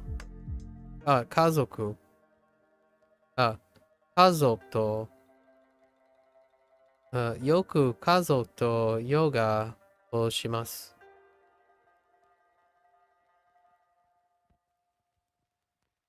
よく家族とよく家族とヨガをします。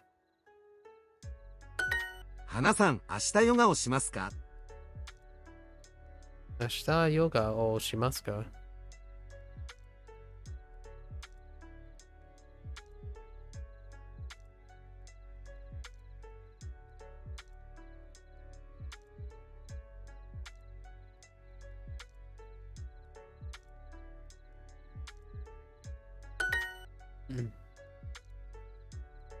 日曜日兄と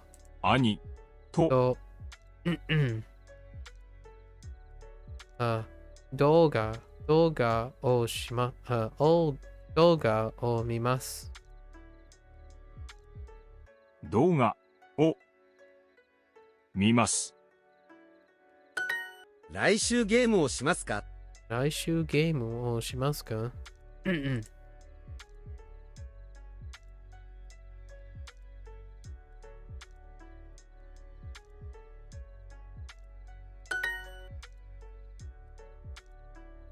？Okay. 明日、山口さんと柔道をします。いつも9時半に起きます。いつも is the thing I forgot. Start of the session. いつも8時半に起きます。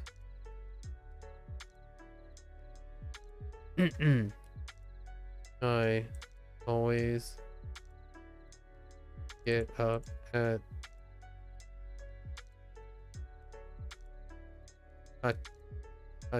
oh no, 9時半 9:30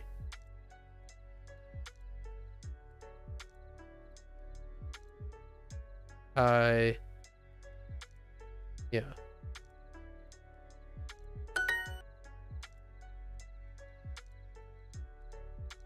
来週ゲームをしますか？いつも7時半にヨガをします。いつも2時半に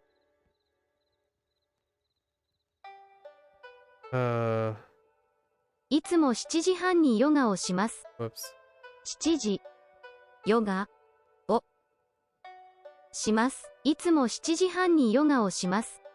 いつも7時半にヨガをします。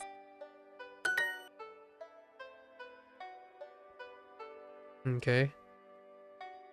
来週友達とコーヒーを飲みますか？Obviously breakfast at 7 o'clock. 7時7時に朝ごはんを食べます。7時に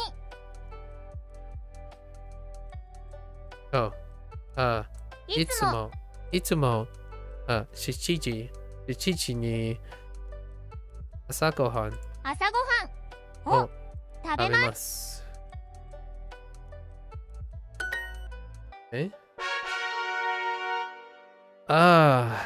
God, my error rate is really high today.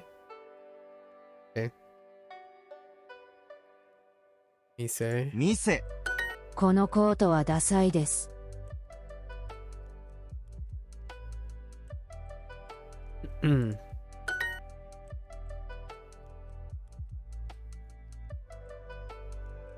ダサい。400円です。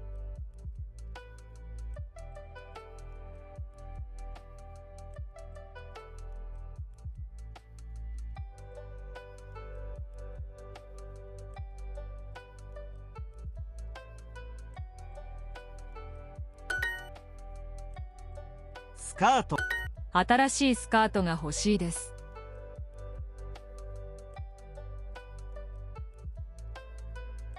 青い帽子はちょっと。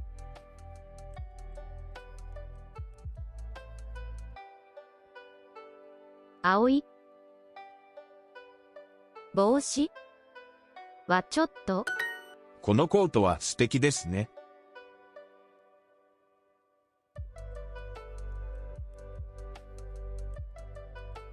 花さんの青いカバンはちょっと。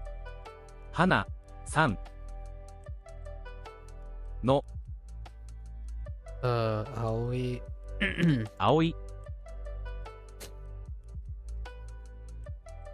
カバン。カバンはちょっと。花さんの青いカバンはちょっと。That's not nice. Oh, necktie. 新しい。ジャケット。 Whoops. ジャケット。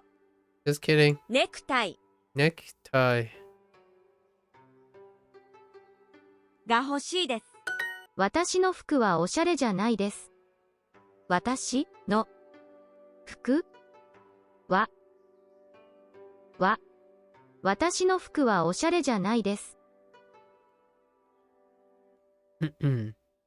Oh, おしゃれ。おしゃれじゃないです。このコートは素敵ですね。山口さんの服はかっこいいです。山口さんの服はかっこいいです。山口さんの服はかっこいいです。この店はいいですね。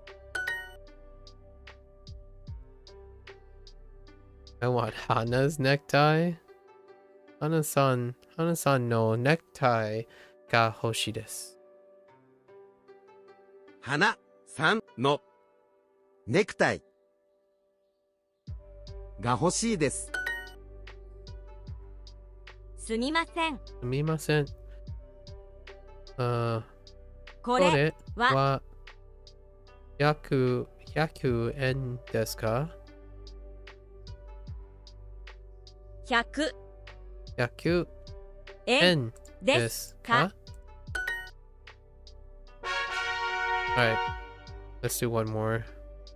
Gotta boost it up to 4. Not feeling really consistent today. Clean, きれい。きれい。静かです。Not quiet. This. Whoops.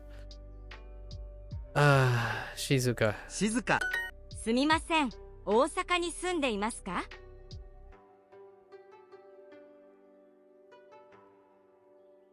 ？Wait. Wait.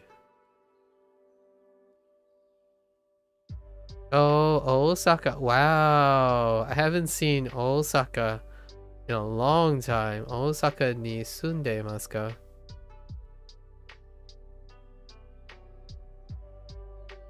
花さんは小さい町に住んでいます。花さんは小さい町に住んでいます。さんは花さんは小さい町に住んでいます。小さい町に住んでいます。花さんは小さい町に住んでいます。こんにちは。お名前は？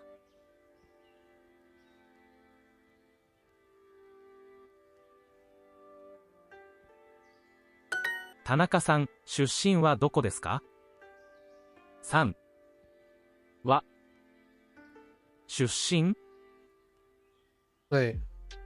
出身田中さん、出身はどこですか？は出身はどこですか？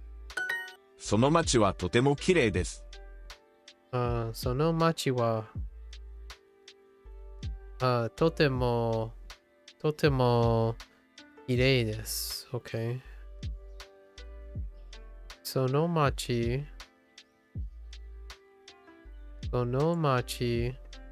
は友達ととてもその町はとても綺麗です。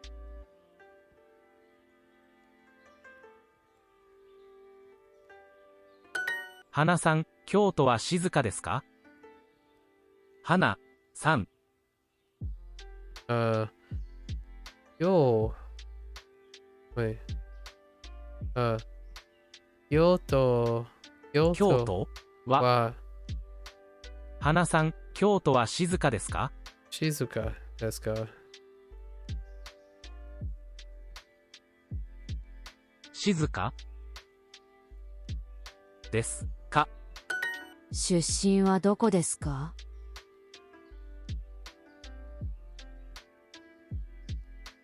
すみません、ブラジル出身ですか？すみません。ブラジル出身ですか？すみません、ブラジル出身ですか？田中さんは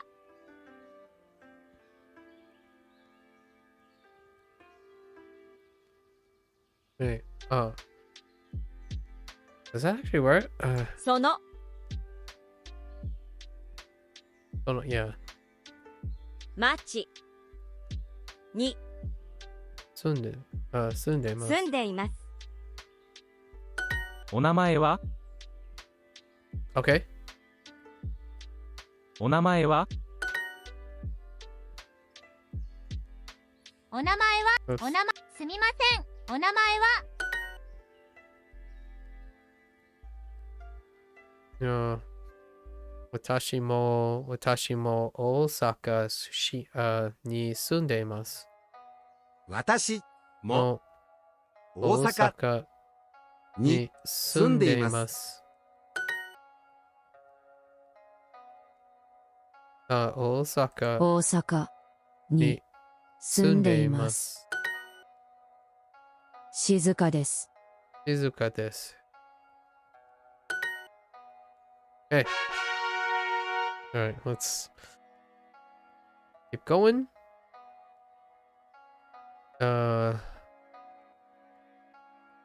Goro, Furui,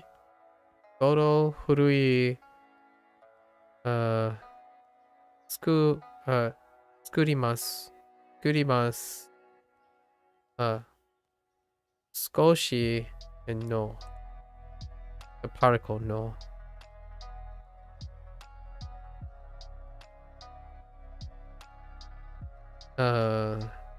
このお茶、このお茶は少し小さいですね。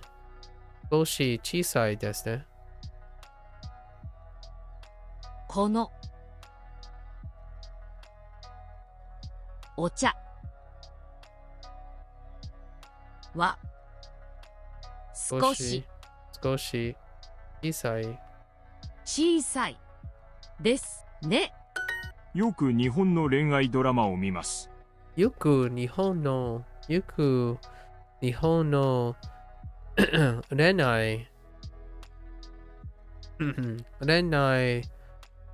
ドラマを見ます。I often watch Japanese romance dramas. 毎日イギリスのドラマを見ます。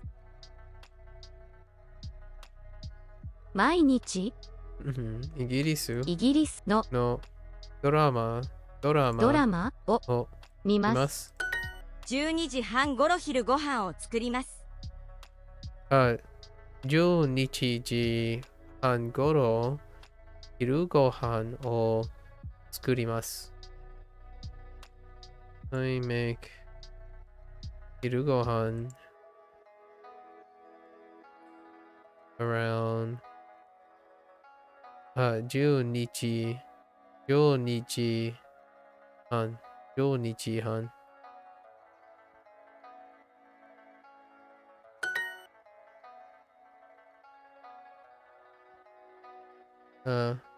とても古いです。とても古いです。毎日8時半ごろ朝ごはんを作ります。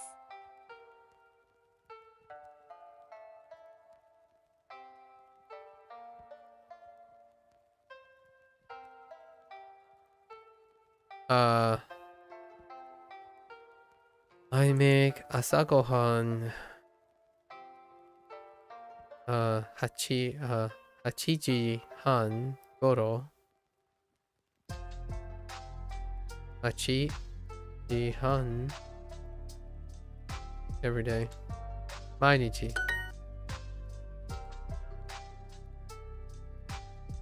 カナダのアクション映画を見ます。見ますか？カナダのアクション映画を見ますか？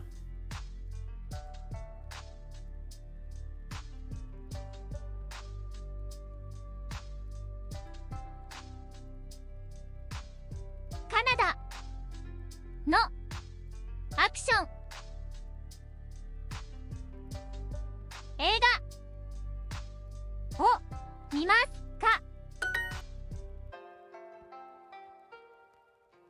時々4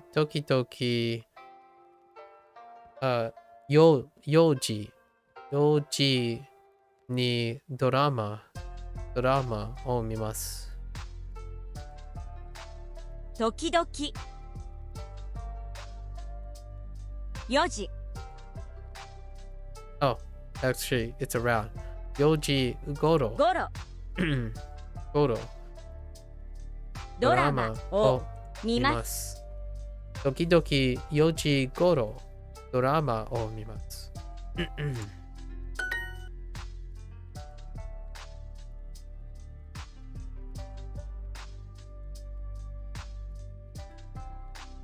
3時頃晩ご飯を作ります。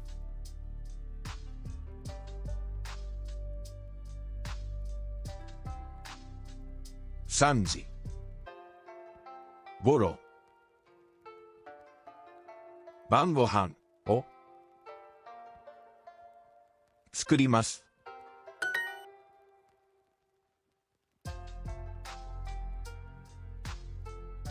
それは古いです。これは古いです。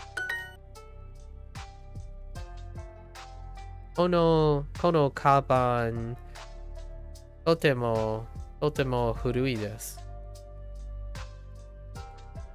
このカバンはとても古いです。少し高いですね。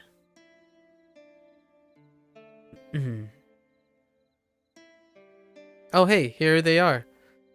So, what are the so these are the kanji that I don't have. Takai. Takai. No kanji for Takai.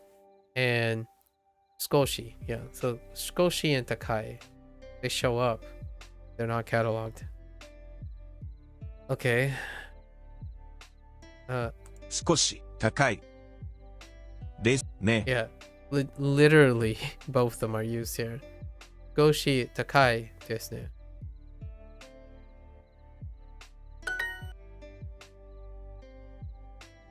このピッツァは少し高いですね。And then now they're gone again. このピザは少し高いですね。毎日5時頃晩ご飯を作ります。So, 毎日5時頃晩ご飯を作ります。毎日5時頃晩ご飯を作ります。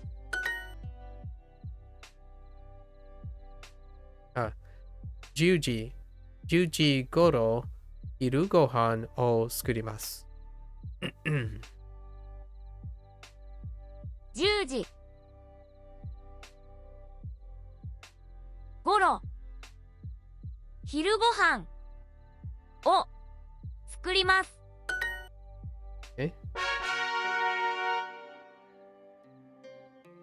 Now one more. ダニエルさん、趣味はありますか？ダニエル。ダニエル ?3 ダニエルさん、趣味はありますか？趣味はありますか？ありますか？ Do you have any hobbies? 8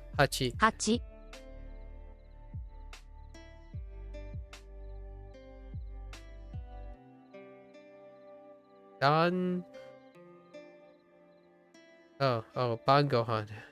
Am I doing? 晩ご飯。大きい。大きい。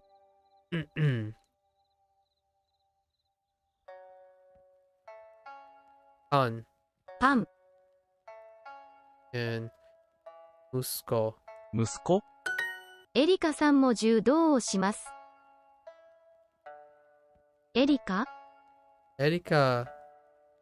さんも柔道をします。エリカさんも柔道をします。1000ニュース妻6きれいじゃあお茶を3つください。じゃあお茶3つお茶を3つください。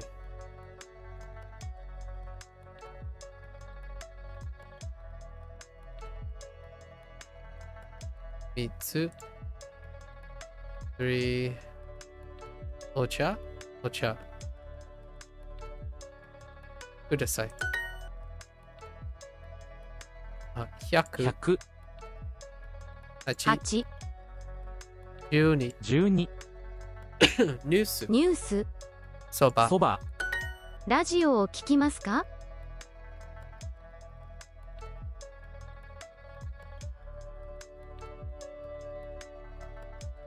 ？Wait, I heard right? There's no way I heard right. ラジオを聞きますか？ラジオ。Yeah, ラジオ。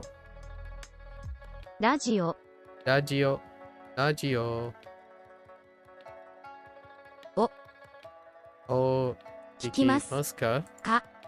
ラジオを聞きますか？ Okay. すみません。乗り換えはここじゃないです。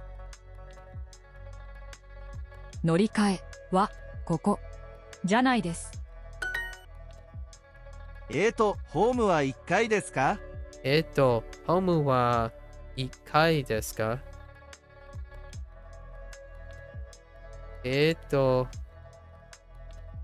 ？Are the platforms on the first floor?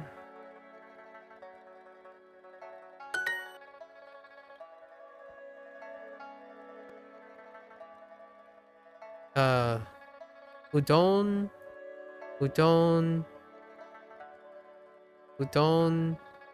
teshoku, right? Yeah, teshoku. Udon teshoku o katsu, 2つください。うどん定食を2つください。この傘も古いです。この傘も古いです。This old umbrella this umbrella is old. Is also old.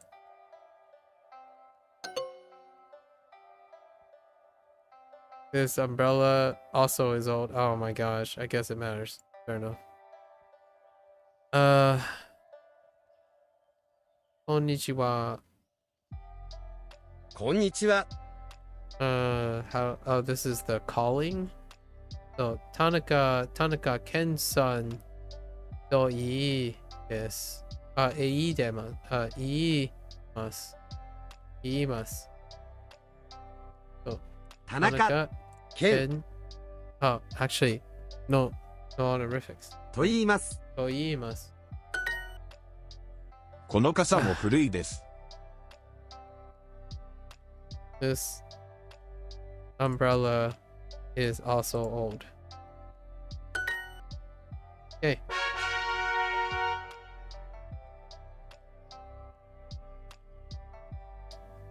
Okay, let's do half.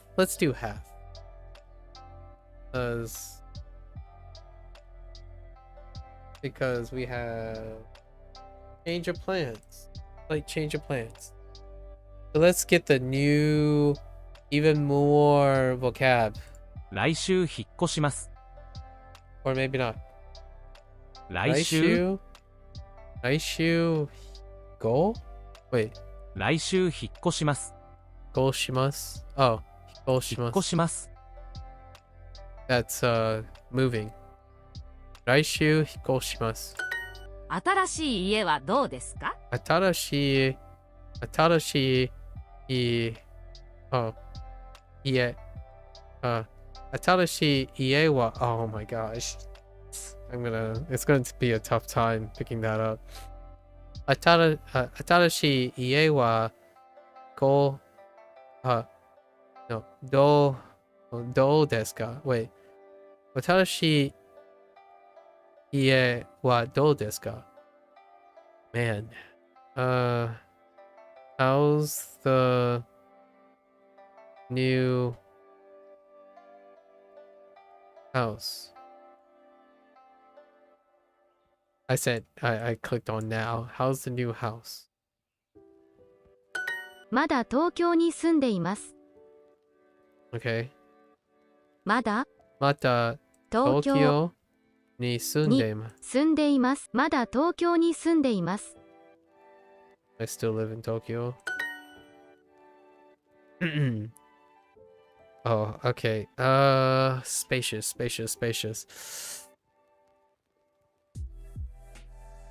Hiroi. Yeah, hiroi apato. Hiroi apato ga hoshii desu. 広いアパートが欲しいです。明日引っ越します。明日引っ越します。Okay. I'm going to move tomorrow. またアパートに住んでいます。まだアパートに住んでいます。新しいアパートはどこですか？新しいアパートはどうですか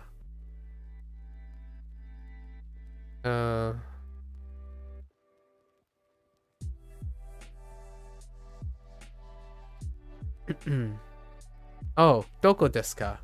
Whoops, I misread that. 新しいアパートはどこですか？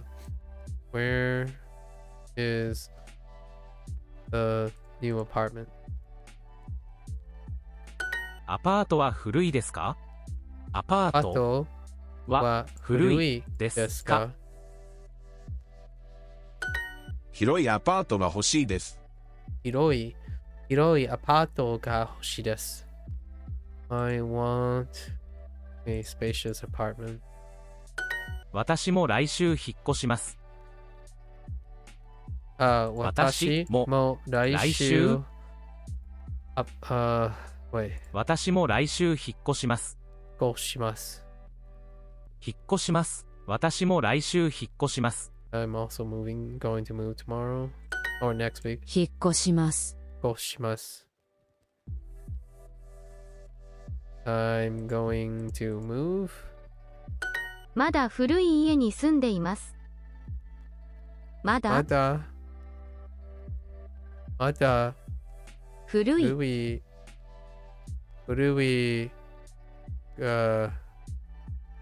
家。まだ古い家に住んでいます。まだ古い家に住んでいます。Oh man, it's gonna be hard to hear. Yeah. まだ古い家に住んでいます。Or, yeah. Oh no, it's not. Oh, I missed a ni. Oh, it's nisundeimasu. Whoops. Man. Okay. So, sono ie. Right. Sono ie wa hiroi. Sorry, hiroi. Sono ie wa hiroi desu ne. その家は広いですね。ですね。家。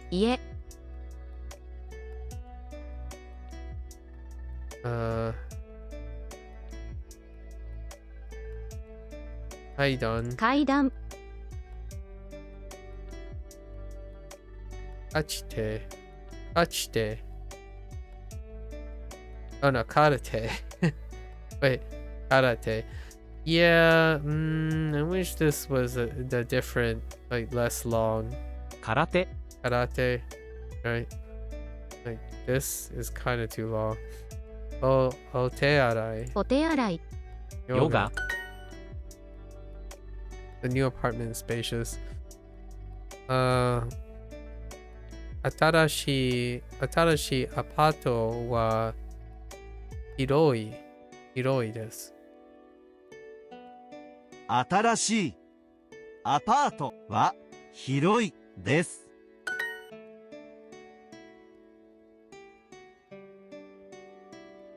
テニス。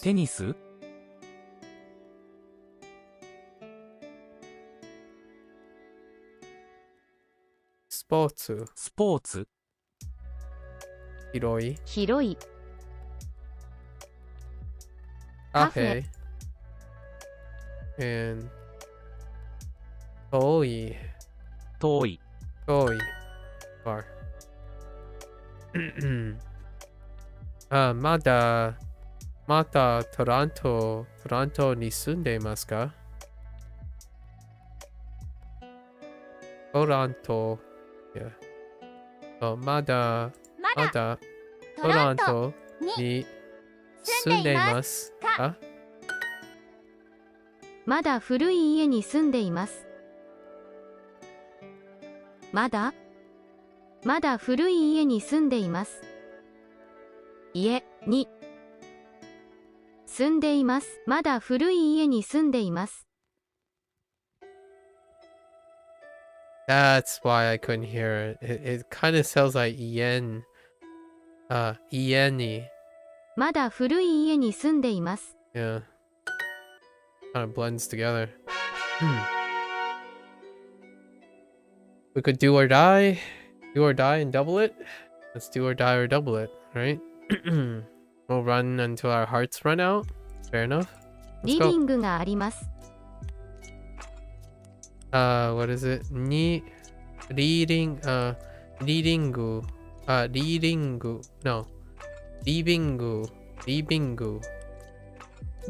があります。リビングがあります。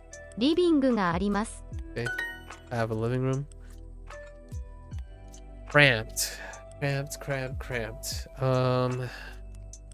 Semi. Semi apato desu. Or semi apato があります。狭い狭いアパートがあります。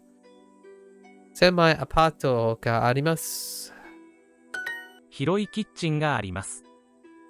広いキッチンがあります。広いキッチンがあります。キッチンがあります。キッチンがありますがあります。kitchen。キッチンがあります。狭いリビングがあります。狭いリビングがあります。狭いリビングがあります。狭いリビングがあります。狭いリビングがあります。キッチンは狭いです。キッチンは狭いです。Okay. The kitchen is cramped. リビングはどうですか？リビングはどうですか？リビングはどうですか？リビングはどうですか？狭いアパートがあります。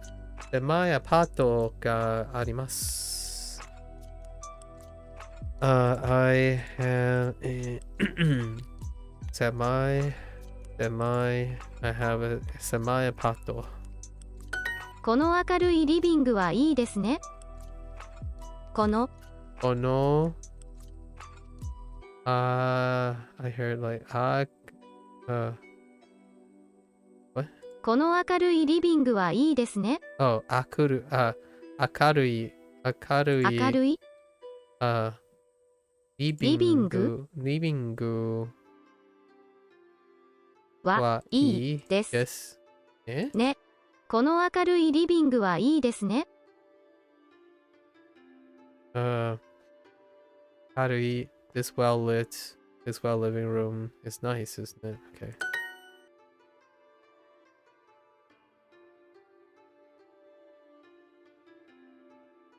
出口 出口 sorry 出口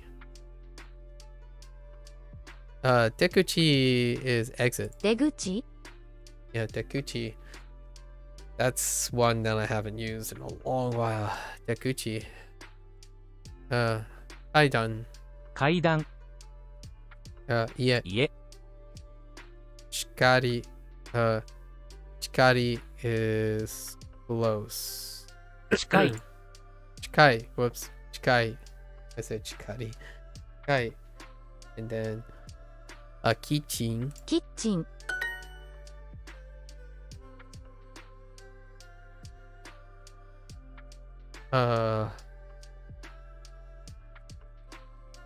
広いキッチンが欲しいです。広い机キッチンが欲しいです。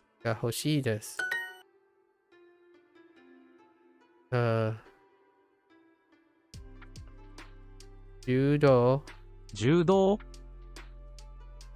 土曜日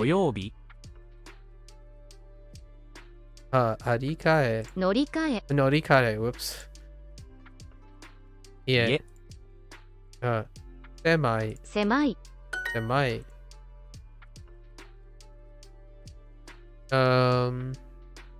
新しいアパートは明るいです。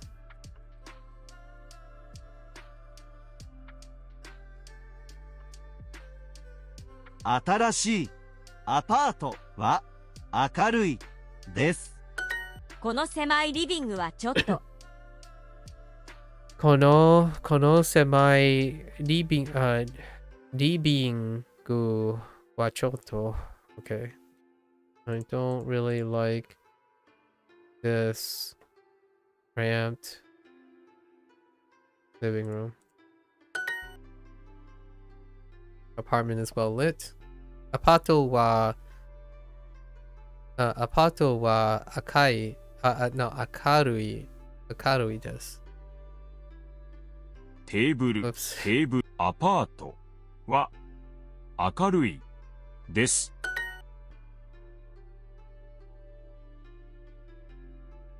とても、とても、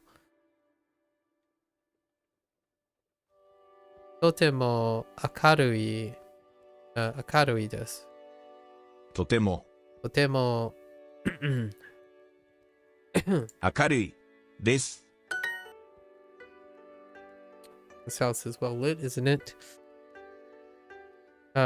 家は、この家は明るいですね。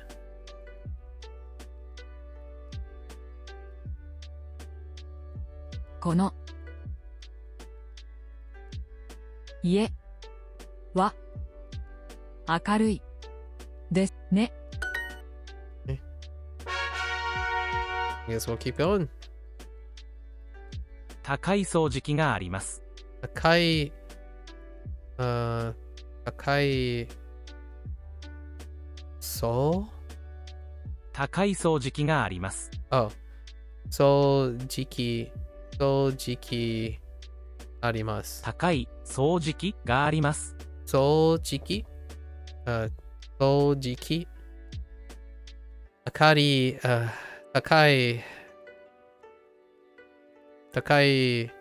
掃除機があります。高い掃除機があります。高い掃除機があります。掃除機。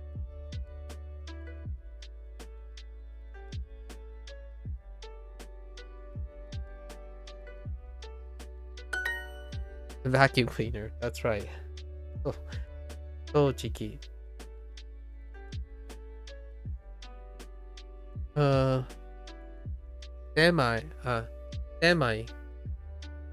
狭いシャワー。シャワーがあります。狭いシャワーがあります。新しい掃除機があります。新しい掃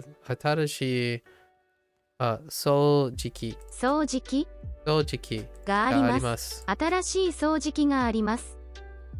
新しい掃除機が掃除機があります。新しい掃除機があります。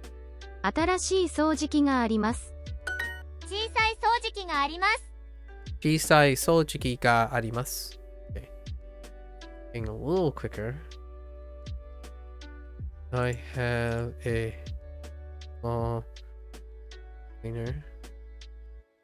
はい、掃除機があります。家。はい。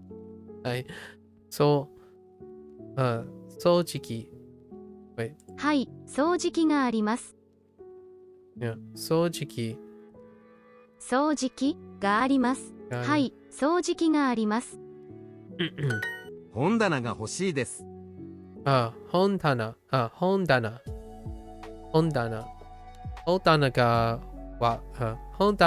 欲しいです。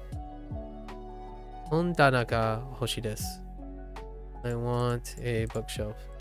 大きいベッドはありません。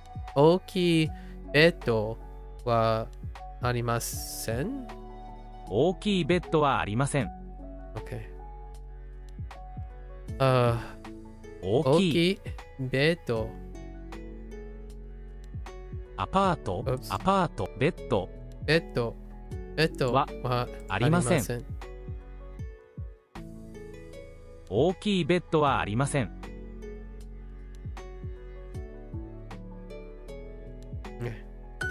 広いシャワーがあります。広いシャワーがあります。I have a 広い spacious shower. 新しい本棚。新しい本棚が欲しいです。新しい本棚が欲しいです。シャワーがあります。シャワーがあります。シャワーがあります。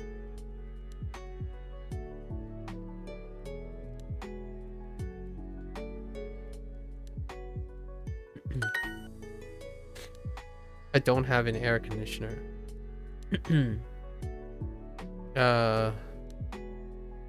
Oh, this is probably the first time I had a negation as the English. Or maybe a few times. This is rare.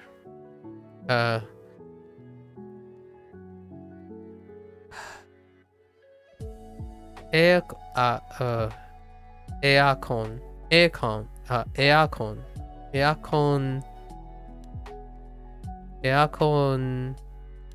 wa arimasen. Aircon. エアコン Aircon wa ありません。 arimasen. この大きい本棚はいいですね。この大きい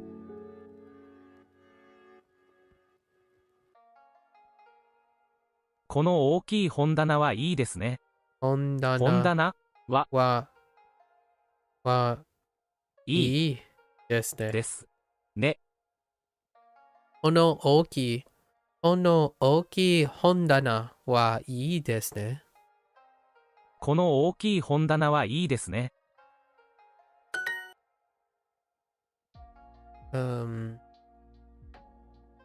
まだエアコン、アイコン、or エアコン。Kind of sounds like acorn. An acorn. Okay. まだエアコンはまだエアコンはありません。まだエアコンはありません。ありません。まだベッドはありません。まだベッドはありません。I still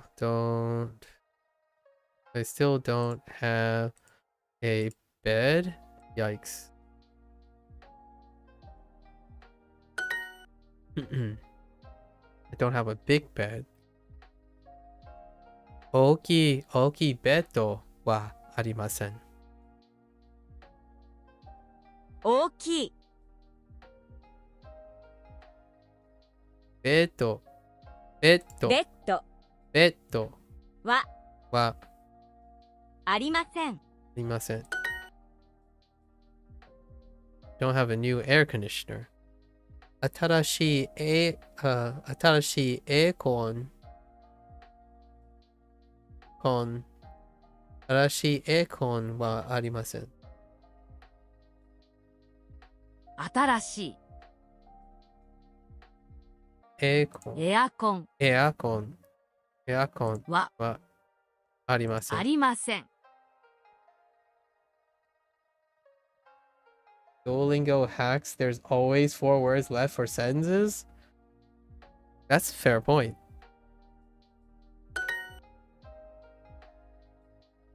That's a point. いえ、まだエアコンはありません。It's really drilling those sounds in, that's for sure. Tomorrow I'll definitely definitely feel more comfortable. いえ、まだエアコン。いえ、まだエアコンはありません。まだエアコン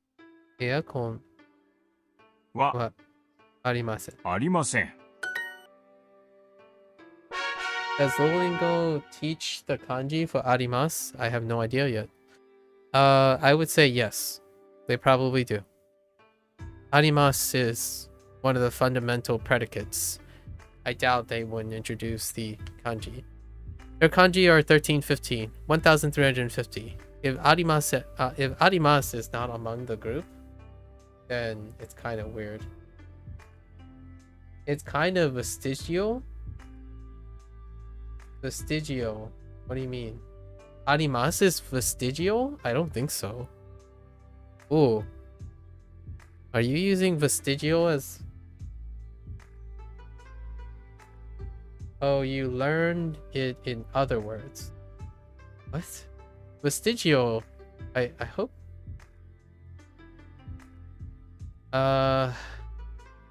That's an interesting use of vestigial.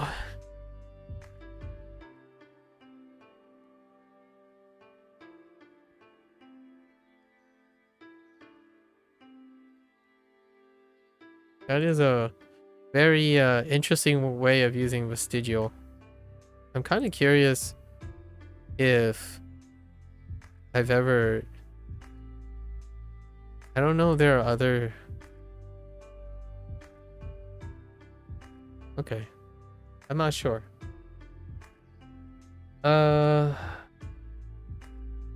You may... What about you may? Dream? I mean, sorry, not famous. Sorry, you may. Famous. Or that's...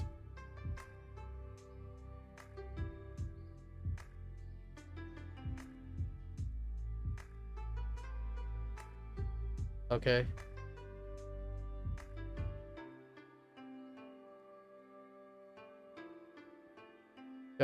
You is the same kanji as arimasu. Oh, okay. I don't have Yumei's kanji as well, so thanks, I guess. I don't have the Yumei kanji as well. I don't have a U kanji in period. いいえ、電子レンジはありません。いいえ、電子レンジはありません。いいえ。いいえ。電子レンジはありません。いいえ、電子レンジはありません。電子レンジはありません。古い、oh no。古い、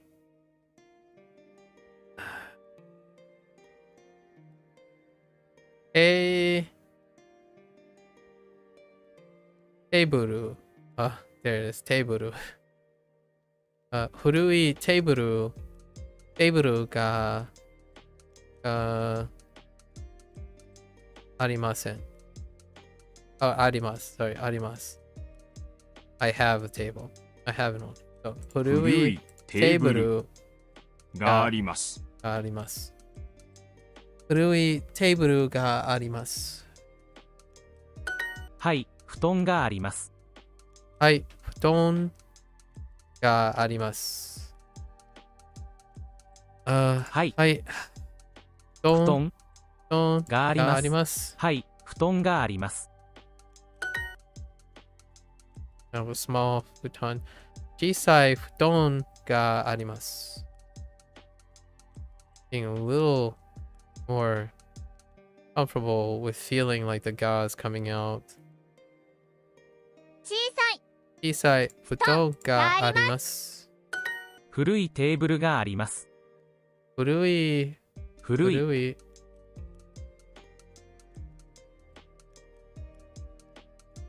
I heard a modifier. 古い。Oh, so 古いテーブルがあります。古いテーブルがあります。古いテーブルがあります。はい、テーブルがあります。はい、テーブルがあります。Yeah, lots of the using the God particle is nice. Makes it less uncomfortable. Yes, I have a table.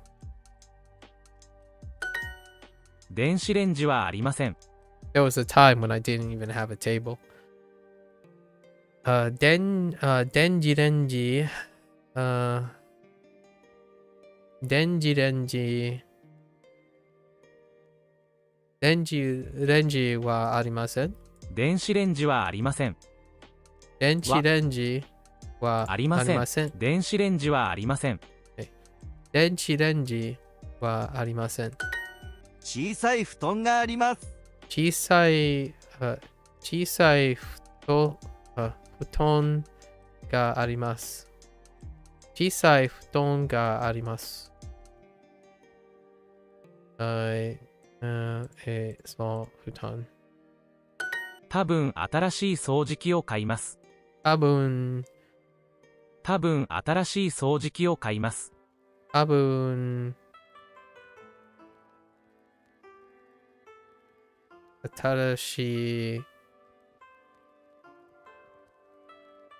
新しい掃除機を買います。掃除機を買います。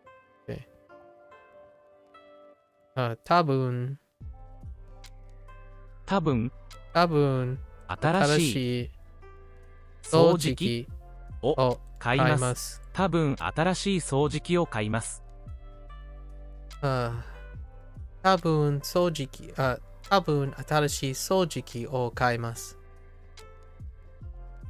Yeah, suck machine. Yeah, suck machine. 掃除機。That's kind of what I deduced from what it sounded like. It sounds like suck machine. 多分エアコンを買います。多分エアコン。多分エアコンを買います。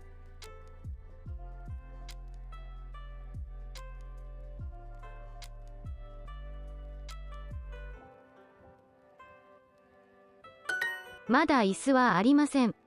まだ椅子は、wait. Did I hear 椅子? Oh, I did hear 椅子。椅子は、まだ椅子は、まだ椅子はありません。まだ椅子はありません。まだ椅子はありません。いいえ、まだ椅子はありません。Chairs 椅子 chairs いいえまだ椅子はありません。Yeah, same thing. I don't have chairs. I still don't have chairs.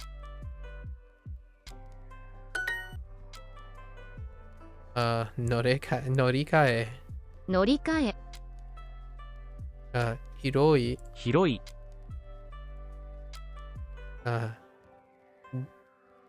電話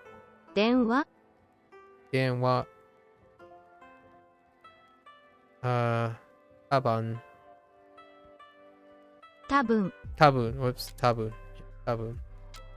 パスタ高い電子レンジはありません。高い電子レンジはありません。高い電子レンジはありません。I don't have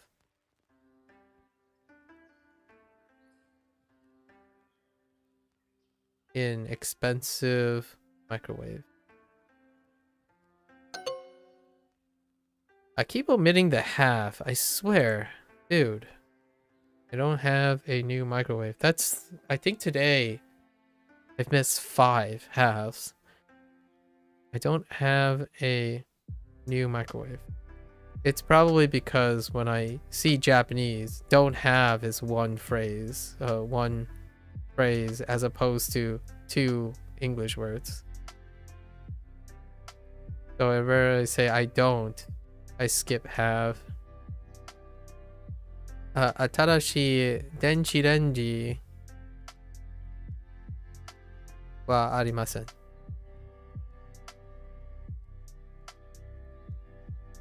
新しい電子レンジはすみません。Oh. ありません。新しいレンジはありません。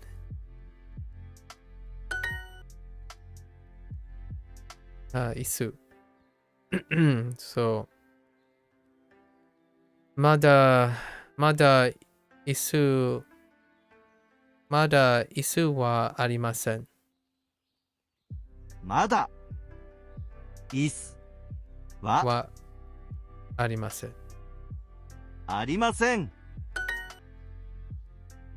いいえ、まだ椅子はありません。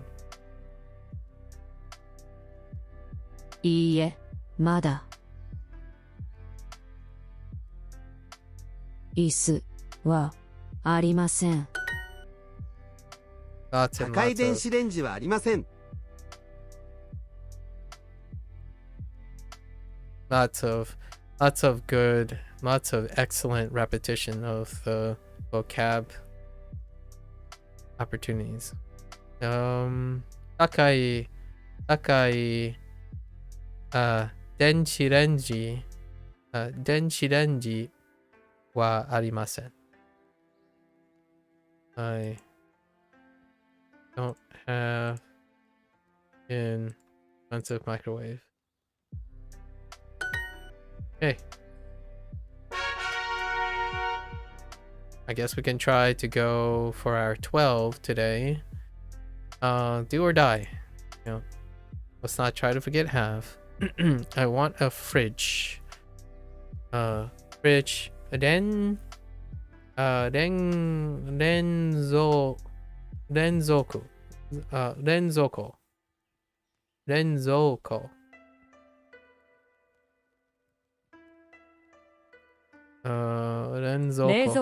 Reizoko. Whoops. It's not N. Reizoko. Right.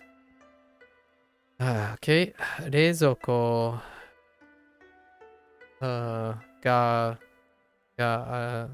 hoshi desu. Reizoko ga hoshi desu. が欲しいです。が欲しいです。明日洗濯機を買います。明日洗濯機。明日洗濯機を買います。明日洗濯機を買います。明日洗濯機を買います。明日洗濯機を買います。明日洗濯機を買います。明日洗濯機を買います。Washing machine. Okay.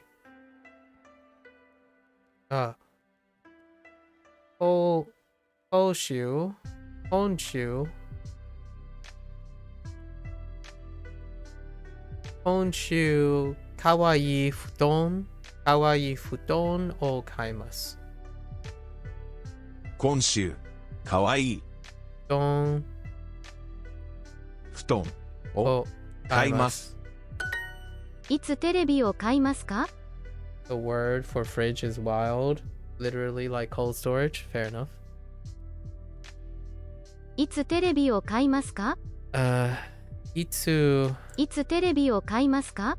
いつテレビを買います。買います。いつテレビを買いますか？買いますか？いつテレビを買いますか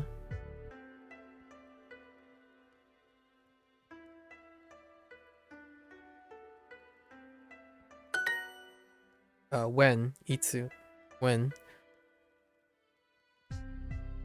and I'm going to buy a bed this week. Okay. 今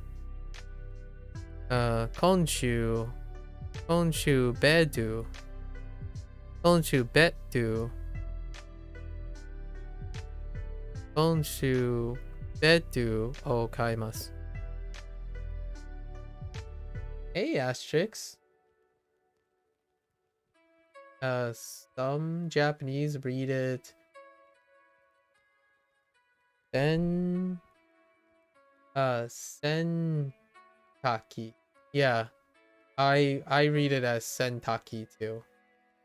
Yeah, I read it as sentaki too. I try to, and then occasionally I add the ooh. Yeah, so I agree with you, Asterix. I started reading it as sentaki.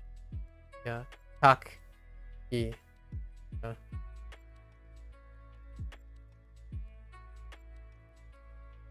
It kind of sucks. It really does suck. Sentakuki.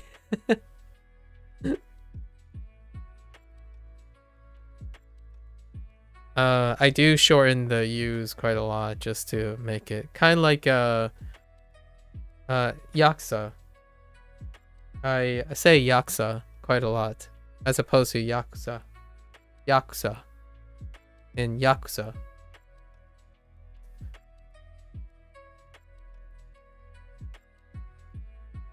Because of a video game, I play the Like a Dragon series quite a lot. There's a lot of yakuza. The use of the word yakuza. Not that yakuza is as difficult as sentakuki. Okay, you keep the U for stuff like isu if it's fully voweled in Chinese. Oh, that's a fair point. My use, I say isu. I say isu when it's standing alone, but I don't say isu when it's not standing alone. Kind of like kazoku. Kazoku, like a lot of times kazoku is with family, so oftentimes I say kazuto. Kazuto. So where the ku kind of gets lost, but I do that quite a lot. And just like instead of saying like tenisu, I say tenisu standing alone, but when you say like tenisuo, right, it's teniso. Pretty much all the U's get lopped off in a sense. For me personally. Sometimes on occasion, if it's in the middle of a sentence, I might emphasize it sometimes. It goes back and forth, but usually it gets lopped off a bit.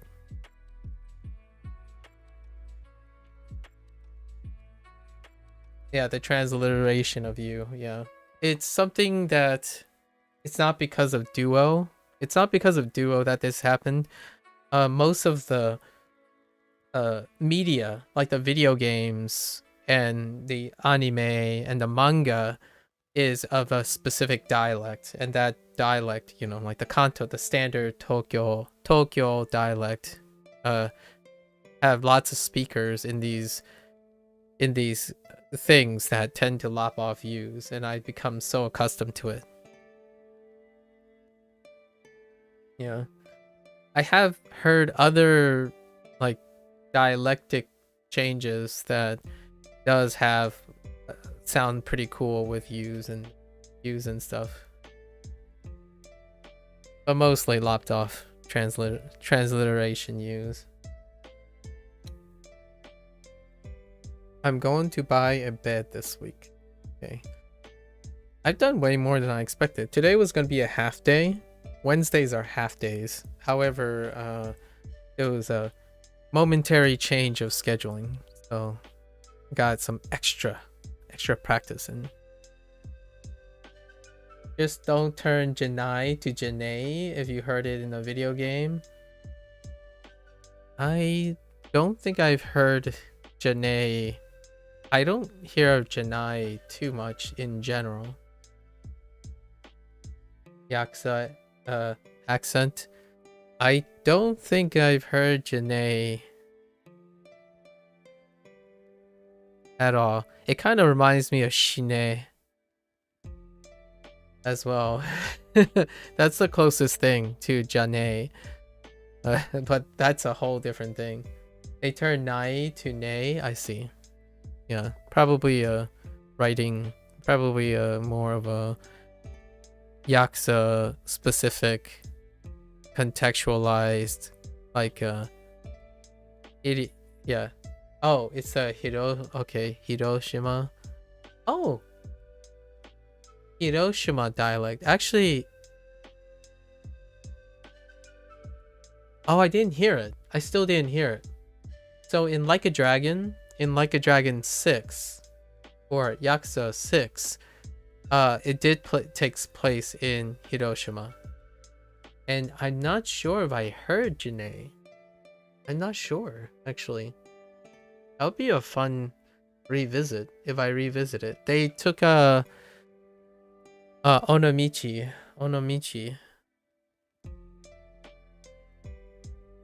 It took place in Hiroshima.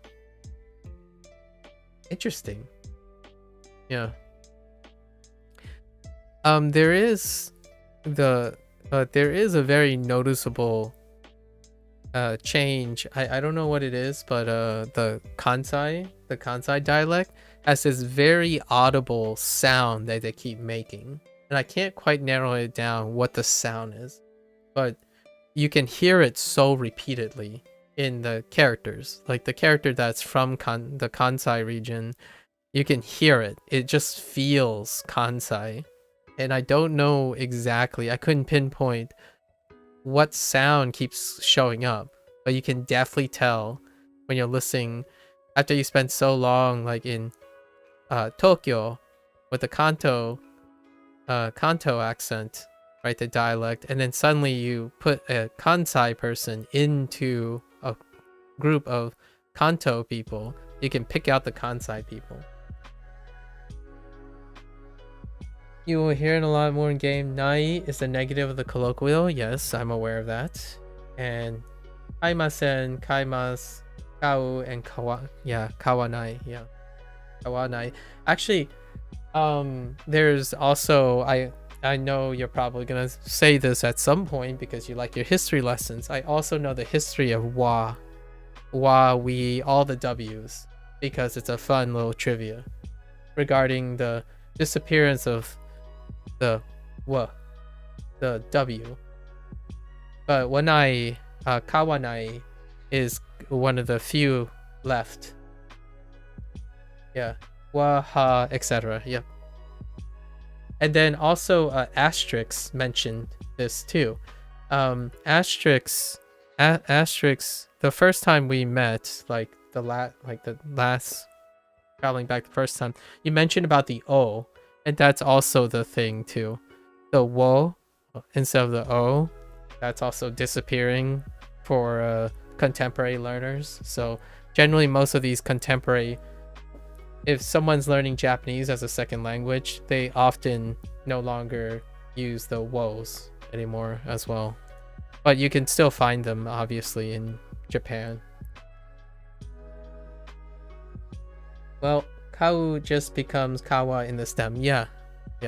But that's one of the few examples of existing was left in a word or in a stem in general. There are fewer and fewer of those. Historically, no. One of the relics of if you want, if you don't want, but generally, yeah. Chinu is the only verb ending in nu. True. I also know that one too. Yeah, there are some really interesting things about the Japanese language that parallels English in a way. Yeah, English has some examples of all these things where specific vowel sounds disappear. Or not vowel sounds. Specific sounds are being removed from words consistently. One is L in specific places in English words. L's are gone. And R's, like rolling R's, are kind of disappearing from specific areas in English. Very, very consistently. Even though they're still written. So like a lot of times they're still written, but you don't sound them anymore. After French destroyed the S. Yeah. Yeah. It's kind of fun. I really enjoy historical reasons behind it. It kind of makes you remember these things. But yeah, fascinating. Yeah. I'm not gonna even try.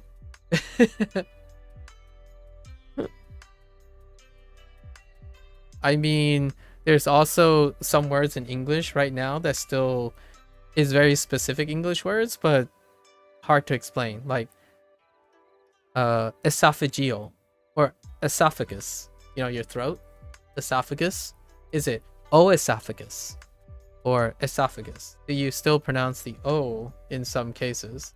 But I say esophagus. I don't say esophagus, which is quite literally spelled with an O esophagus. And that there's kind of, I can think of 2 or 3 more three more places where that. You mean 2 O's? Just putting the E in front of esophagus. So you can spell it, right? This. Versus just omitting the O. The O is dropped. Or added. Yeah. Esophagus. Yep. There are plenty of examples of that. And in English, in American English, these are gone. Even though in science, I would see this come up every once in a while. Esophageal, for example. Of the characteristic of the throat. There are other examples I'm sure you can find in an encyclopedia. Fun times. And then you have the weird ones like the diphthongs. Great vowel shift.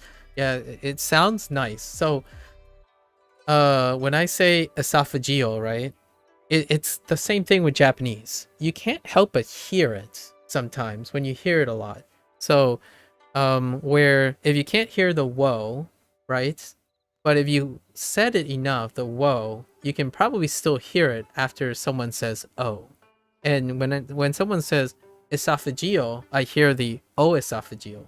The O is there, but that person didn't actually say it anymore. Learn Arabic, never worry about vowels. Maybe like in another 5 years. Anyways, let's finish this up. Unless I make another mistake. I only have one mistake left. I'm going to buy a bed this week. So, konchu. Konshu, beto o kaimasu. Doing Hebrew from a book, it's like 70 pages of Sandi rules. Sounds like you are on your way, Hideyoshi. Do you do that for a living, or like what keeps you going? What's your fascination with linguistics? Have you been applying it to something that's giving you more resources? Like, what is your background and your motivation in doing so many extracurricular language seeking? You have a math degree? You're talking to the wrong person here. I don't think that has any bearing on your motivations on doing things. My degree, my PhD is in biology. What am I doing right now? Just saying.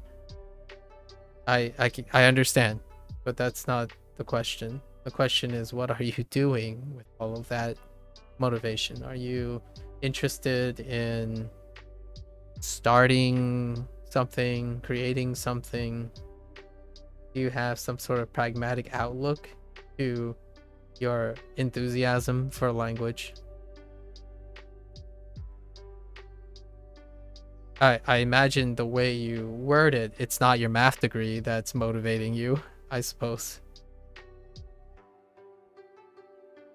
I haven't asked you. That's why. I haven't asked you these questions. Feel free not, you don't have to answer if it's too personal. I'm just genuinely curious because it seems like your enthusiasm has no limits. Even when it's on deaf ear, it's still you're incredibly enthusiastic, and I'm very piqued at how you're applying your enthusiasm. You don't know, you do all kinds of weird things. Weird things are nice. It makes you stand out. You have any marketable traits that you want to turn into something that can be actualized, right?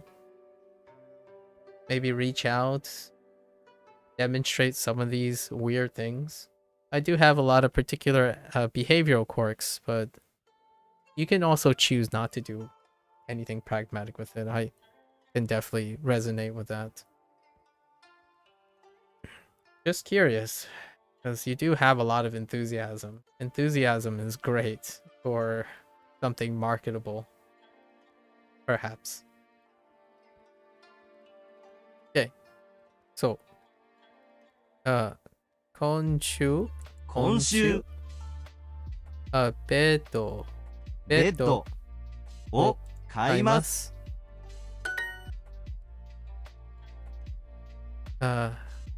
多分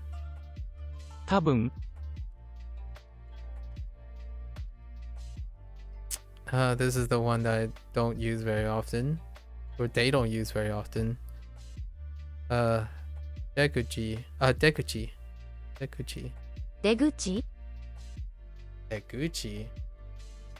Okay. 明日空手 and 机まだ机はありません。まだ机はありません。まだはまた机はありません。また机はありません。冷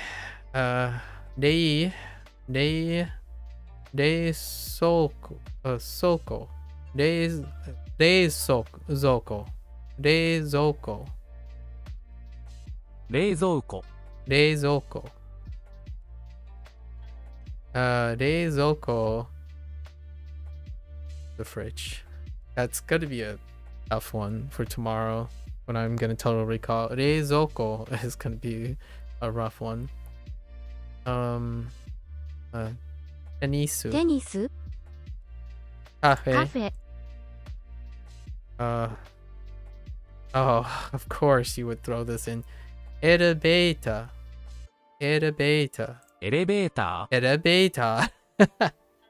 Man, going up. Elevator going up. Elevator. Sure. And then, Kaidan. Just throwing Kaidan all the time. いつ本棚を買いますか? Oh, Kaidan reminds me of, Gaidan.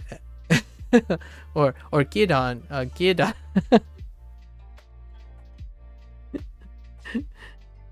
Chicken egg. You know, a chicken egg. Gaidan. Gaidan.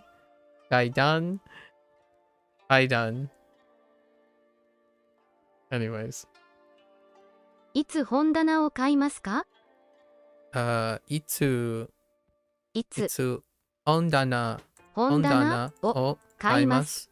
いつ本棚を買いますか? Oh, Whoops. いつ本棚を買いますか?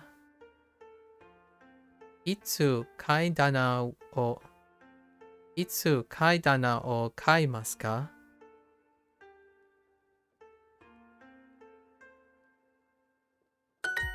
新しい机が欲しいです。新しい机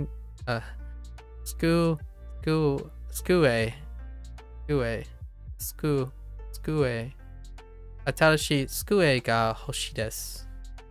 hoshii desu. Atarashii skue ga hoshii desu. I want a air washing desk. Sorry, I'm having a little fun here. Air washing desk. I want a new desk. Skue. Oh no, wait. Skue. Yeah, skue. Yeah. For a moment there, I'm like, wait a minute. Yeah. Okay. いつ新しい布団を買いますか? Okay. いつ Itsu. I heard itsu atarashi futon wa. Oops. Oh. Sorry. Oh. Oh. 買います。いつ新しい布団を買いますか? Ka. か So, itsu atarashi futon o kaimasu ka? Okay. 今週新しい電子レンジを買います。 Ooh, that sounded very melodic. I really like denshi renji. Denshi renji. Denshi renji. It's so melodic. Anyways, okay. So, konshu atarashi denshi renji o kaimasu. Konshu atarashi denshi renji o kaimasu. Denshi renji o kaimasu. Okay.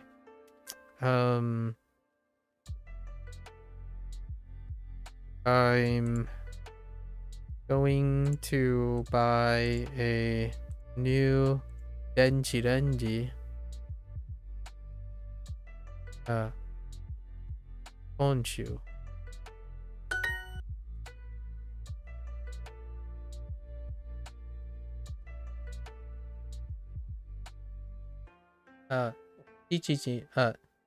Chichiji ni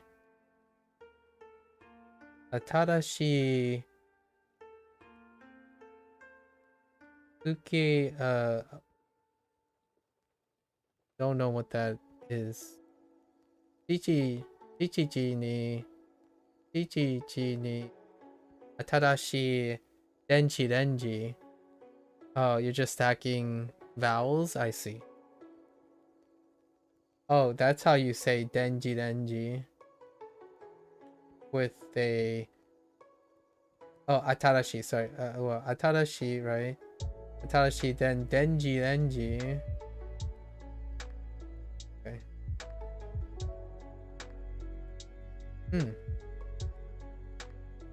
I see a kana that kind of reminds me of a ski.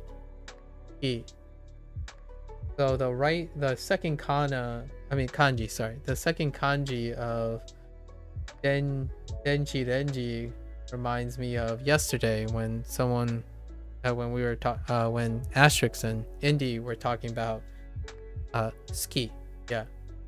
Ski. Second, the right kanji. Child. Interesting. Standing alone. Let's see.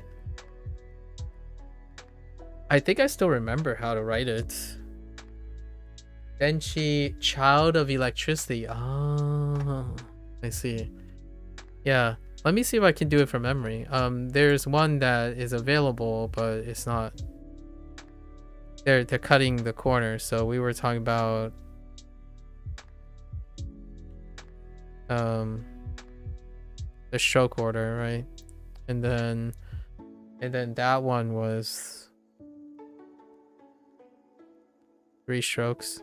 So ski.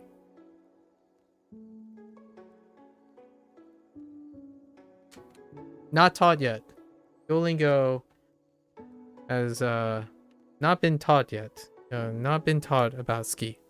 Just something I remember because people like to share. It's the hao and ni hao. Oh, that's why you know it? No, I don't know any Mandarin, unfortunately. Yeah, no Mandarin whatsoever. I haven't ever even seen ni hao in any way. So it's the same character in Hao. Ni Hao. Interesting. Maybe I'll recognize it in the future though. When we get to Mandarin, I'll keep that in mind. That it's shared. All those vanity bags they sell at stores with every language on them. Can't relate. I don't know. I don't know. Fujonese is the basis of everything. Speaking Fujonese is the basis of everything. Ni hao. Right? Ni hao.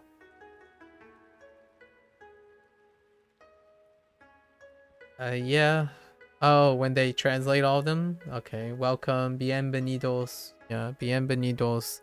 Ni hao. Or ni hao. Well, what are you going to buy a bookshelf? Let's see. Itsu hondana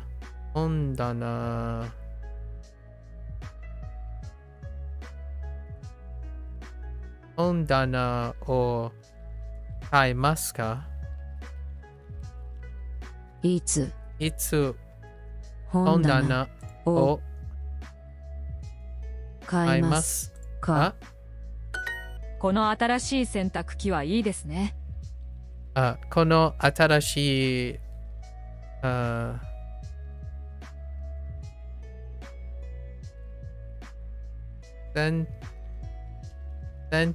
oh yeah, the suck machine. 洗濯この新しい洗濯機はいいですね。洗濯機はいいですね。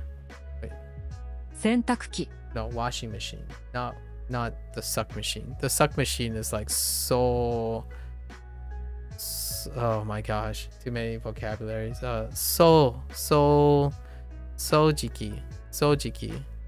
Sojiki is the suck machine. And then we have sentaki. So, この新しい洗濯機はいいですね。It kind of sounds like center, like a center kiosk or a center key. Gonna go take care, Asterix. Thanks. Have a wonderful day. Good luck.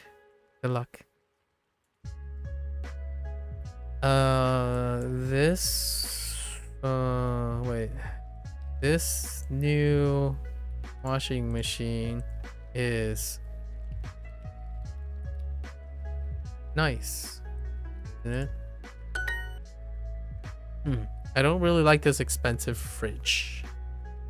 Fridge is冷蔵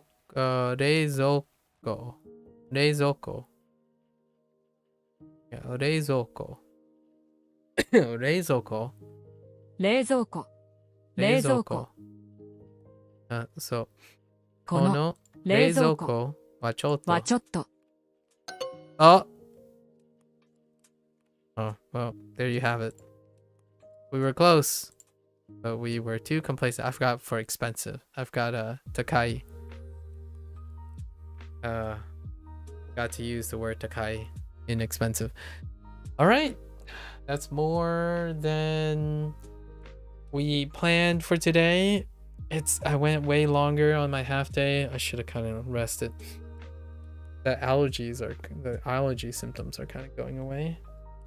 Not bad.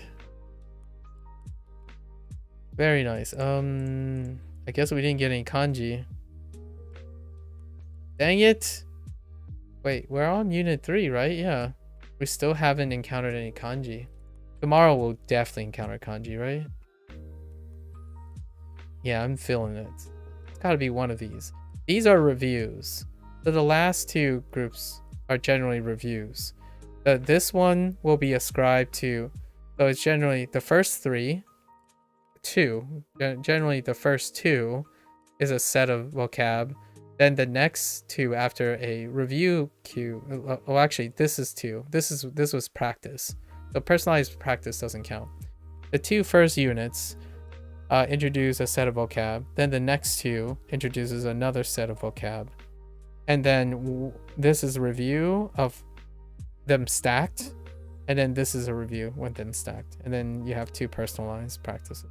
So we'll definitely get our kanji tomorrow so we can write more kanji. Exciting. Very exciting.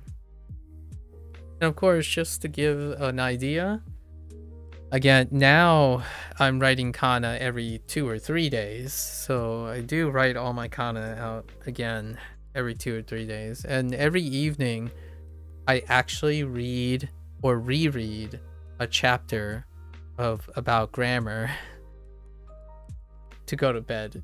I actually read into my sleep. It's kind of nice reading grammar into my sleep. So I'll talk about that after we complete section 2 or reach day 60, about my routine when it comes to reading grammar. Right now I'm sleeping to historical facts and interesting things about verb tenses and verb conjugations before bed. Kind of very cathartic. Taking advantage of how reading makes me kind of sleepy over time. So just a little side activity to share with everyone. All right, folks. That's a wrap for day 35. Thanks for hanging out. Thanks for listening. Always feel free to bring stories, discuss, share your opinions, maybe share a little bit about your life. I know, it's a mundane routine and you're just living your life on your own and it's not as exciting to you. But hey, be motivated to tell an interesting story about your life to a stranger or to someone who's willing to listen. It's actually incredibly cathartic and liberating. Know that there is some sort of stranger out there who is piqued by even the most mundane activities of your life. People from different types of worlds, different types of cultures, right? Find that somebody and connect with them. It can breathe an exchange of ideas and also impart a greater value to your life if you're not introducing novelty into your life manually. Like for me, I introduce something new every single day to my life, be it a small little change here and there, but they're not permanent changes. Just shake up life. Try not to get bored of life, right? Boredom is a mood sucker. It sucks harder than vacuum cleaners. All right? Until next time, stay safe, stay healthy, work on that proactive excitement. If not for yourself, for someone else who can give you some affirmation about how interesting your life is. And until then, mata ashita. Ja ne.